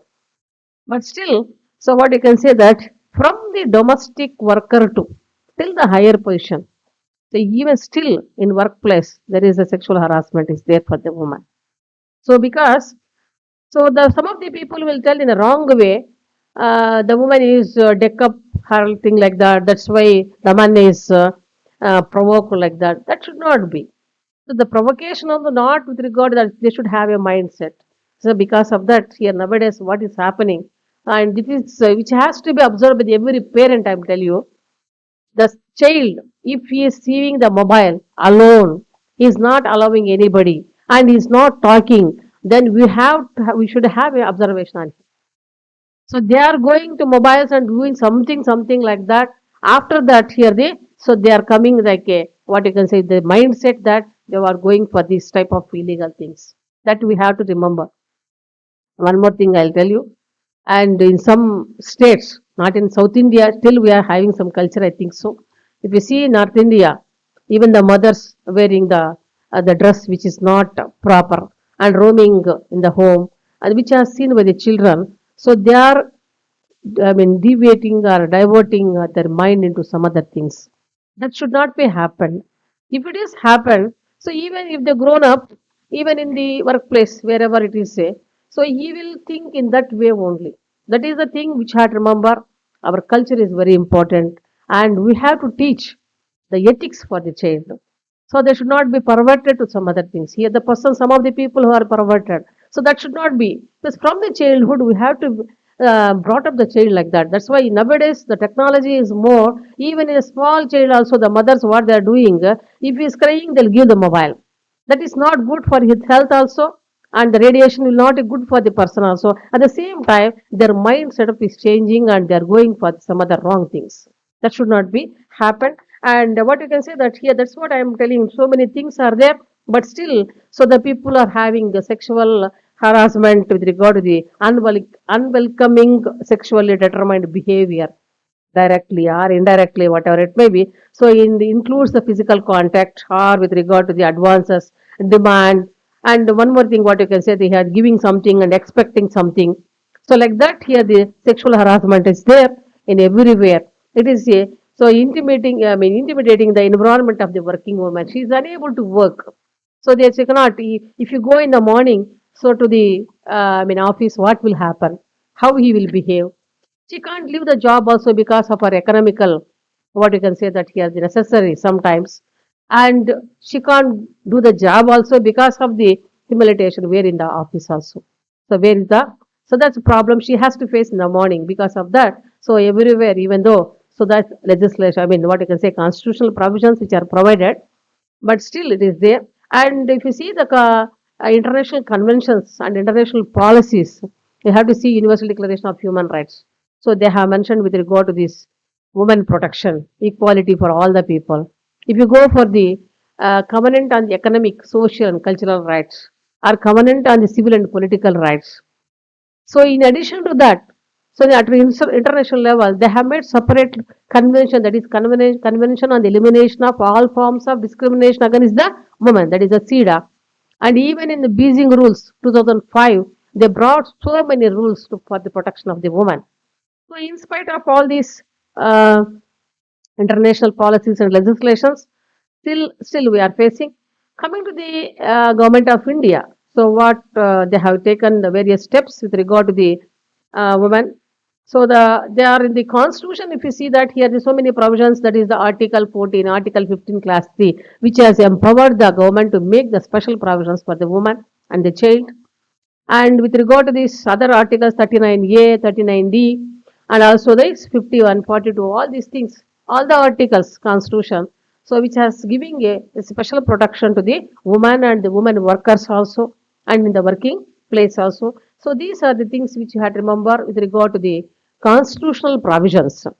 So coming to the point of legislative provisions, so you had to remember there are so many enactments which are passed in the before the. So what you can say that here the in the year of 1956 Immoral Traffic Act and Dowry Prohibition Act in the year of 1961, and also Maternity Benefit Act 1961 and Medical Termination of Pregnancy Act 1971, Indecent Representation of the Woman Prohibition Act 1986, and Sati, like that, so many enactments, including the Criminal Amendment Act 2013 and Sexual Harassment Prevention and Redressal Act 2013, like that, so many legislations which has passed.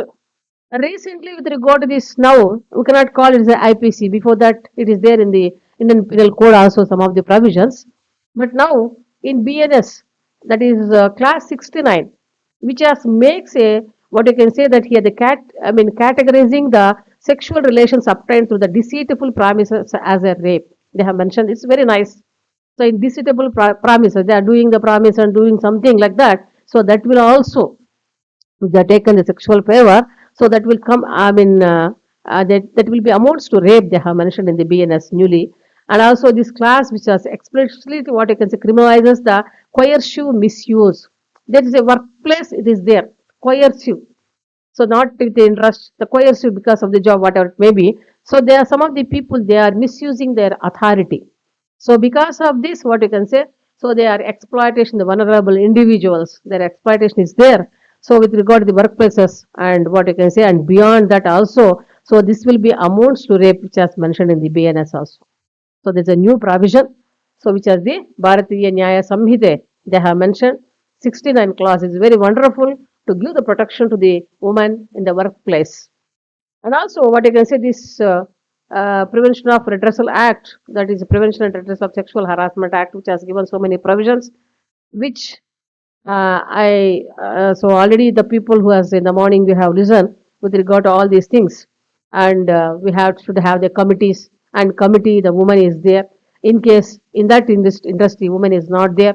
So the same unit somewhere, if the same industry and the unit is some other unit where the senior woman is there, that we can take her as into committee. And also in case if she is not there, some of the social NGO, some social work, she can take as a committee as a member. Like that, here the committee they have to form, and the women should be particularly there be in the committee because they should not be. So what you can say is here the bias judgment should not be there. So to protect the woman, the committees are formed. And where what do you mean by sexual harassment? They have given so many definitions also. So with regard to the protection of the woman, but in spite of these legislations, still we can see that one. Isn't it? So we see that here the after the Nirbhaya case and they have brought the criminal amendment and this enactment 2013 which has came into existence because of this what you can say I told you Vikshaka versus Rajasthan case. So many enactments which has came to the existence by Supreme Court and the High Court, they have given so many decisions with regard to this women harassment and sexual harassment, and in spite of all these legislations, still in the last day before yesterday, I thought even the a woman in Hyderabad, she has cut like anything and cooked in a cooker. They have mentioned even in also in which has happened in the Karnataka also, within 2 days back. Still, whether the wife or the what you can say working woman, whatever it may be. If you see in Bangalore, I have seen so many incidents when they are working and going by the cab. Somebody is what you can say that here they are doing, and they are gang raped by the persons, and even the cab driver they are misusing because of they are going in the night work, night shifts are there, and the company will send the car. There is no problem at all, but the driver will not be a good person. So that is the thing. And one lady, while going in the one girl, she is a working woman only. And while going in the auto, she jumped out of the auto because that fellow's behavior is indifferent. So, in spite of all these legislations, constitutional provisions, international provisions, still woman is facing. So that is the thing which you have to remember. But they have given some of the people, they have given a decision that take a pepper spray, something like that. So only the mentally the woman is strong, only the physically little bit weak only. But that should not be encashed by the man. And there should be some change in the society. The mind of the people should be, they should change their minds. That is the thing only.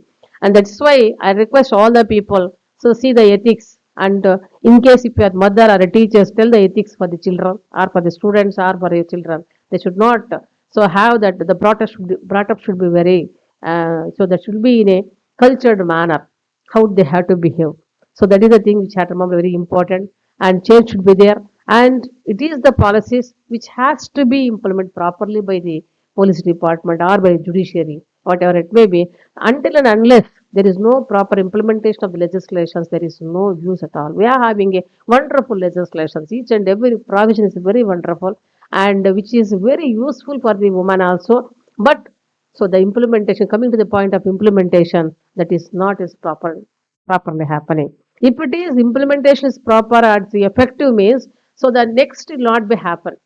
So all the provisions there in the IPC, I mean BNS or in the sexual harassment punishments and all these things which they don't want. If you commit the human rights, you don't want to punish.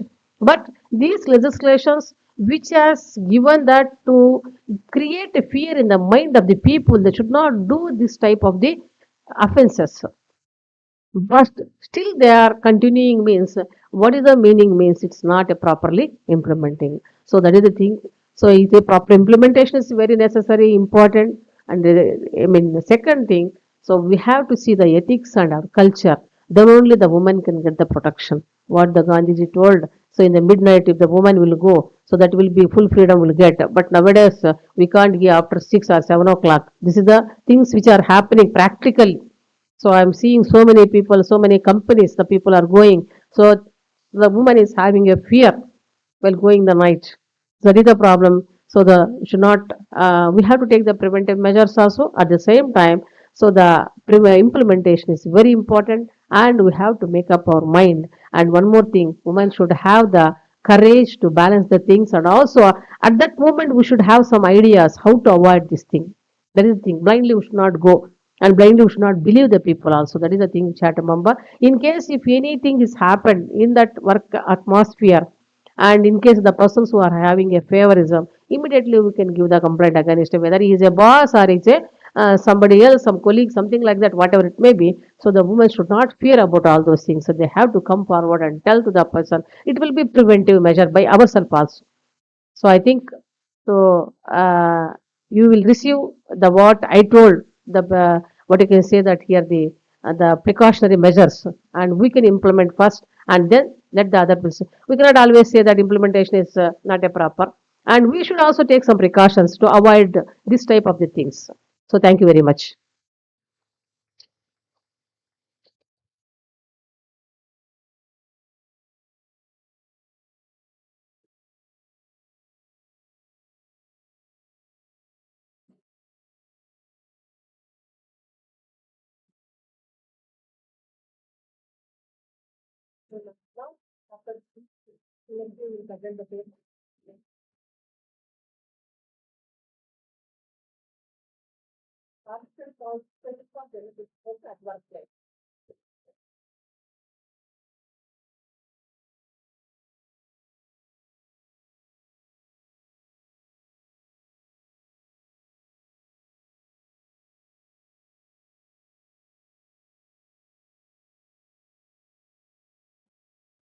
Respected dignitary on the dais, Dr. Naga Sheshamma Madam, and off the dais, my co-participants and dear students, a very good afternoon to all of you. I am Dr. D.V. Srilakshmi, presently working as Assistant Professor in Mahatma Gandhi Law College, Hyderabad. Now I would like to present only the gist of my paper, that is causes and consequences of gender discrimination at workplace. First of all, I would like to start my presentation by the famous quotation of Justice R.K. Ramaswamy. According to his words, half of the Indian population are women. Women have always been discriminated against and have suffered under suffering discrimination in silence. So, while delivering judgment, Justice Ramaswamy expressed his opinion. So, it clearly says how the position of the woman in our society. So first of all, discrimination is nothing but an unfair treatment of people and groups based on the characteristics such as age, gender, race, or sexual orientation, etc. Uh, for protecting women under in Constitution of India 1950, there are certain provisions, certain articles. First of all, Article 14, which deals with equality before law and equal protection of laws. Article 15, prohibition of discrimination. Article 16, equality of opportunity in matters of public employment. Article 17, abolition of untouchability. Article 18, abolition of titles. Apart from that, under the Indian Penal Code 1860, Section 153A, presently it was replaced by Bharatiya Nyaya Sanhita 2023 under Section 196, which deals about the criminalize the use of language that promotes the discrimination or violence against people on the basis of race, gender, place of birth, religion, etc.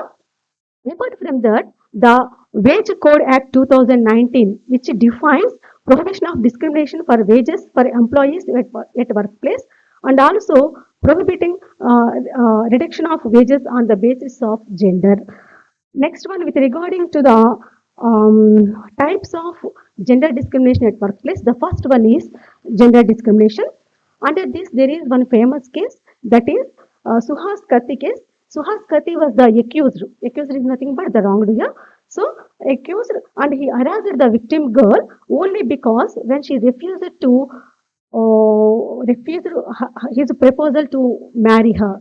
So, defamatory and obscene messages were sent by him to her through Yahoo, and also she began to receive phone calls from unknown people soliciting her modesty, etc.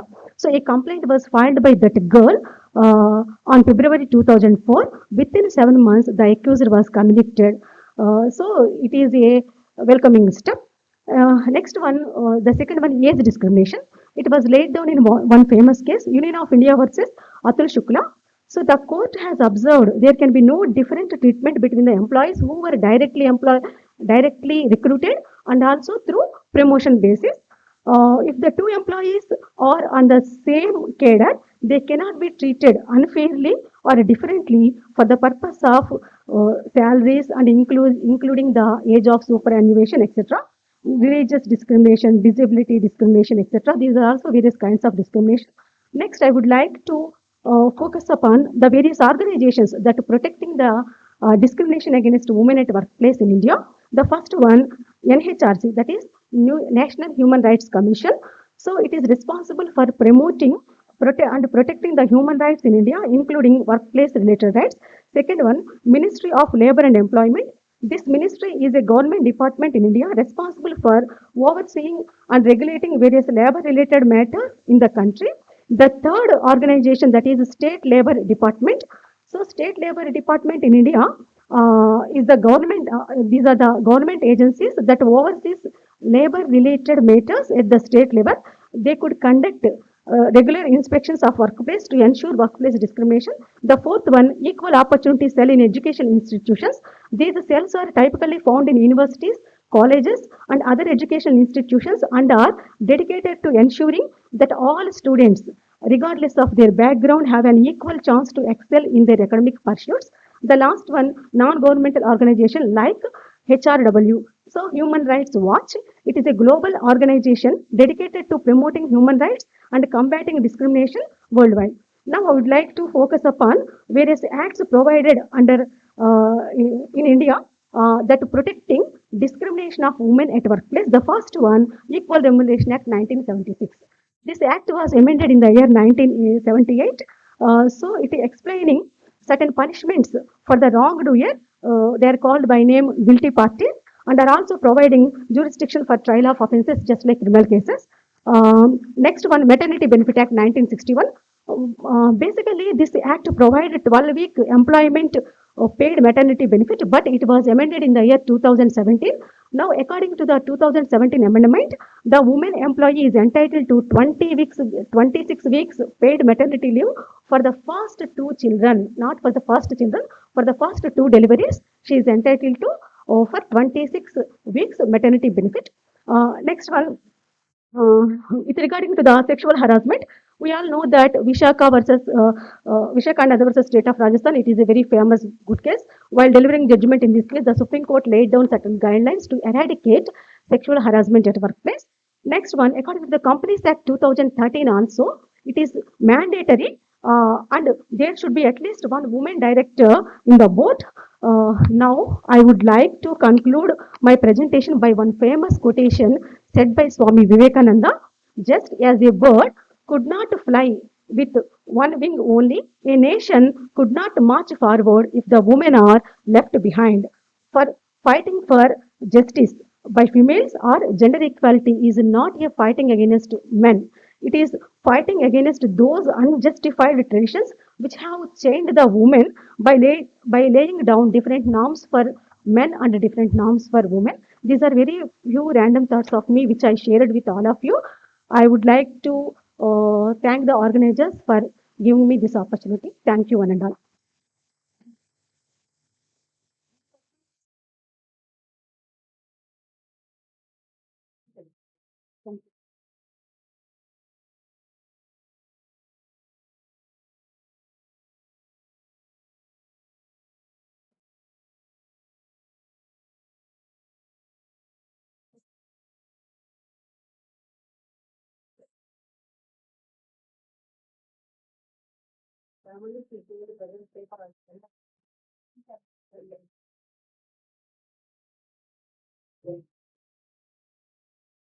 Very good afternoon.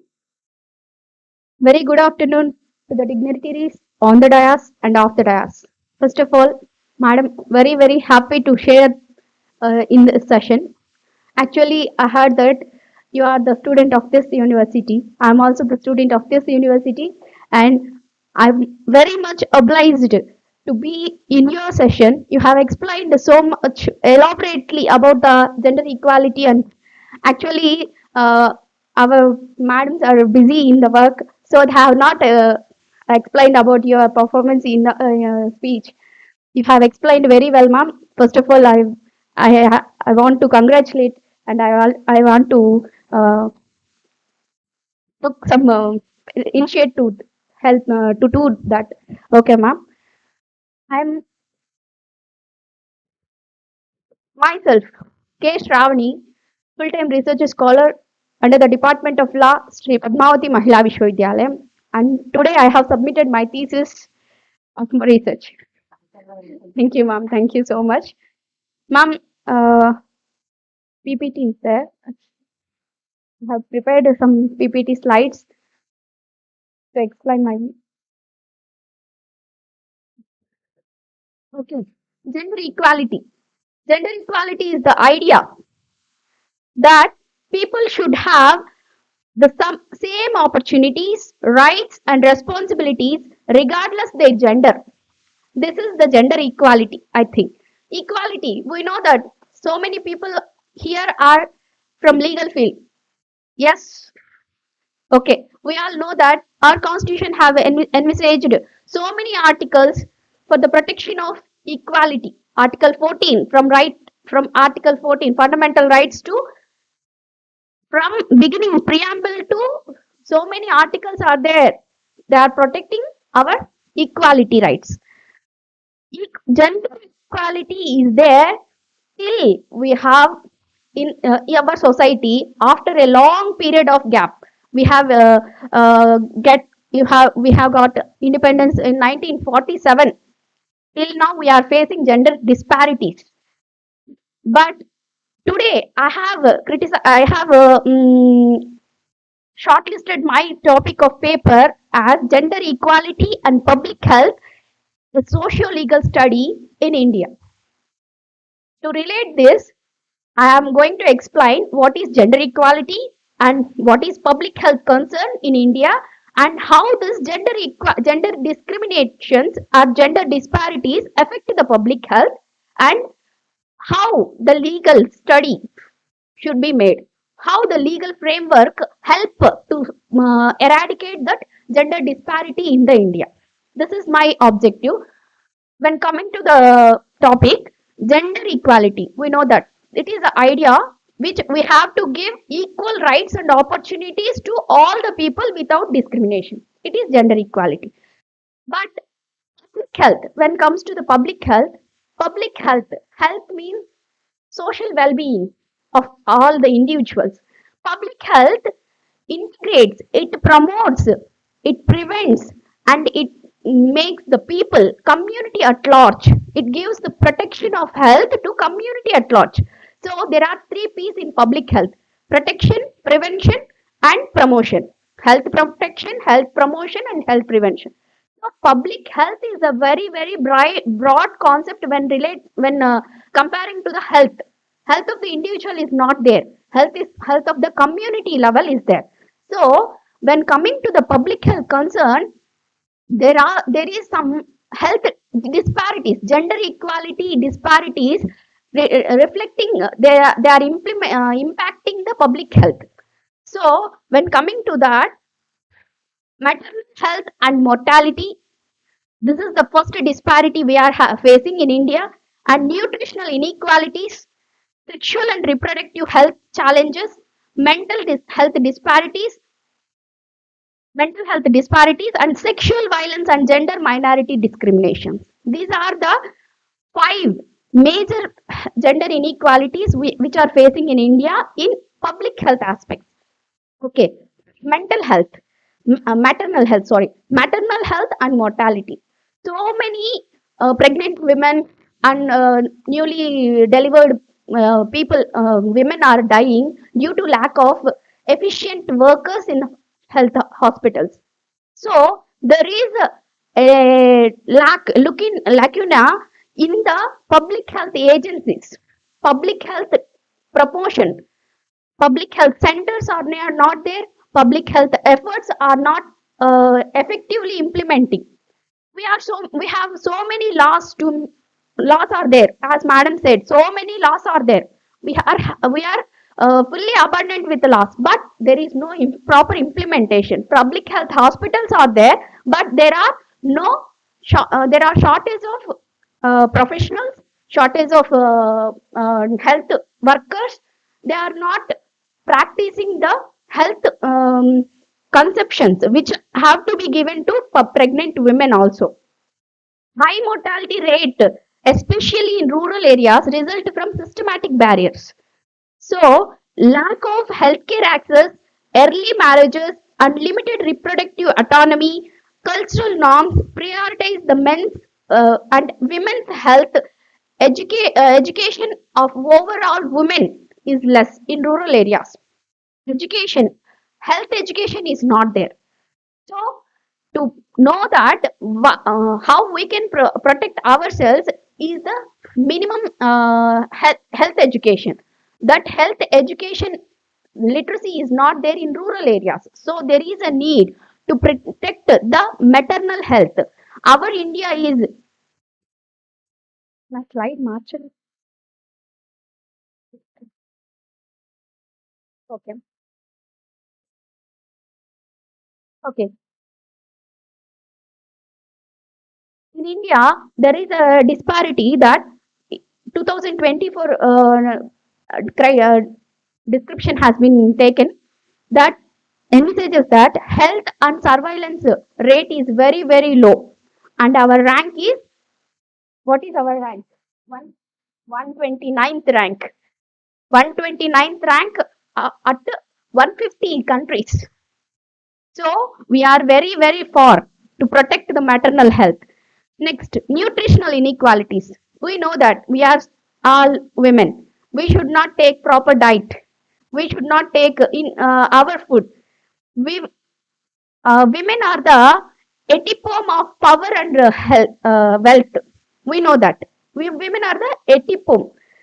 They are the independent women, and they on their wings. So many family members are dependent. So women are not taking care for protection of their health. So nutritional inequalities are there.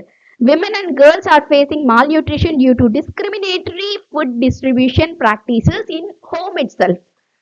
So అమ్మాయి అయితే ఇంతే చాలు, అబ్బాయి అయితే వాడు తింటాడమ్మా నువ్వు కూర కొంచెం సర్దుకో అమ్మా అంటారు. అంతేనండి. సో అట్ ద హోమ్, మన ఇళ్ళ నుంచే ఇది స్టార్ట్ అవ్వాలి. Next, gender based nutritional disparities perpetuate cycles of poor health outcomes across generations they will lead to generations also. ఇది ఇలాగే కంటిన్యూ అవుతుంది. when a mother is healthy, the baby can be healthy. Next, sexual and reproductive health challenges. Early marriages are there in India till now. Next, unsafe abortions and low contraceptive uses and are common due to the cultural restrictions and lack of education on reproductive health. So reproductive health is a very much public health concern aspect in India. So for protection of this, so many legislations have been passed at the India at national level. Next, limited reproductive autonomy results in the risky sexual practices, unwanted pregnancies, and high STI rates, including HIV. Next, mental health disparities. Mental health disparity is a most common problem facing by the women in India due to gender inequality. At workplaces, at education places, at home itself, they are facing mental distress. Okay, stigma and lack of awareness to deter women from accessing mental health care, especially in rural areas, is more. Next, sexual violence and gender minority discrimination. Sexual violence, it is there everywhere kadandi. Gender violence, sexual violence, it has to be stopped, but so many legislations have been passed. As madam said, there is no effective implementation. When one person does any sexual violence, he has to be punished severely, then only it can be eradicated. Next, social, how, okay, there are gender disparities, gender inequalities and disparities relating to public health. How they can be protected? There are so many legal frameworks. A socio-legal framework have been elucidated in my paper, and their impact on gender health has been explained. Domestic Violence Act 2005, Protection of Women from Domestic Violence Act 2005 has been came. It promotes women's safety and mental health by addressing violence in domestic settings, limited by weak enforcement and societal stigma, which hinders reporting and accessing to justice. It protects the mental health aspect. Next, Maternity Benefit Act 2017. It protects and provides so many provisions for the job security, paid maternity leave, and it improves the maternal health outcomes by supporting women during the critical phase of pregnancy and postpartum. Effectiveness is limited in the informal sector. So, in formal sectors, there is implementation of Maternity Benefit Act is there, but in informal sectors, what about the workers, daily wage workers? They are not providing any paid maternity benefits.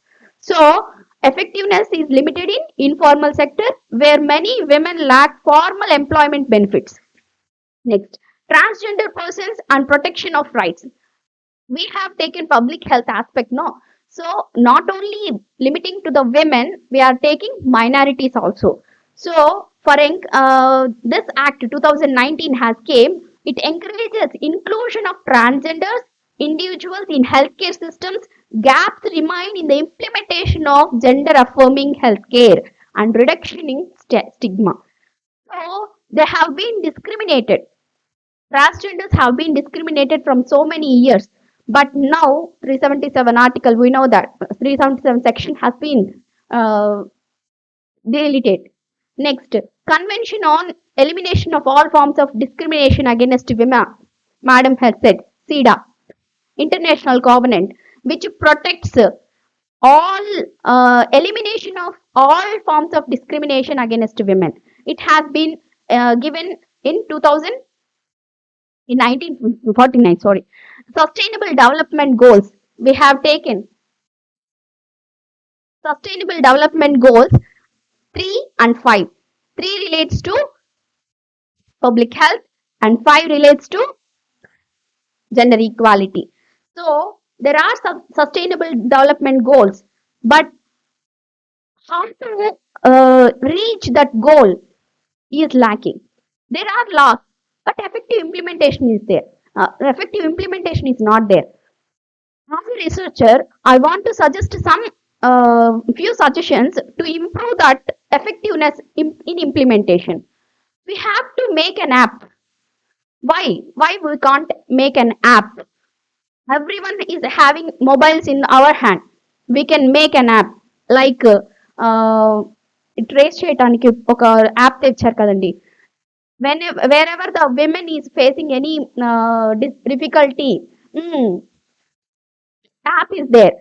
Like that, to protect the women health also, we have to make an app.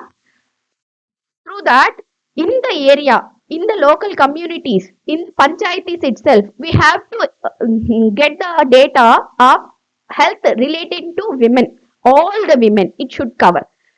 Like that, the implementation is necessary. So there are so many judicial Of time, please conclude. Okay, ma'am. Judicial interventions are there. So many landmark judgments are there. So there are need for effective implementation. Thank you. Thank you, ma'am.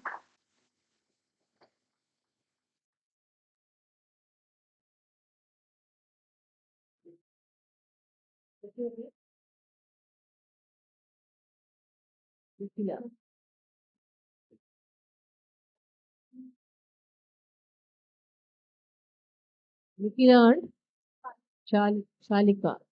Presenting gender? Gender.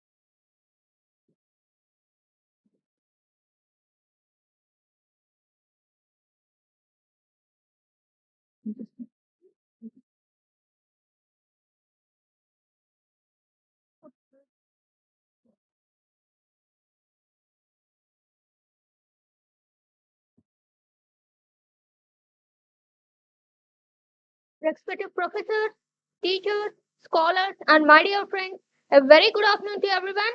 I am Nikila and she is Shalika. We are representing Department of Business Administration under the guidance of Dr. Assistant Professor Rupa ma'am. Today we are presenting about gender pay gap in India, causes, consequences, and step towards the equality. What is gender pay gap? Okay.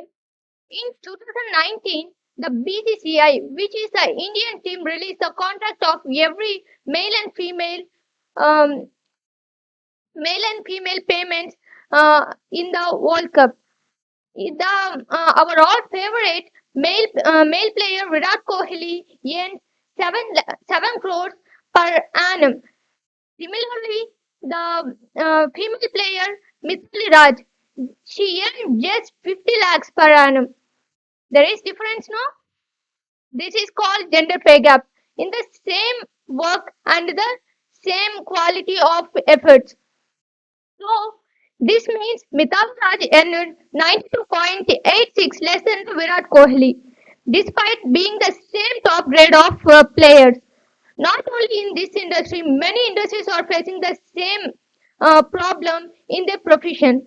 Now, coming to the gender pay gap, um, coming to the gender pay gap refers to the average earning between the male and female. This gap exists across many industries, sectors, and be influenced by the occupations. We can see before 1994 to 2019, The average earning gap between the male and female is 48%. Now, after the pandemic, it reduced to 39.8 because the pandemic effect, and we can see female has reduced less, which is in pink color, and the blue rapidly grows to up. The male payments are growing rapidly even the effect in the pandemic. What is the reason? The cause is explained by my friend. Over to Shalika.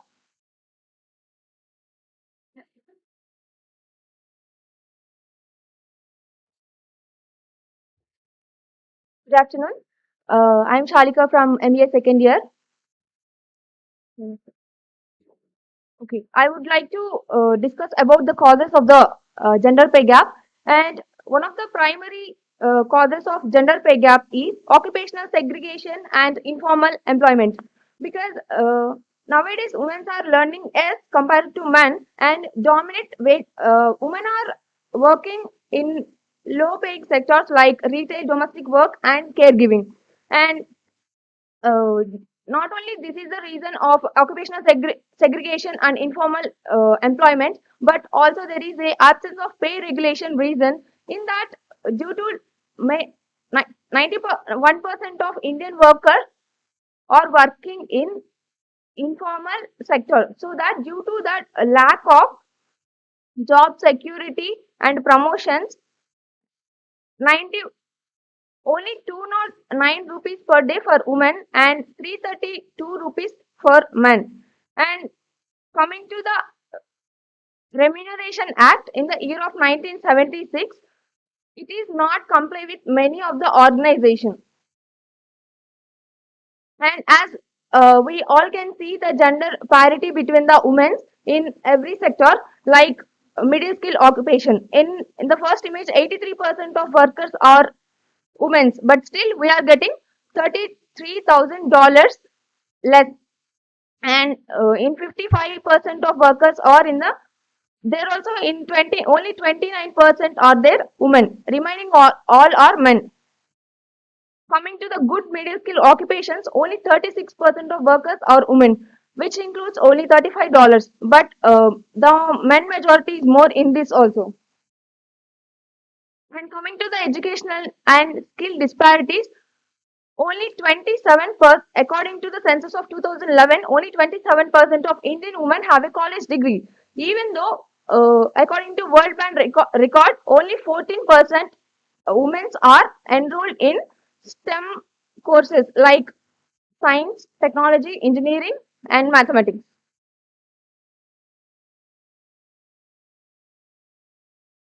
There are some other causes also like cultural and social norms.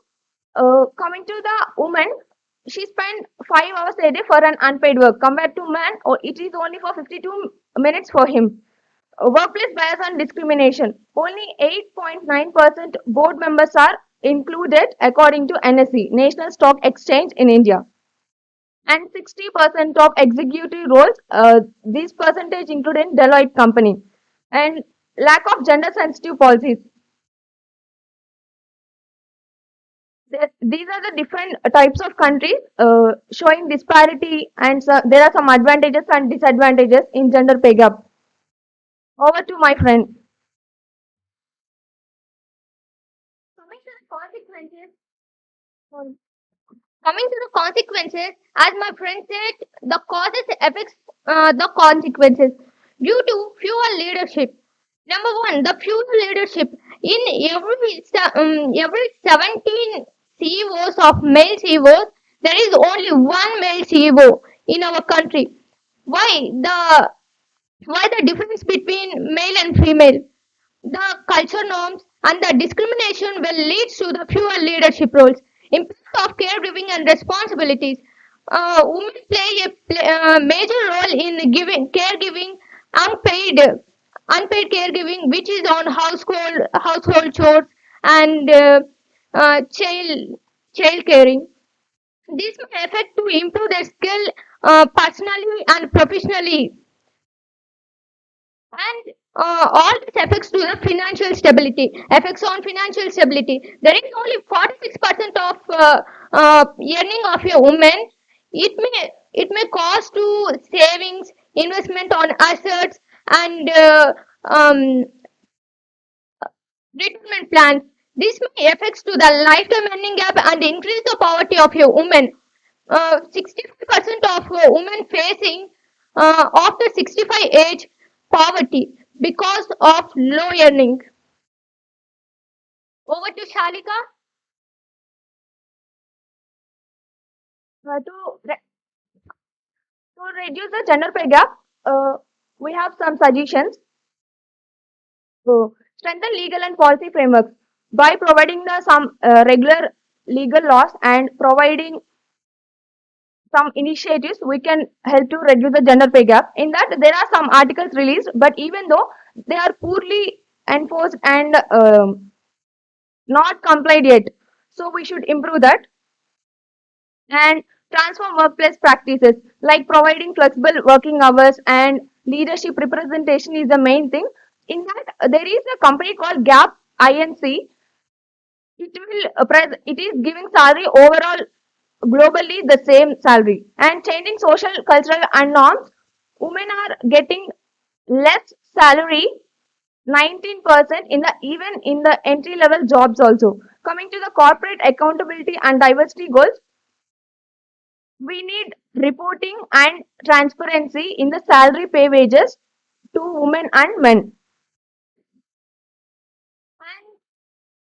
I conclude that we should promote women for high paying sectors and ensuring equal pay policies for one of them. Equality is not about a protest. It's about the process of tomorrow. So, equality for equal payment, equal work, progress of strength of women is very important. Thank you. Thank you, ma'am. Thank you for giving this golden opportunity. Ready?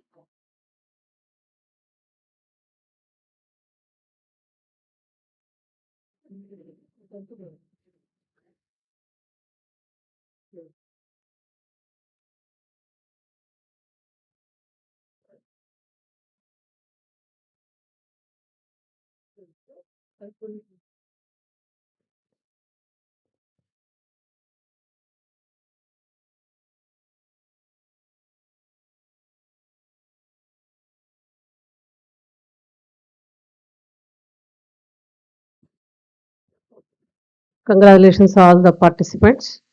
And they have given a wonderful paper. That is D.V. Sri Lakshmi.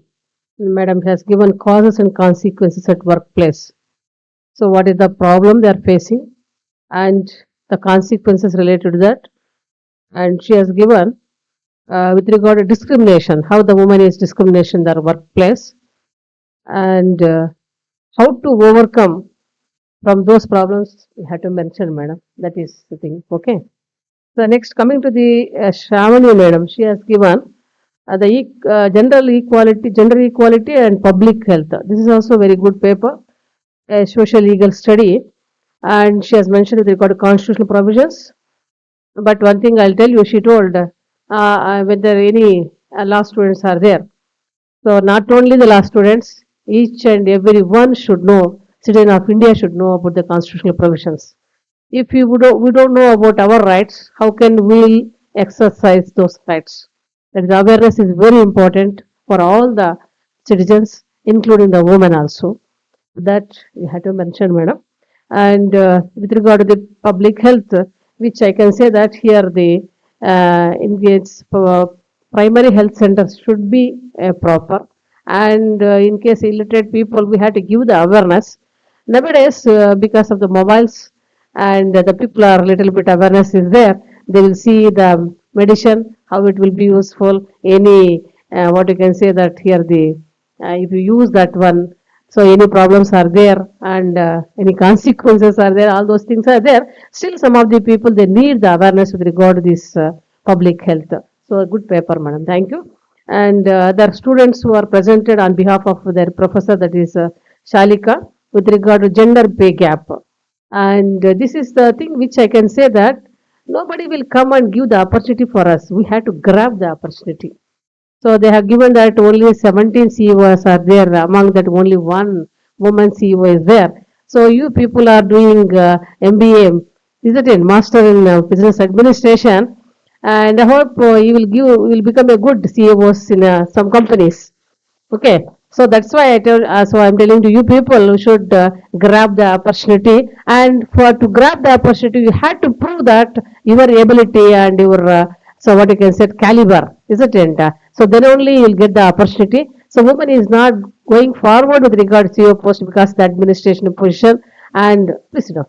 So in for this, they'll see we had to break the head like that. But wherever we'll get the opportunity, and we should have the courage to face.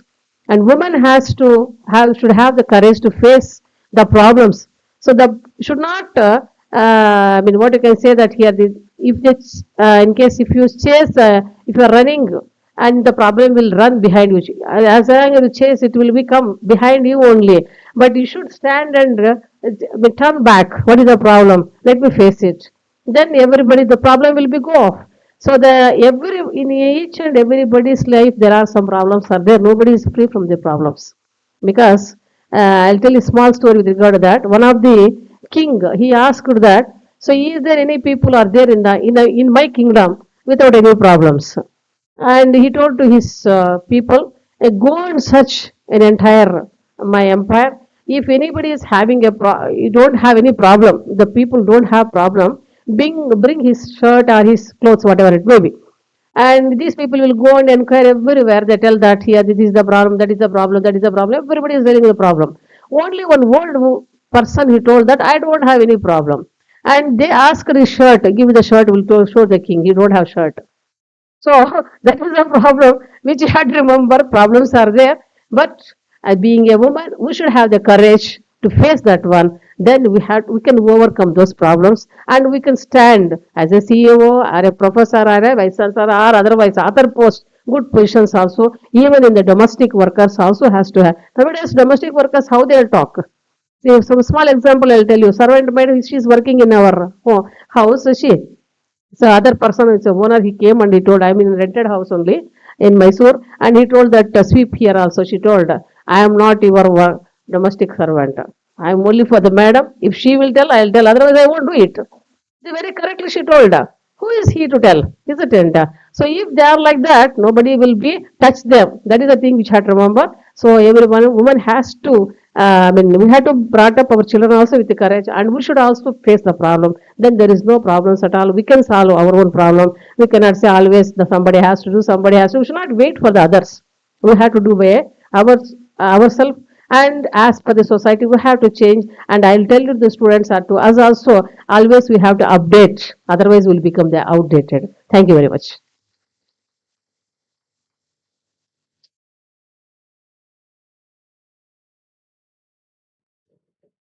Thank you so much, Mom, for sharing the session as well as your valuable inputs. And I think from morning, everyone is very much active and involved, and nobody are getting bored and all those because it is our topic, right? We wanted to excel. We'll just conclude with a small quote: "The hand that rocks the cradle is the hand that rules the world." So we are that. Thank you, Mom.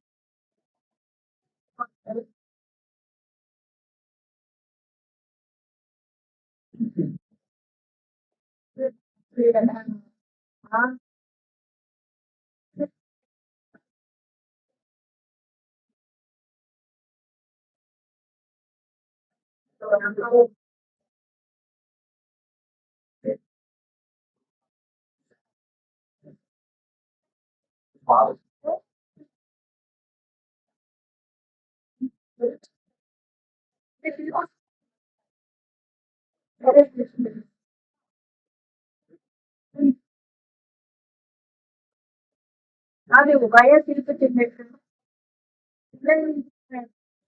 వయస్సు నుంచి mixed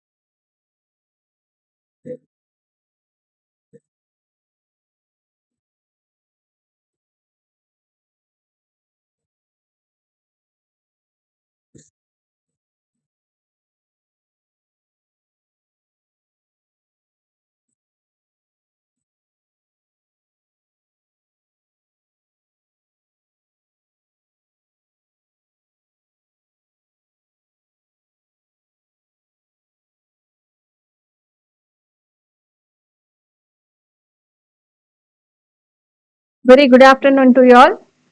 Once again, I welcome you all for the last technical session of this national seminar. For this, I take the privilege of inviting Professor Kachani Madam to speak on work-life balance, and I also request her to chair the session.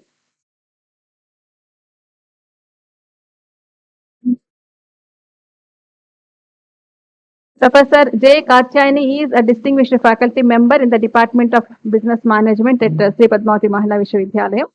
Madam holds BTech and MBA, MTech, and PhD of Board of Studies, and her research interests span data mining, business intelligence, knowledge management, entrepreneurship, and human resource management. Professor Kachaini Madam has also been actively involved in the innovation and development initiatives of the university. And Madam has published extensively and holds patents in areas related to AI-based automated systems. She has received numerous awards, including the Best Teacher Award from from our university, and recognition from her role as an NSS program officer. Additionally, she has been a member of various professional organizations, including NICE Society and IUCEE. With a passion for teaching, research, and innovation, she continues to inspire both students and colleagues with her knowledge and leadership in business management and technology. And Madam has received the State Best Teacher Award also. And with this very brief introduction, I request Madam to chair the session. Now the session is yours. Thank you, Madam. I invite the paper presenters of this session also. Supriya, Miss G. Supriya. Professor M. Neeraja, Madam, from the Department of English.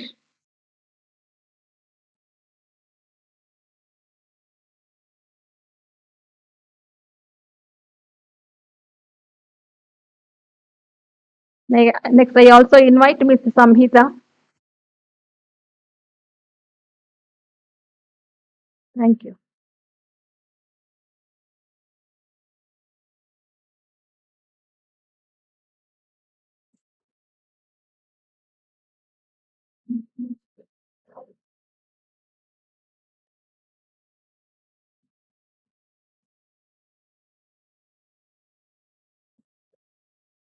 So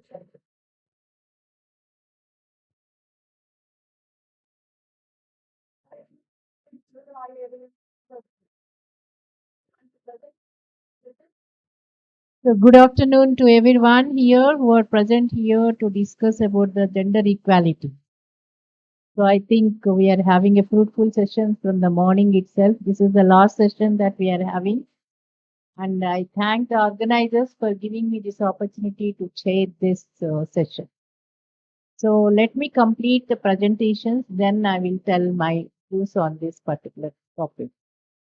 So now I invite Professor Neeraja Madam from Department of English. So she is going to talk about parents' role of organizational mentorship in achieving harmony and empowering women in. So I invite you, madam, to present to us.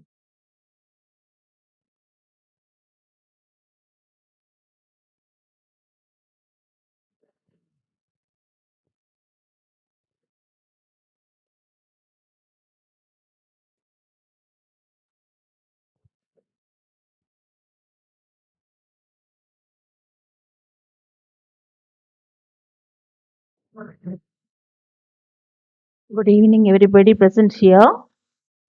I am going to present my paper, as Madam said, work-life balance, role of organizational mentorship in achieving harmony and empowering women in India.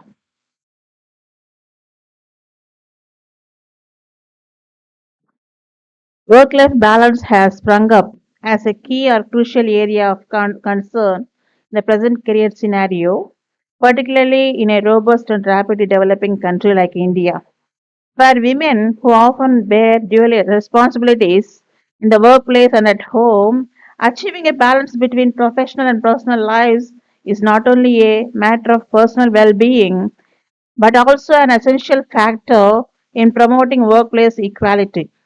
This paper delves into the significance of work life balance in bridging gender disparities in Indian workplaces, focusing on socio-cultural, organizational, and policy driven dimensions.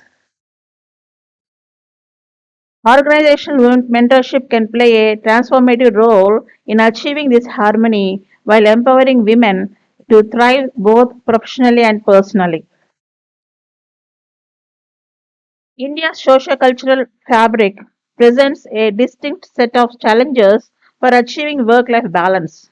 Traditional gender roles often place the responsibility of household chores and caregiving giving primarily on women, even when they are employed full time.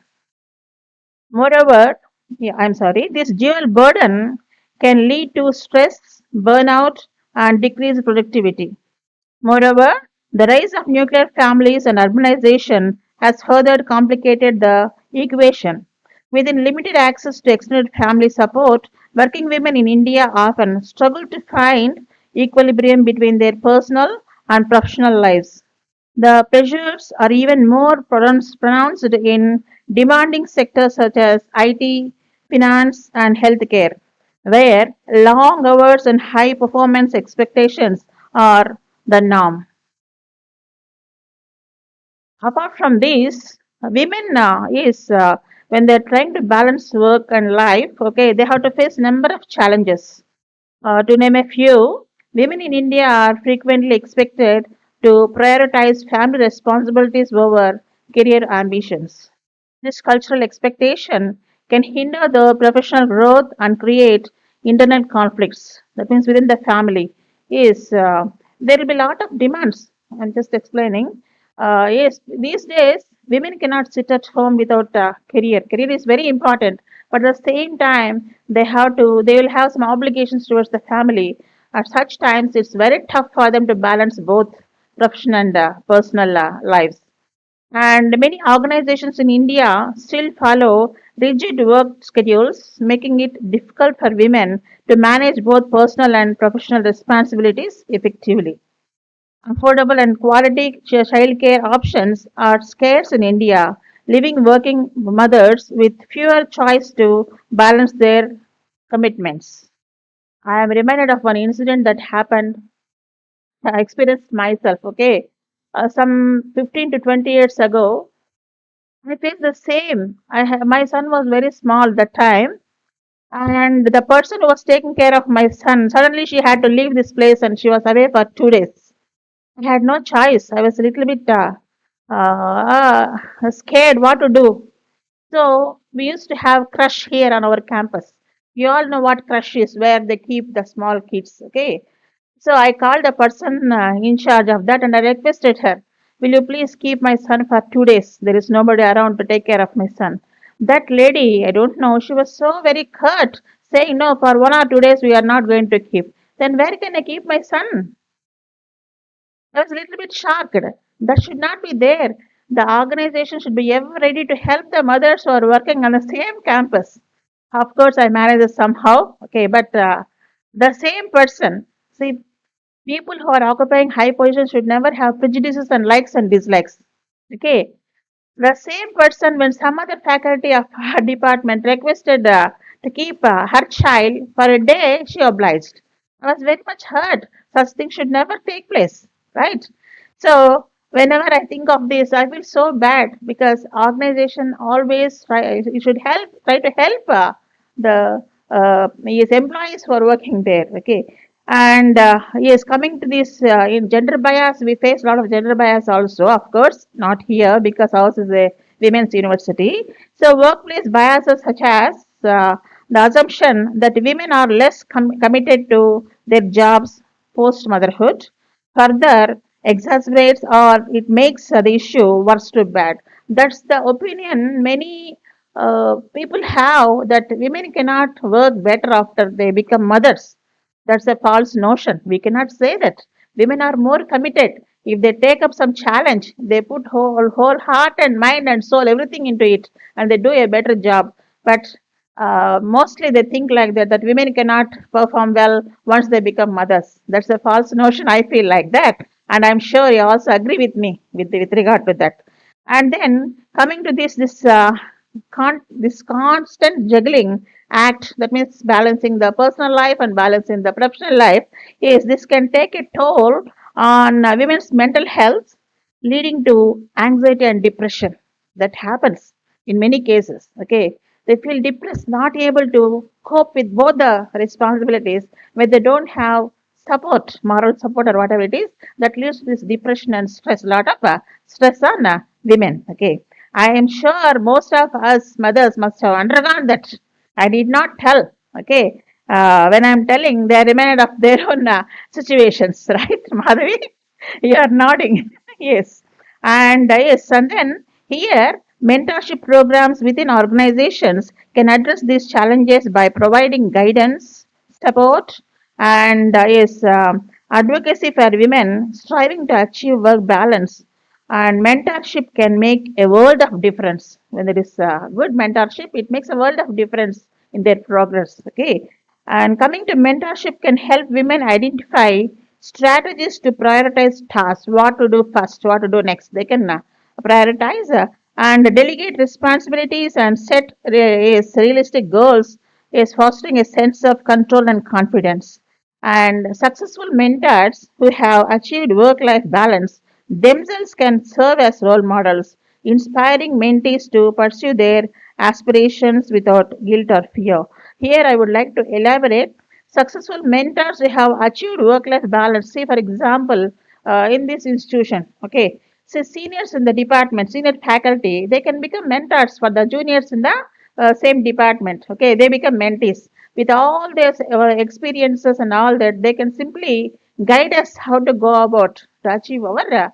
Yeah, they did not have any fears that they will become failures once they are there, seniors guiding us to the right path and achieve success.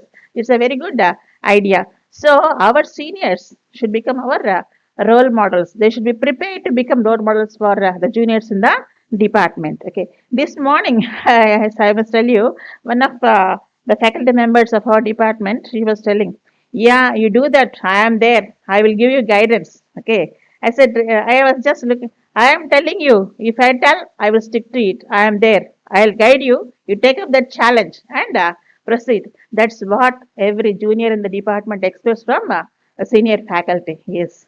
And then, yes, we have this, yes, this flexible policies means with regard to mentors in leadership positions can, I'm sorry.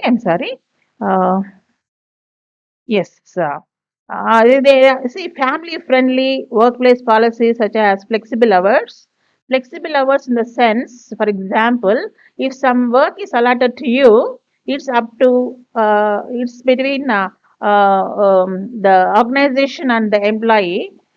She has to finish that work. See, one day she can work for 4 hours. Next day, when she can work for 8 hours. So that flexibility should be there given to the employee, and they will definitely do their job perfectly well. That flexibility should be there. Okay, and yes, and also remote work options. What you call work from home. Work from home, you can do that, and parental leave, creating a more inclusive environment. And then by offering training and resources can help women enhance their time management, negotiation, and problem solving skills, enabling them to manage their dual roles with more effectively. Then, last but not least, mentors can provide a safe space for mentees to share their concerns. Something like giving a patient listening when somebody is facing some problem. Other members in the same department or the same organization, if they give patient listening, that itself is a big boon for the person who is suffering, and they can give some piece of advice. This will be of great help. I am there for you. That emotional support helps a lot for the other person to move forward. Okay, that is, and then they can seek advice, reducing feelings of isolation and stress. See, when you feel isolated, you don't feel like doing anything. When you feel some people around who are there to help you, yes, you feel encouraged and you achieve things. Okay, so you can do that. Yes, a person who is very lonely and all that. Yes, if that person gets a mentor who encourages to do things, she can do wonders. She can do wonders. Okay. Then coming to this, yes, I am talking about empowering women. How through mentorship. Okay. How see for mentorship to be effective in India, it must account for the unique socio-cultural dynamics and challenges faced by women. Organizations take several steps to design impactful mentorship programs. See, for example, see here, uh, we are establishing structured mentorship initiatives. What's I am talking about is this structured mentorship is it develops the mentees in an organized manner. They can organize things better. Okay, like yes, lesson planning and all these things. They can do things perfectly well with a good organization, and yes. And then it also leads to what measurable outcomes ensures that mentees receive consistent and meaningful support. Including mentors from diverse backgrounds and life experiences ensures that mentees can find relatable guidance. Yes, what I mean from diverse backgrounds, people from different fields also can extend their ideas. Okay, see, I come from English department, not from English department alone. I was just interacting with the other person there. She talked about something. I talk about something with you. You are from different fields, and I get ideas. Okay, that way also it will be very, very helpful, helping each other and all these things. And equipping mentors with the necessary skill. See, if mentor is well equipped, he can guide the mentee well, right? So here is they have to equip mentors with necessary skills and sensitivity to address gender-specific challenges. Okay, which ensures the effectiveness of the program. And in addition to traditional mentor-mentee relationship, fostering peer mentorship, networks can create supportive community where women can share experiences and solutions.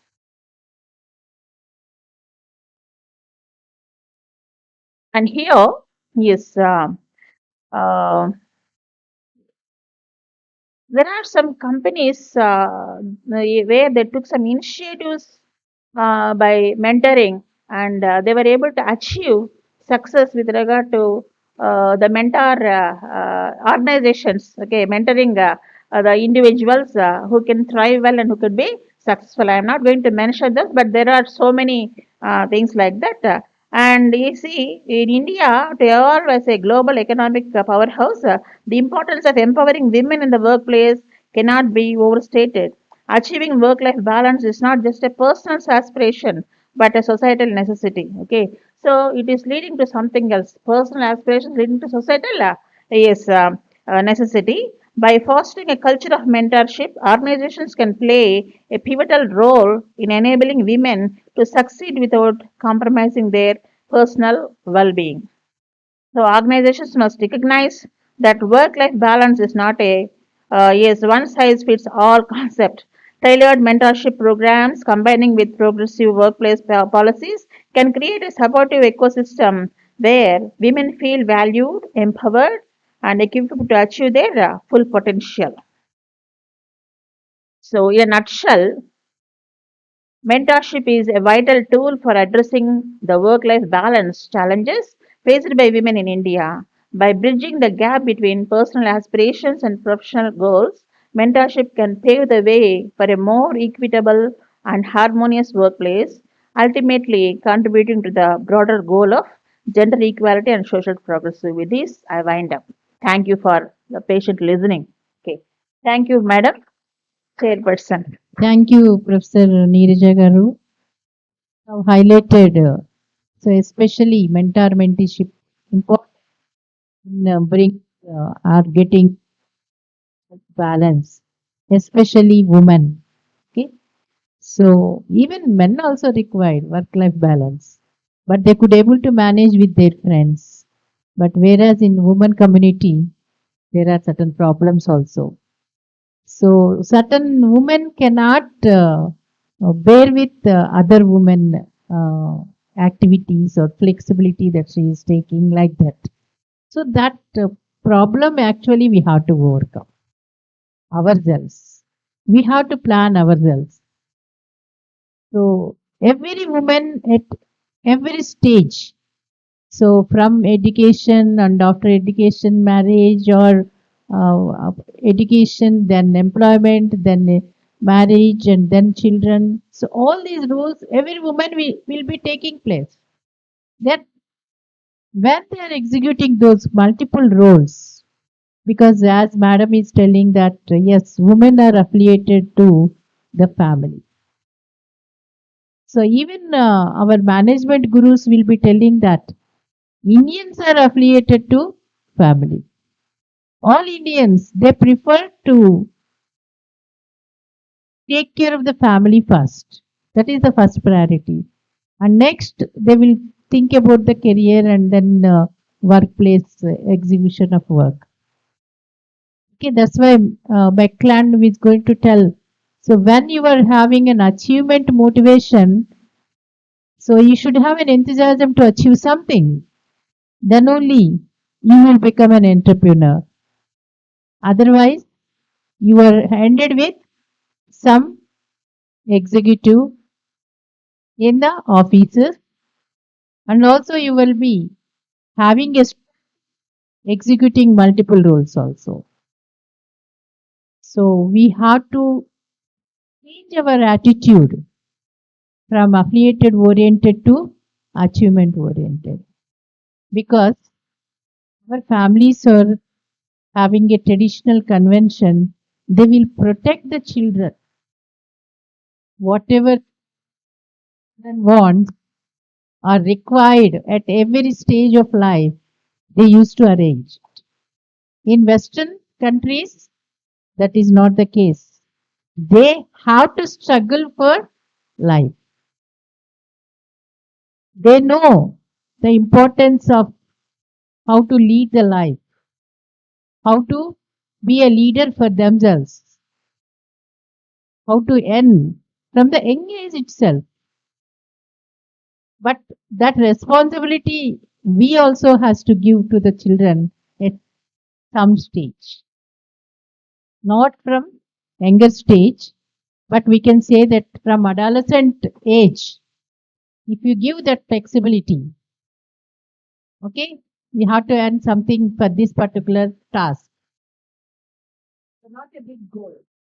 then automatically they will learn how to do work and with commitment and what is hard work, how to earn. All this they will learn by themselves. So coming to this work-life balance, so because women are mostly now about 80 to 90% of women are working in every family. So because two earnings are required for the family, both women and men. That we could not survive in this particular scenario of having high rates. Yes, so the lifestyle is also changing. Because of that lifestyle change, we are want something more for our family, to lead the family. We can't live a simple life. We want luxurious life. Yeah, because of that, so two endings are necessary for some time for some families, and two endings are necessary for low income group, even to educate the children also. So because of this expenditure of leading the life is becoming increasing, that's why endings should be there. When woman is working from the family at the workplace, what will happen? What we are going to experience? First, we are going to get the criticism from family. Yes or no? So they will tell why what you are doing in the office. You are going at 10 o'clock or 9 o'clock. You are coming at 7 o'clock. Who will do all these household work? That is the first criticism that we are going to face it. Even if family understands, and if the family is having other alternative of completing that particular household work in our absence, then also they will point out. Okay, that is actually the change that we have to get it, and we have to fight for that particular change in the families. So making the other members in the family also responsible and equal sharing of the tasks in the family. Yes, one day we are going to have a more work, one day we don't have. We are going to go for usual time. We would like to go for the usual time only. We don't want to, spare more time here. So other works. Yes, we would like to go to our family and then take that responsibility also happily. But sometimes it requires at office. Then they should not keep on criticizing. That we have to fight for not criticizing, and then they are also having an equal responsibility to share that. So that's how we can reduce our the stress that we are going to get into because of the long hours of working. And another way is you have to prioritize which task we have to do first, which task we can postpone for next hour, which task that we can do it for next day, like that. So if you plan like that, you won't feel stress. But you have to spare some time for yourself to take care of yourself. Do some yoga, meditation every day. If some disturbance comes to our mind, then sit for yoga for 15 minutes. That's enough. Why it is the stress is coming? Just think for a while. Then definitely you are going to find a solution for it. So madam is talking about the mentorship. So that is an excellent systematic methodology that we can follow. So actually in olden days we are going to have an all elder in the family. Now, because of nucleus families, we don't have an elders. Nobody are going to be there to advise you. But when in olden days, we are going to have an elders and they used to tell if that particular problem comes, what to do. That mentorship will be there in the family itself. Now that is lacking. Then we have to seek mentorship at least organization. So that is the problem. These are the problems that we are facing at workplace. So now with this little session, I would like to invite Sangeeta, yes, to deliver her talk on the role of work-life balance and a pathway to workplace equality.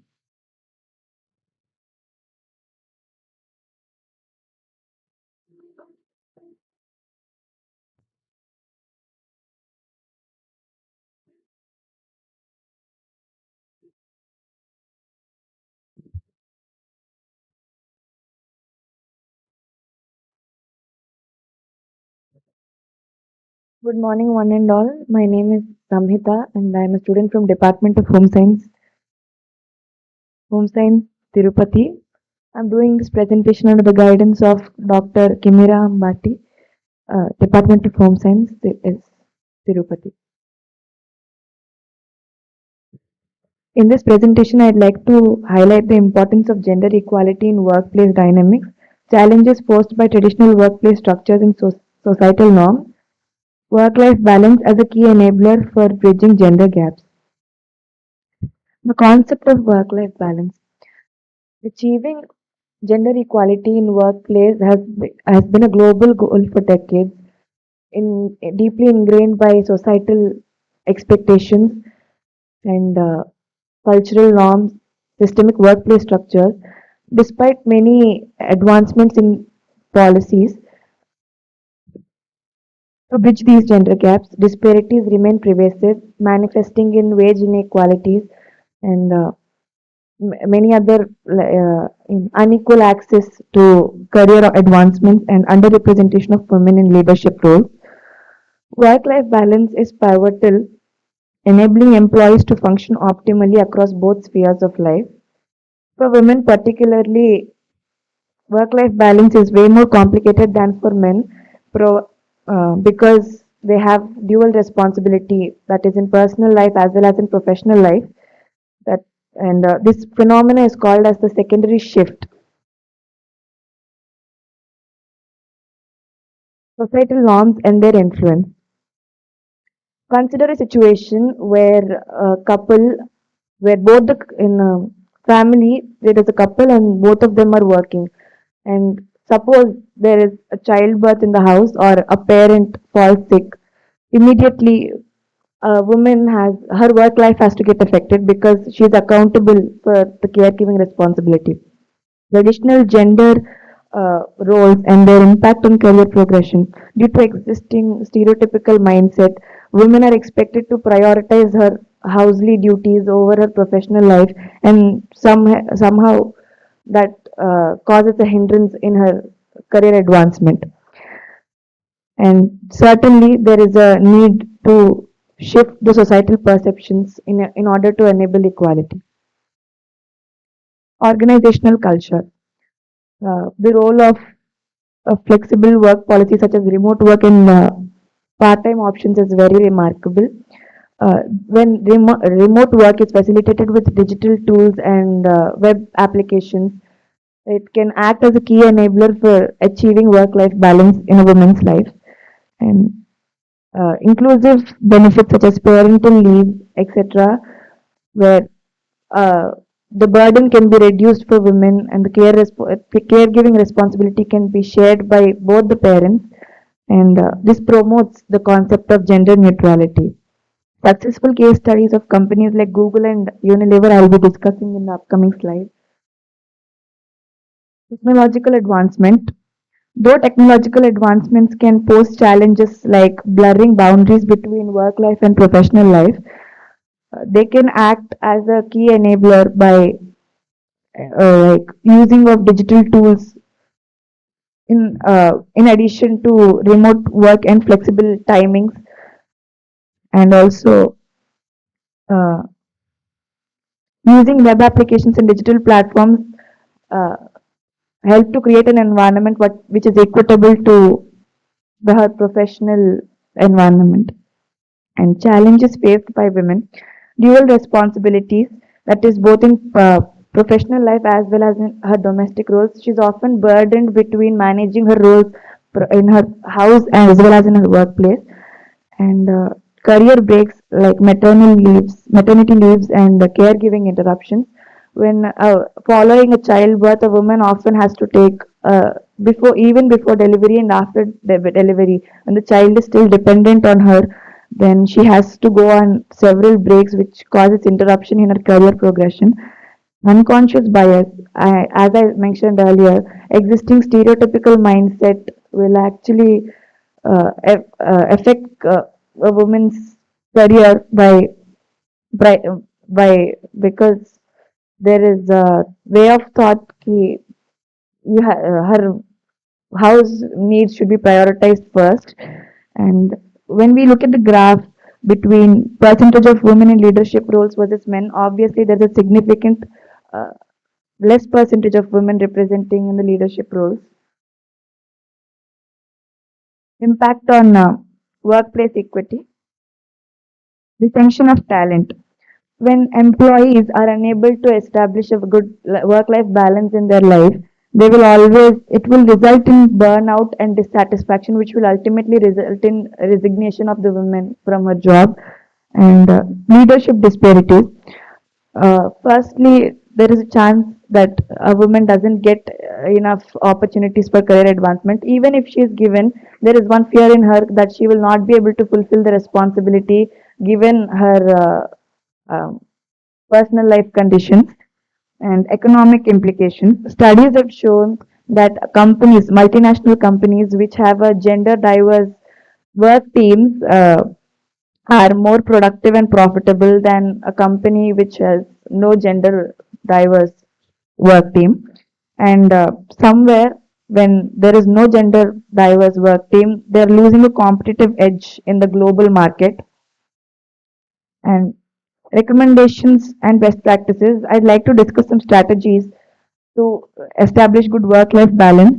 That is, there are three elements in this: organizational interventions, role of government, and individual approach. That is oneself. Organizational interventions, like the organization should give flexibility to the women to choose her work hours, and also remote work options like work from home. Inclusive benefits like shared parent leave, like parental leave, that is to reduce the burden on the female and promote division of labor effectively. And the role of government: subsidize childcare. When the government provides good childcare facilities for the parents, they can they can rely on them and can return to their job much quicker. And equal pay laws also should be implemented by government effectively in order to promote work life balance. Individual approaches: as it is very clear that time management is one of the key aspects of work-life balance and also open communication. I'd like to brief about the Sweden's parental leave system, where following a child's birth, uh, both the parents are given combinedly 480 days of leave, which they can share of 240 days and 240 days to be with the child for the dependable period. And at least a child parent gets to stay for 90 days, and it's a paid leave. So such system has to be implemented everywhere across the world in order to have a good work life balance, particularly for women. In conclusion, work life balance is a societal, organizational, and individual imperative. Fostering work life balance can bridge the gender divide, creating inclusion workplaces. Collective action is indeed to challenge societal norms, implement supportive policies, and empower individuals. And I'd like to conclude by saying equality is not just a women's issue, but it's a human issue. Thank you.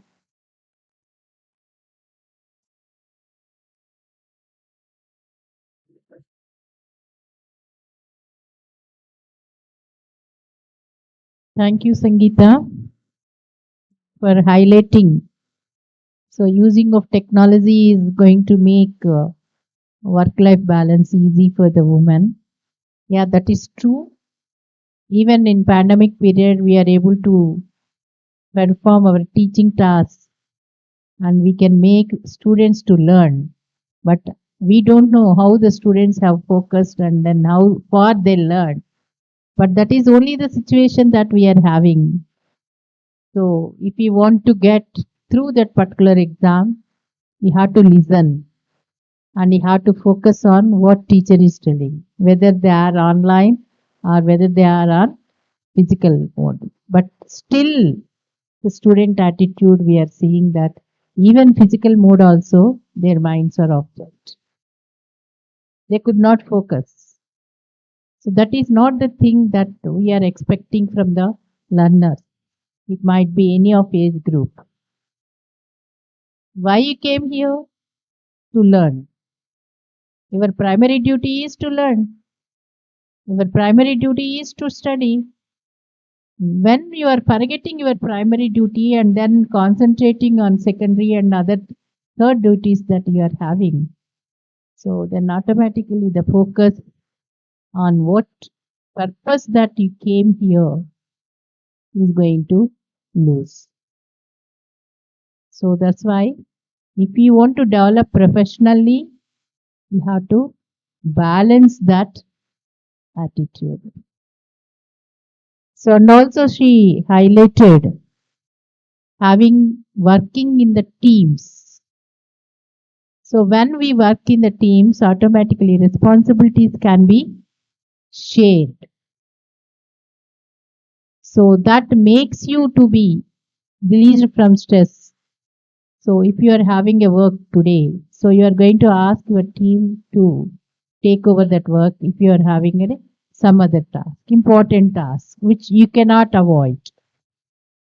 Okay, so working in the team is also going to be a very good strategy. Okay, for getting work-life balance in your official duties. And also we have seen that, yeah, leaves like she mentioned about Sweden leave structure. Even our India also we are having proper leave structure. We have to utilize properly. So whenever we want to have it. But all mothers should take care of their children and themselves. And when they follow healthy lifestyle, automatically they can balance work and also the personal duties, professional duties and personal duties. That is also must. You have to spend yourself. You have to put aside some time for yourself and take care of yourself. Okay? So that is required. And now I will call upon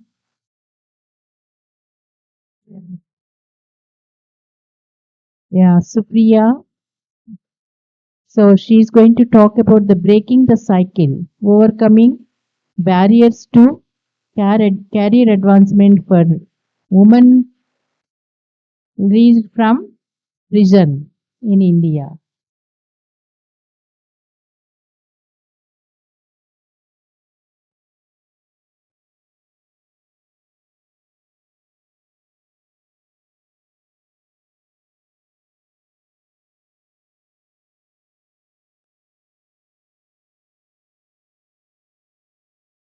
Good evening, respected panel, organizers. Once again, good evening to respected panel organizers and to my co-presenters.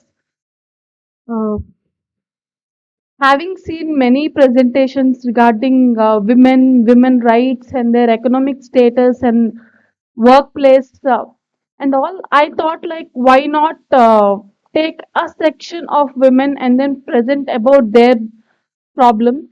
Why taking the whole general view of women and then talk about them? Why not take a part of women and talk about their problems? So I thought women prisoners were also women and they also need to have a life after finishing their imprisonment, and that's why I chose uh,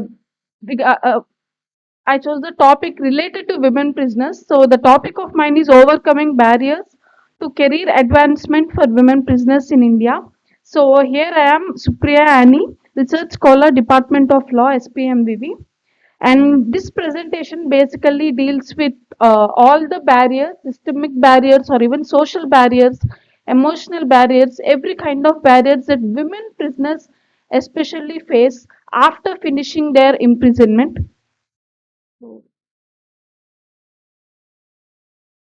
So yeah. Uh, so what exactly are the barriers that are hindering growth of women prisoners in Indian society?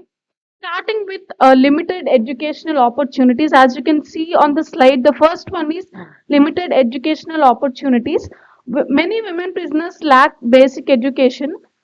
Apart from having basic, least education with them, even after finishing up their imprisonment, even after their imprisonment was done, and if they want to have a life and then restart their life and get education, they are still not being able to do that. That is because, in my opinion, I feel that even if she wants to go back to the society, reintegrate into the society and study, educational institutions might not take them, and this is actually happening in the reality. Most of the educational institutions were not taking them due to, it might be due to the fact that regarding their criminal background, or even due to the misbelief that they might not complete the full course in due time due to the criminal background. But that's not true. If anyone wants to do anything or even get a life or even reintegrate into the society, I feel even women prisoners should be given their chance to actually restart their life and get education. And the thing is, this actually acts as a chain.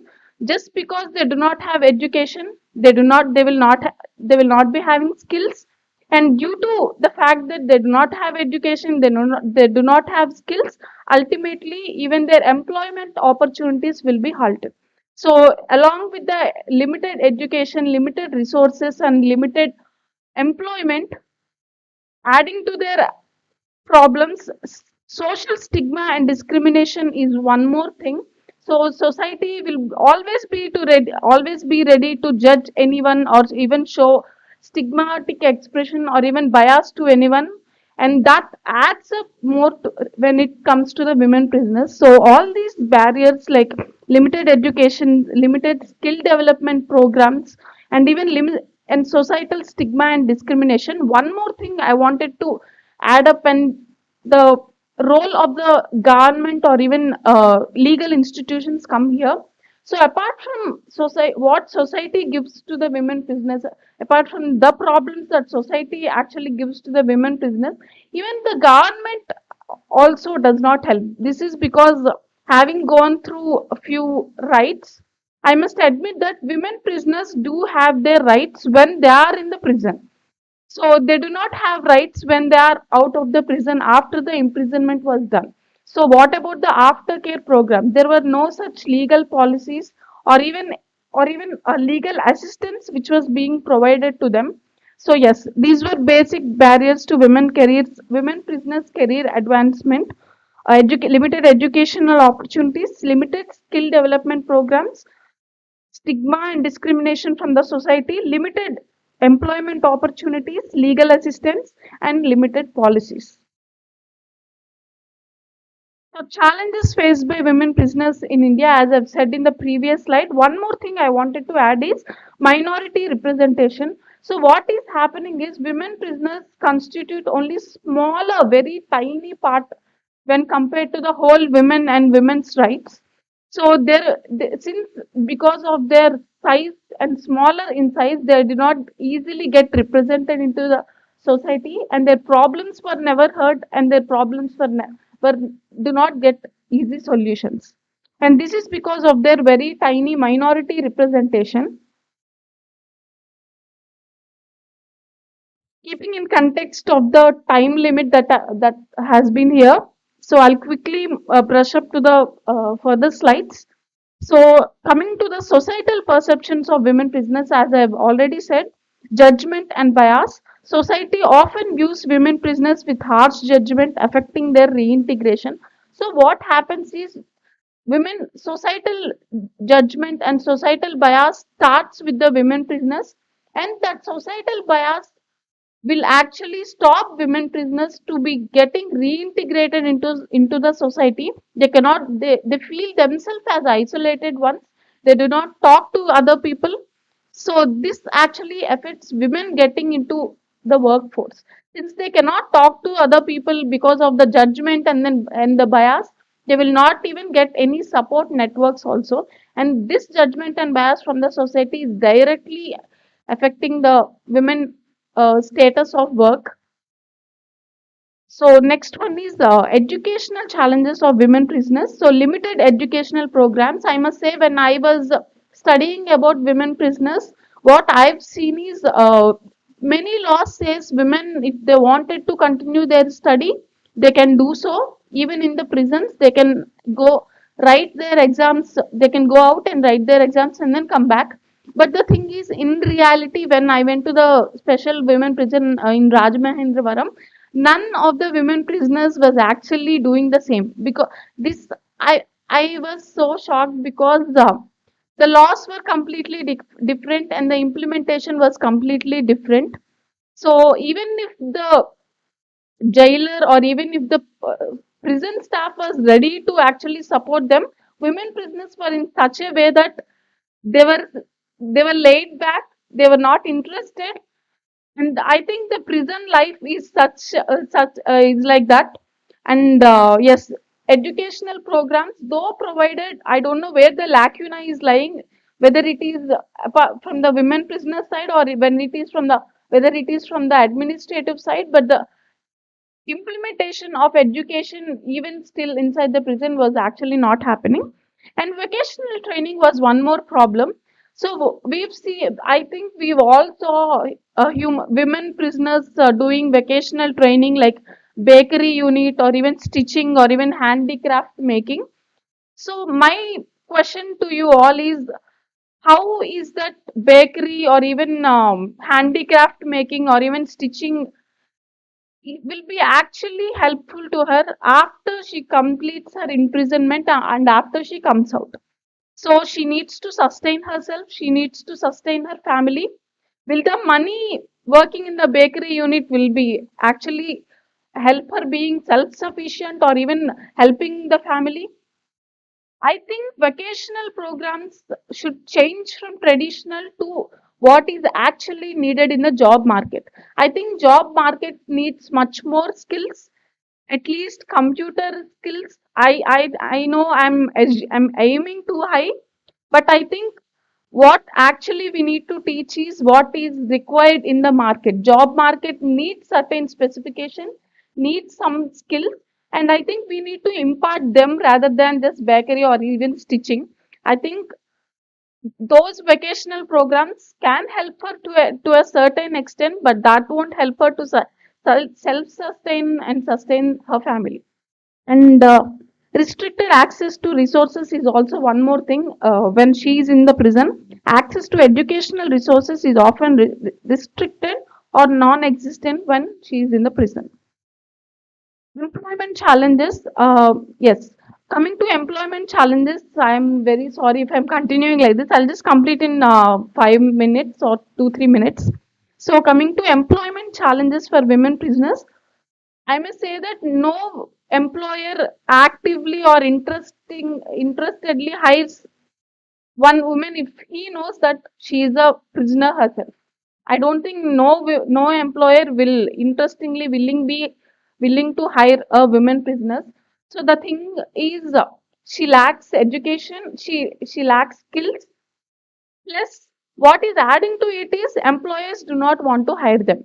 So what I wanted to contribute from my side is, I think government should actually give some incentives to the employers while if they wanted to hire women prisoners. I think leaving apart high technical courses, at least basic industries or even basic manufacturing units can actually employ them. And such employment or such employees can actually be given incentives by the government, and this way we can actually support their reintegrating into the society. Coming to legal protection for women prisoners. So as I've said earlier, regarding legal protection, there were so many laws to women to protect her while she is in the prison, and more drastically, there were no such legal protections after she comes out from the prison. The thing is, rehabilitation programs or even aftercare programs were there on the paper, but none of them were actually being implemented, and the lacuna lies there. So, inadequate legal protection, there were no legal protections, poor rehabilitation policies, and all these were needed to be taken care of, and there is much need for advocacy of regarding legal protection or for rehabilitation policies. Yes, challenges in rehabilitation of women, the same, pretty much the same. There was scarcity of rehabilitation programs, and importance of rehabilitation programs was in these programs are essential for skill development, mental health support, and job placement services. And coming to my last and second part, and yes, last part of my presentation, which is solutions part. So, having said all the barriers, what can we do? So, first one is establishing educational programs, introduce schools and literacy programs in the prisons to enhance learning opportunities. So, I've gone to the special prison for women in Rajamahendravaram. So, I've seen one kid there in the prison, and I must say honestly that I've never seen any depressed face more than that kid in my whole life. So we have to understand that what that kid goes through, what does his mental health, what happens to his mental health, or even seeing the kid, what happens to the mental health of his mother. So there's only one kid. Children up to 6 years can be kept in prison along with the mothers. But that 6 years is the years which a child need nurture or even knowledge or even care. But none of it was being present in the prison. So yes, much needed was any literacy programs. I'm not telling that they have to establish big schools, but any small room where knowledge is actually happening to even that kid or even children of such women prisoners or even women prisoners, I think is my request to a reasonable extent. And second one is such literacy programs can actually be implemented with the help of collaborating with the NGOs or even any private companies. So collaboration with NGOs does actually help because we can NGO uh, persons can actually come teach them regarding their legal rights or such. So educational programs can be established with the help with the collaboration with NGOs and awareness campaigns, as I've said in the previous slide also. I'll not repeat that again.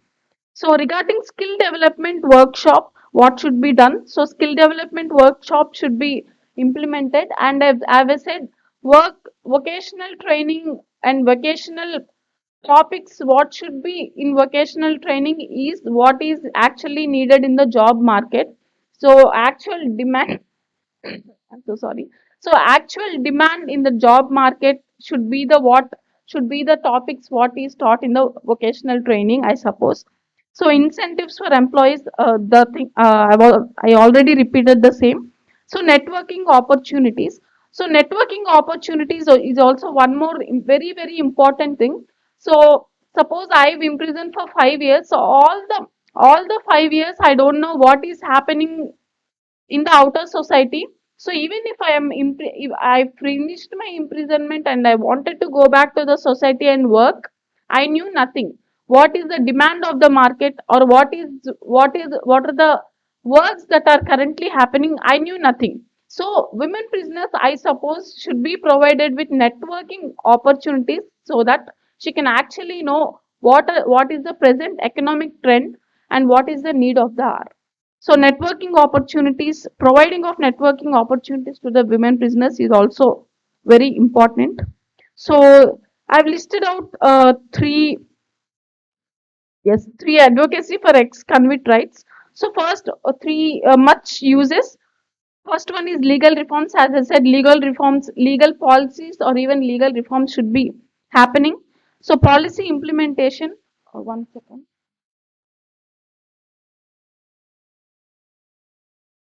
I'm so sorry. So yes, I like to just conclude by stating that in the overall context, what can be done is, I think needs of the women prisoners after they come out should actually be known. We must actually talk to the women prisoners. We must know their needs, and based on their needs, we have to frame a policy. And since policy was framed by knowing their own needs, that will be definitely, if implemented well, it will be successful. And such implementation should also be continuously evaluated so that if there is any lacunae in the implementation part, that will be known. So yes, the last part is there should be integrating programs from government, society, all educational and mental health services, vocational programs, and even community partnership should happen. So what I am actually saying is there are many aspects in the society, like gone from the government side, from the private community side, NGO side, whole society side. I think they all should come together and merge to actually advocate and bring awareness and even implement the rights of women prisoners. That's what I meant to say. So that's all from my side. Thank you.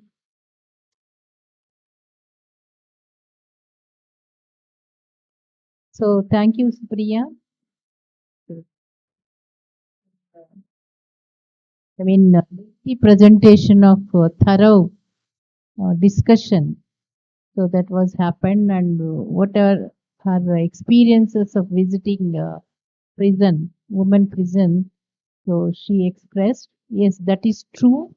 That is a real challenge in empowerment of women prisoners are not happening in right path. Yeah, I heard that there are schools and rehabilitation centers which are going to be run under the supervision of a prison officer. So because once they become prisoners means there might be some psychological attitude problem. Okay, first it has to be corrected. That's why they require some psychological counseling, and also they should require continuous monitoring also. So they cannot be directly integrated into society. Even society, they won't accept it. So they will pinpoint, and again they will get irritation, and they will go to again the crime. That is going to happen if they are directly integrated. That's why if there's children, for the children there is a school. There is a school which is going to be run by the prison officers, and under their supervision, if they are going to do education, they can do it. They can continue. Even they can become officers also after that. Okay, but for women, I have not heard about rehabilitation centers for women, but children I have heard. So that is required. So it might be a government has to take care, or NGOs can start, but they require psychological counseling, and if they earn and they teach some skill development programs, and they will make to learn some tailoring or embroidery like that, they will make to work and earn, and they can earn, and then they can lead the life. But integration will be happening after so many years of observation, they can be integrated into the society. So that's how we can take up this particular challenge, and then we can address it. So in that way, so rehabilitation sectors has to be developed. Now I will invite P. Maunika. Yeah. So to talk about the government policies which are going to provide women empowerment through a partnership as a gender equality strategy.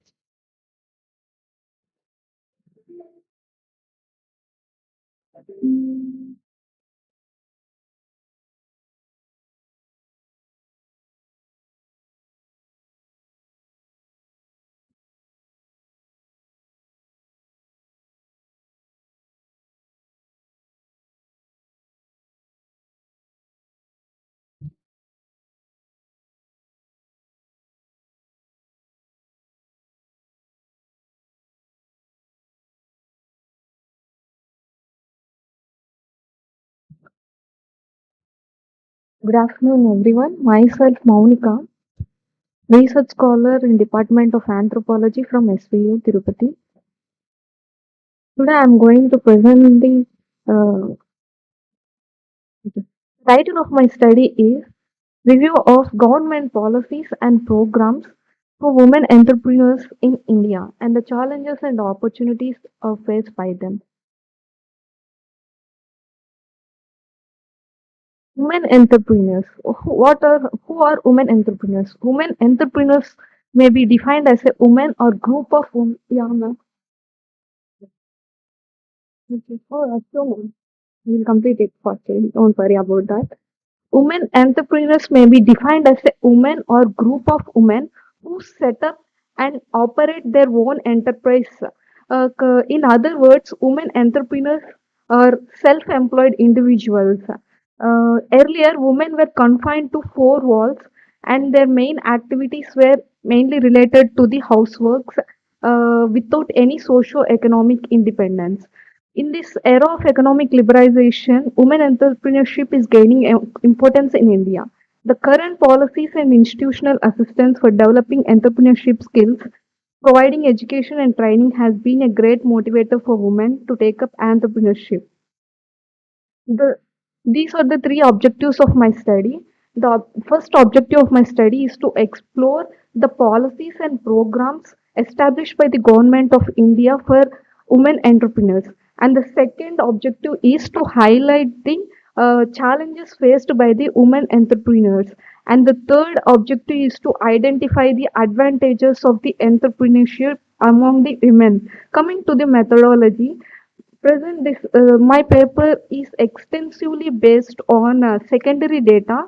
I have collected this secondary data basing on previously published articles and journals that is related to international journals and press release bureau from government sector.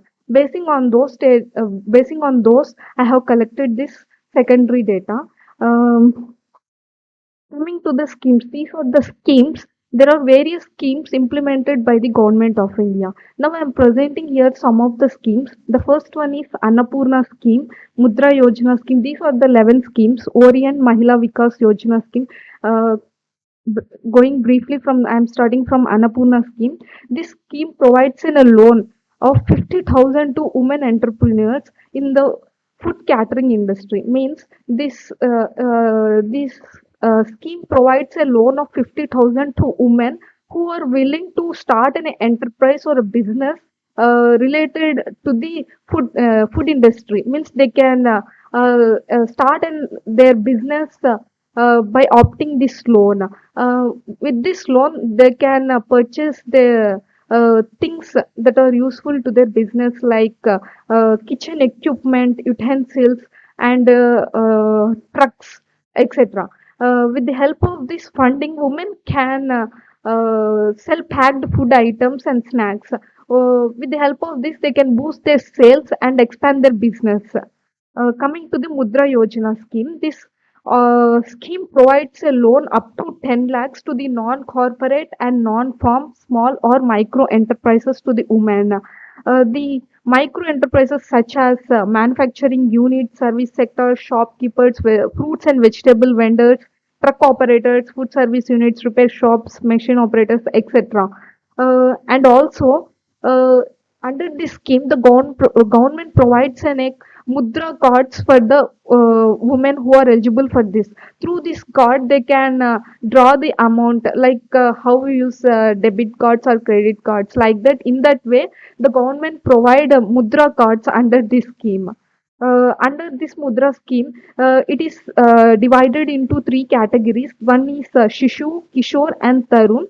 Shishu provides a loan of up to 50,000 for new startups and for new startups of the business. And Kishore gives a loan up to 50,000 to 5 lakh rupees for expansion. Means and for the expansion of their existing business. This Kishore gives a loan for the already existing business people, and Tarun gives up to 10 lakh, from 5 lakh to 10 lakh loan will be given to the women.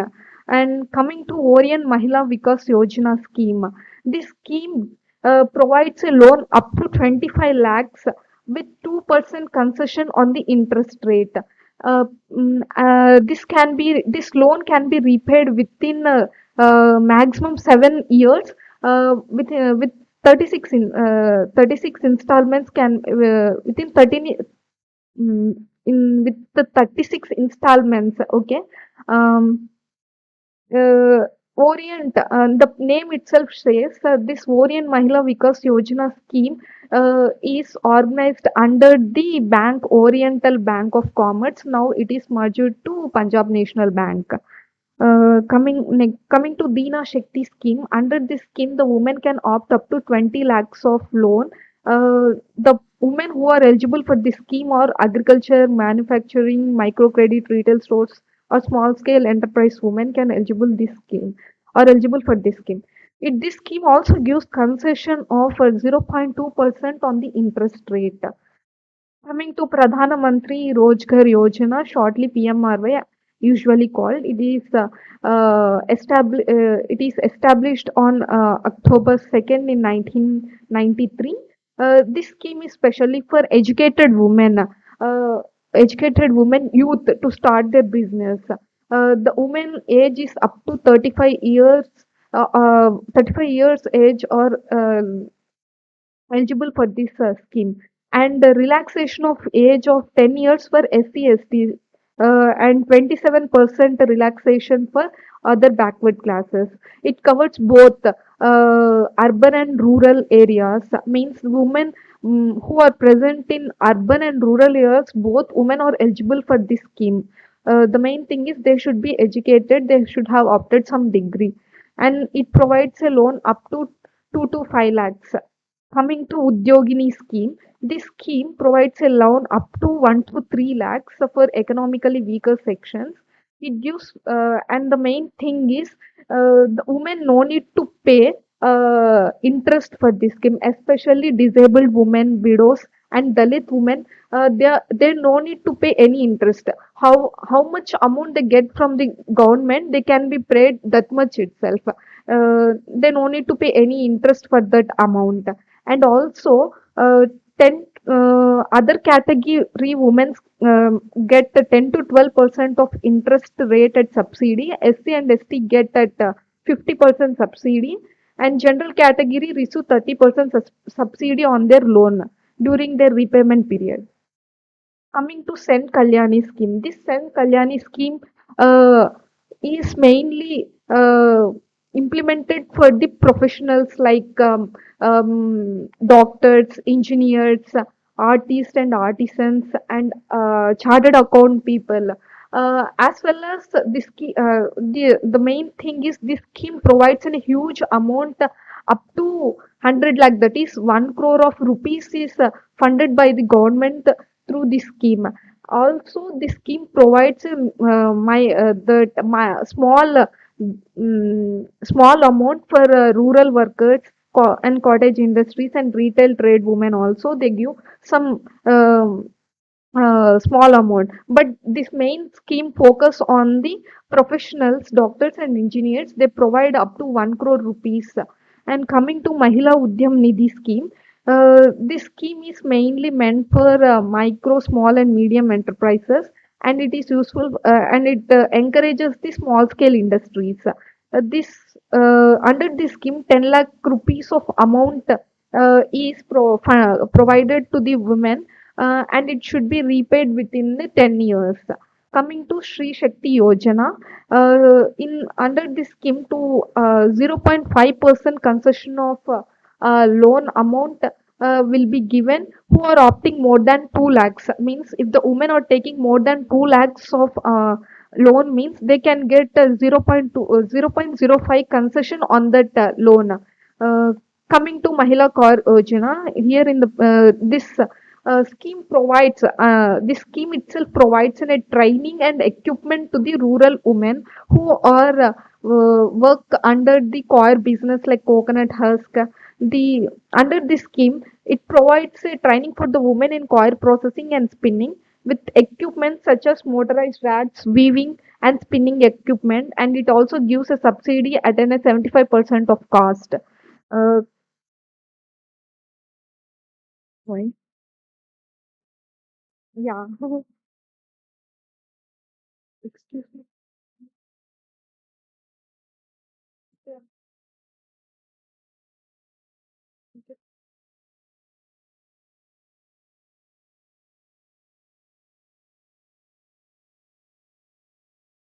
Sorry for the interruption.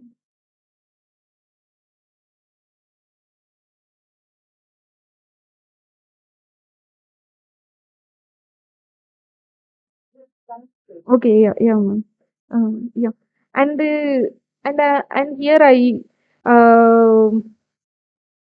shown, yeah, and here presenting the advantages for the women under this scheme. Entrepreneurship is advantageous for women in several ways, and mostly these advantages are in the form of professional and personal. Women can improve their with the help of this scheme. Women can improve their economic condition. So they no need to depend on their family or some other people. Government itself is providing funding to the people. So what I conclude is that the present the government is providing loans for the women, but many women are not aware of those schemes. Even I am educated, I too don't know about these schemes. When I came across this study, I have known these schemes. Government should uh, give some awareness programs like advertisements through social media or television, etc., or through like ICDS centers or there, no, under through that they should provide some awareness for the regarding these schemes, so that women can know about these schemes and opt those schemes. Presently what I say, basing on the secondary data, is government is functioning well on those schemes. Mm. Thank you for giving me this opportunity. Thank you, one and all. Yeah. So Miss Maunika has highlighted the what are the schemes that are available, government schemes for women empowerment. So you can utilize all these schemes and whatever are eligible, and you can also become self-employed, or it might be you can start a unit. Even for rural people, we are having up to 3 crores of PM Yojana fund is there for having starting a rural businesses like cattle business and goats business like that. So provided which volume of business that they want to do it for all this dairy farms. So up to 5 crores they are going to get it. So there is no depth of capital if you don't have a even financial ability to you. So you can utilize these funding schemes, and then you can empower yourself, and economically you can get development. So here we are. I'm here concluding this session. So like what strategies that we can develop ourselves, and what lifestyle that we have to follow, so that we are going to have a work life balance. So in my life, I was married at the young age of 18 years and had a child and got seat in engineering. So my parents encouraged to take up the engineering education. But I had to balance. So I had to look after the child, and then I had to go for the college regularly, and then I had to listen, and I had to write the exams. There is a lot of stress, but my parents helped me a lot in bringing up the children. So I could able to complete my graduation, post graduation, and PhD. Now I am standing here as a professor in the Department of Business Management. Your willpower make you to drive, and if you are having a family support, no problem at all. So my in-laws side, they won't say no. but they won't help us. The parent side, they will help us. Only the support difference will be there. We have to balance both in-laws culture and parents culture. I have studied along with my children. Yeah, that was happened. So because my father was the role model for me, and he insisted to continue my studies after marriage. His dream is to see me as a professional in one of the reputed organizations. So that is enough for me. That drive is enough for me to reach this particular goal. If we could not do work-life balance, what will happen?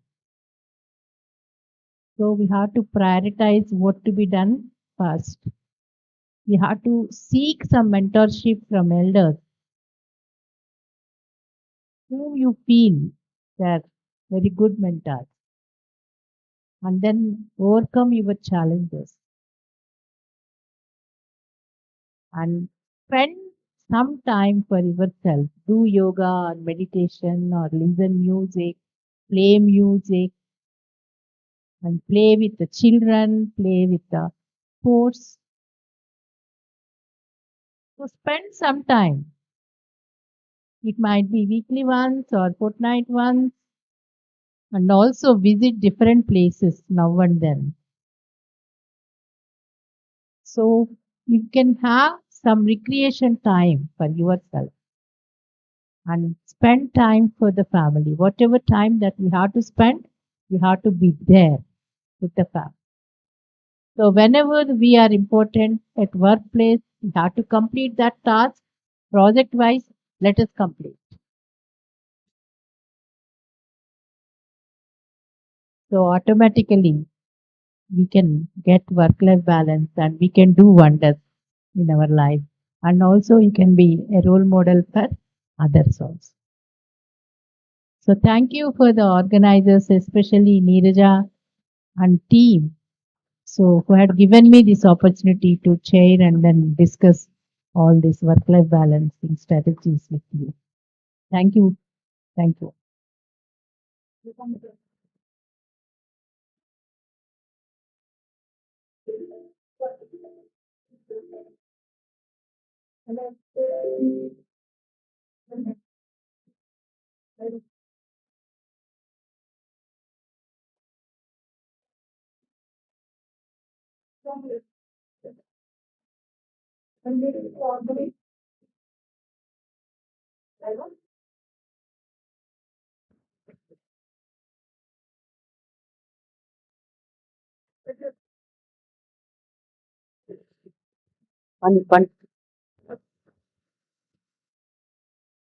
Good evening, everyone.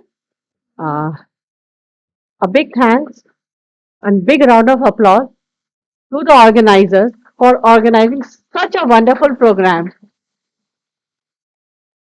Uh, I came to Tirupati. I cannot attend the temple, but whatever I have learned from here is nothing less than visiting a temple. It is that important for me. Thank you, everyone. Thank you, the organizer. Thank you, ma'am.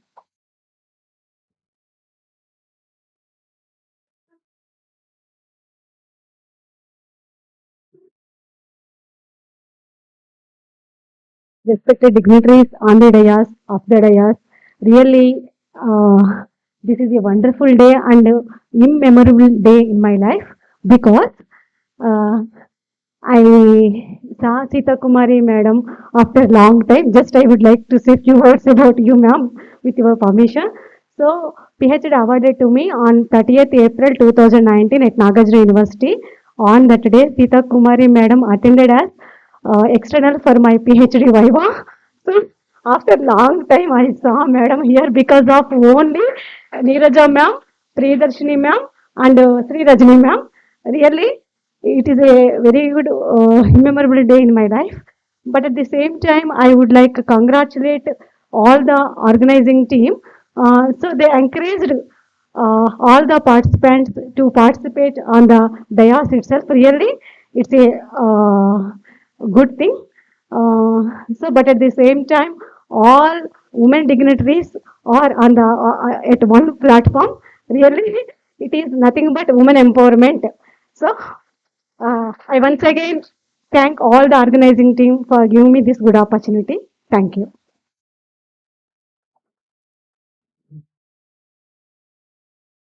We request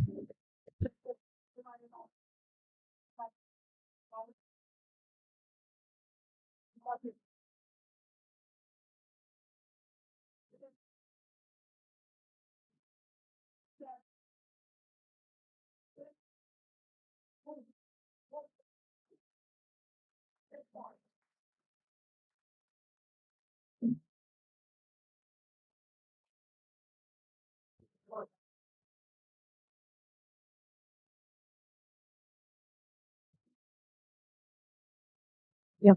Well, good evening to everyone. We feel it very pleasure to attend this seminar. Actually, the theme of the seminar is same, but we got a chance to hear the concepts in different angles because different speakers they have given their own opinions. That was a pleasure thing and happiest thing.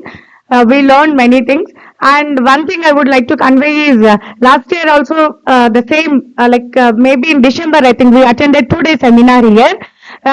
We feel it as a home town అని చెప్పచ్చేమో అంటే తిరుపతిలో seminar అంటే మేము కానీ మా students కానీ పరిగెత్తుకు వచ్చేస్తారంట madam వెళ్దాం వెళ్దాం వెళ్దాం అక్కడ నీరజ మేడం ఉన్నారు రజనీ మేడం ఉన్నారు ఇందిరా మేడం సీతా మేడం ఉన్నారు మనం వెళ్ళిపోదాం we got many other seminar proposals to attend indoor some other places but our students they are not interested if I say Tirupati seminar they'll get ready because the hospitality we receive here is utmost I feel very thankful to you all ma'am organizers who are sitting here we see unique platform here seeing all women on same stage last year also we felt the same this year also we felt the same and even the accommodation also very important right whenever we go outside accommodation is very important in that angle also we receive nice accommodation we are very happy we are very safe here that's it I would like to convey thank you so much ma'am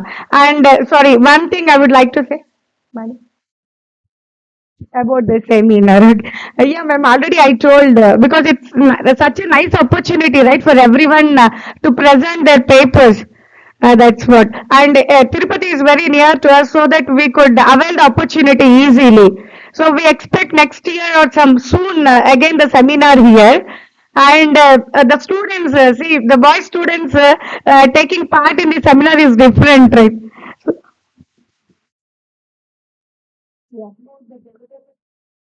Yeah, everybody has given nice presentations, right?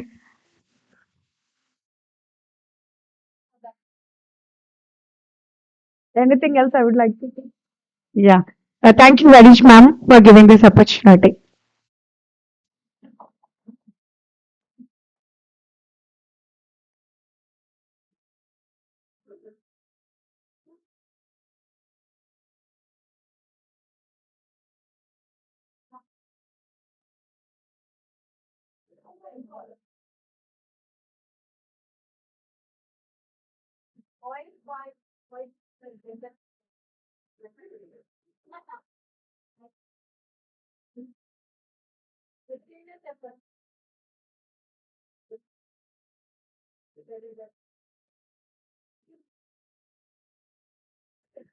Good evening everyone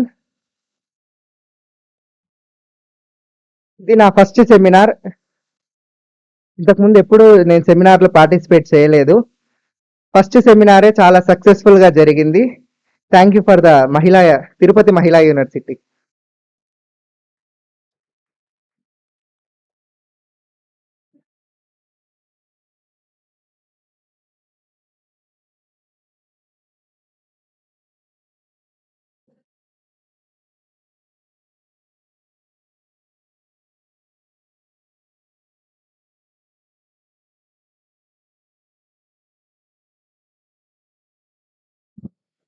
First of all, thanks for giving this opportunity.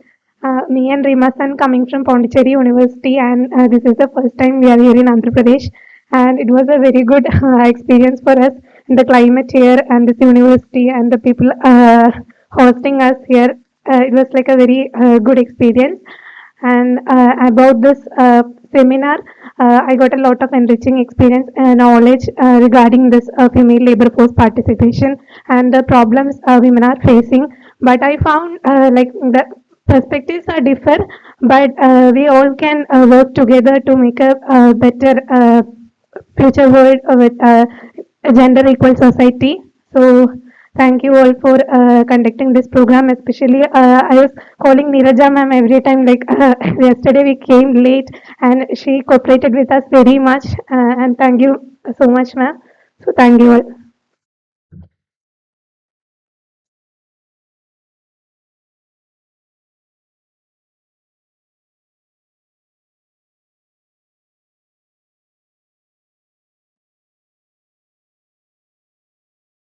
Good evening everybody myself మౌనిక ఫ్రమ్ అనంతపురం. అనంతపురంలో మేము నేను ఇంతకుముందు ఒక 2-3 seminars ఇచ్చాను. But this seminar was very special అనమాట. Only women కాకోకుండా మెన్ కూడా పార్టిసిపేట్ చేయడం చాలా హ్యాపీగా ఉంది. అండ్ ఇక్కడికి వచ్చిన తర్వాత ఉమెన్ పైన ఉన్న భయాలు కానీ, ఉమెన్ ఏం చేయగలరు, ఇంతమంది ఉమెన్ ఎంత మంచి ప్లేసెస్ లో ఉన్నారు, so we can also do something అనేది నేను ఇక్కడికి వచ్చినాక నేర్చుకున్నాను. అదొక కొతుకుండేదనమాట లోపల. మనం వెళ్ళగలమా, మనం చేయగలమా, ఎప్పుడు మెన్నే కదా ఉండేది పవర్ఫుల్ ప్లేసెస్ లో, can a women can be అనే క్వశ్చన్ ఉండింది. కానీ ఇక్కడికి వచ్చిన తర్వాత ఈ సెమినార్ అటెండ్ చేసిన తర్వాత yes we can also do that అనే కాన్ఫిడెన్స్ అనేది వచ్చింది. Thank you for everyone with cooperating with this. Thank you.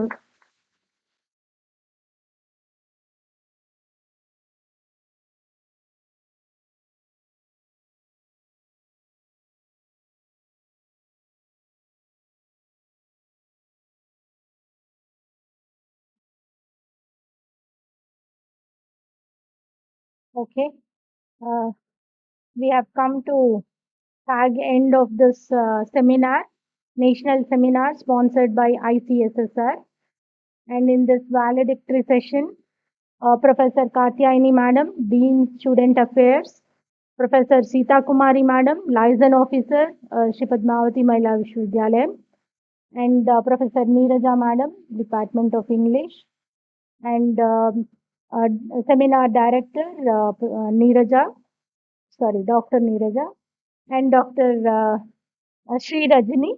A very good morning to all the participants. I thank each and every one for your active participation, and all the students for your patience listening here, and the insightful presentations by all the presenters. And I think the seminar was fruitful and helpful in arriving at certain recommendations which are constructive and which are essential to bridge the gender gap at workplace. The suggestive recommendations are government must address safety at workplace, cybercrime and working conditions at workplace, and gender sensitivity and unconscious bias training for both employees and employers has to be given. So certain more recommendations in various sessions has been given in the deliberations, but we have taken these two, and I'll address all those, while reporting to ICSSR. And the organizers are happy to announce 4 Best Paper Awards. And now I invite awardees to receive the certificates. I'll list out the names and please come and take the awards. And first of all, I call upon Dr. Nidhi Kulshrestha,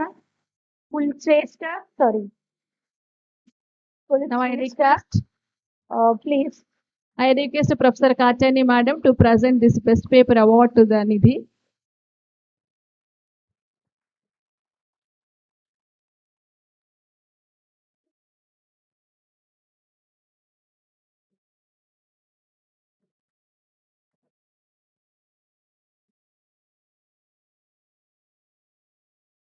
Next, Asha, P. Asha, is she here? Asha? P. Asha. Okay. Then Johnny, Yeah. Johnny. I request Sita madam. I request John, Sita madam to present the award. John Soni. Soni. John Soni. Sorry. Jonna Soni. Sorry.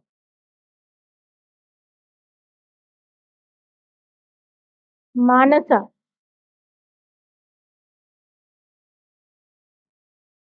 K. Manasa. Yes.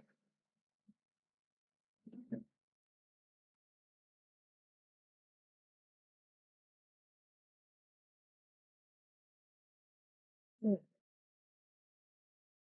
Yes. Finally, I thank all the participants once again for your support in successful conduct of the seminar. Yes, ma'am.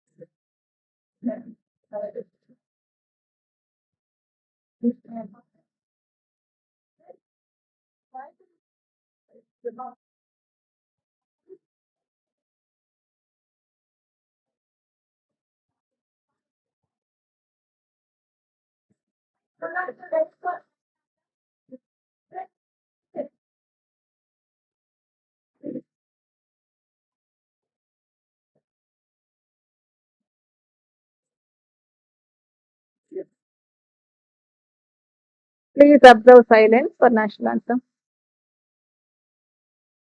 Jana Gana मन अधिनायक जय हे भारत भाग्य विधाता पंजाब सिंध गुजरात मराठा द्राविड उत्कल वंगा विंध्य हिमाचल यमुना गंगा उज्जल जलधि तरंगा तव शुभ नामे जागे तव शुभाशिष मागे गाहे तव जय गादा जन गण मंगलदायक जय हे भारत भाग्य विधाता जय हे जय हे जय हे जय जय जय जय हे जय हिंद।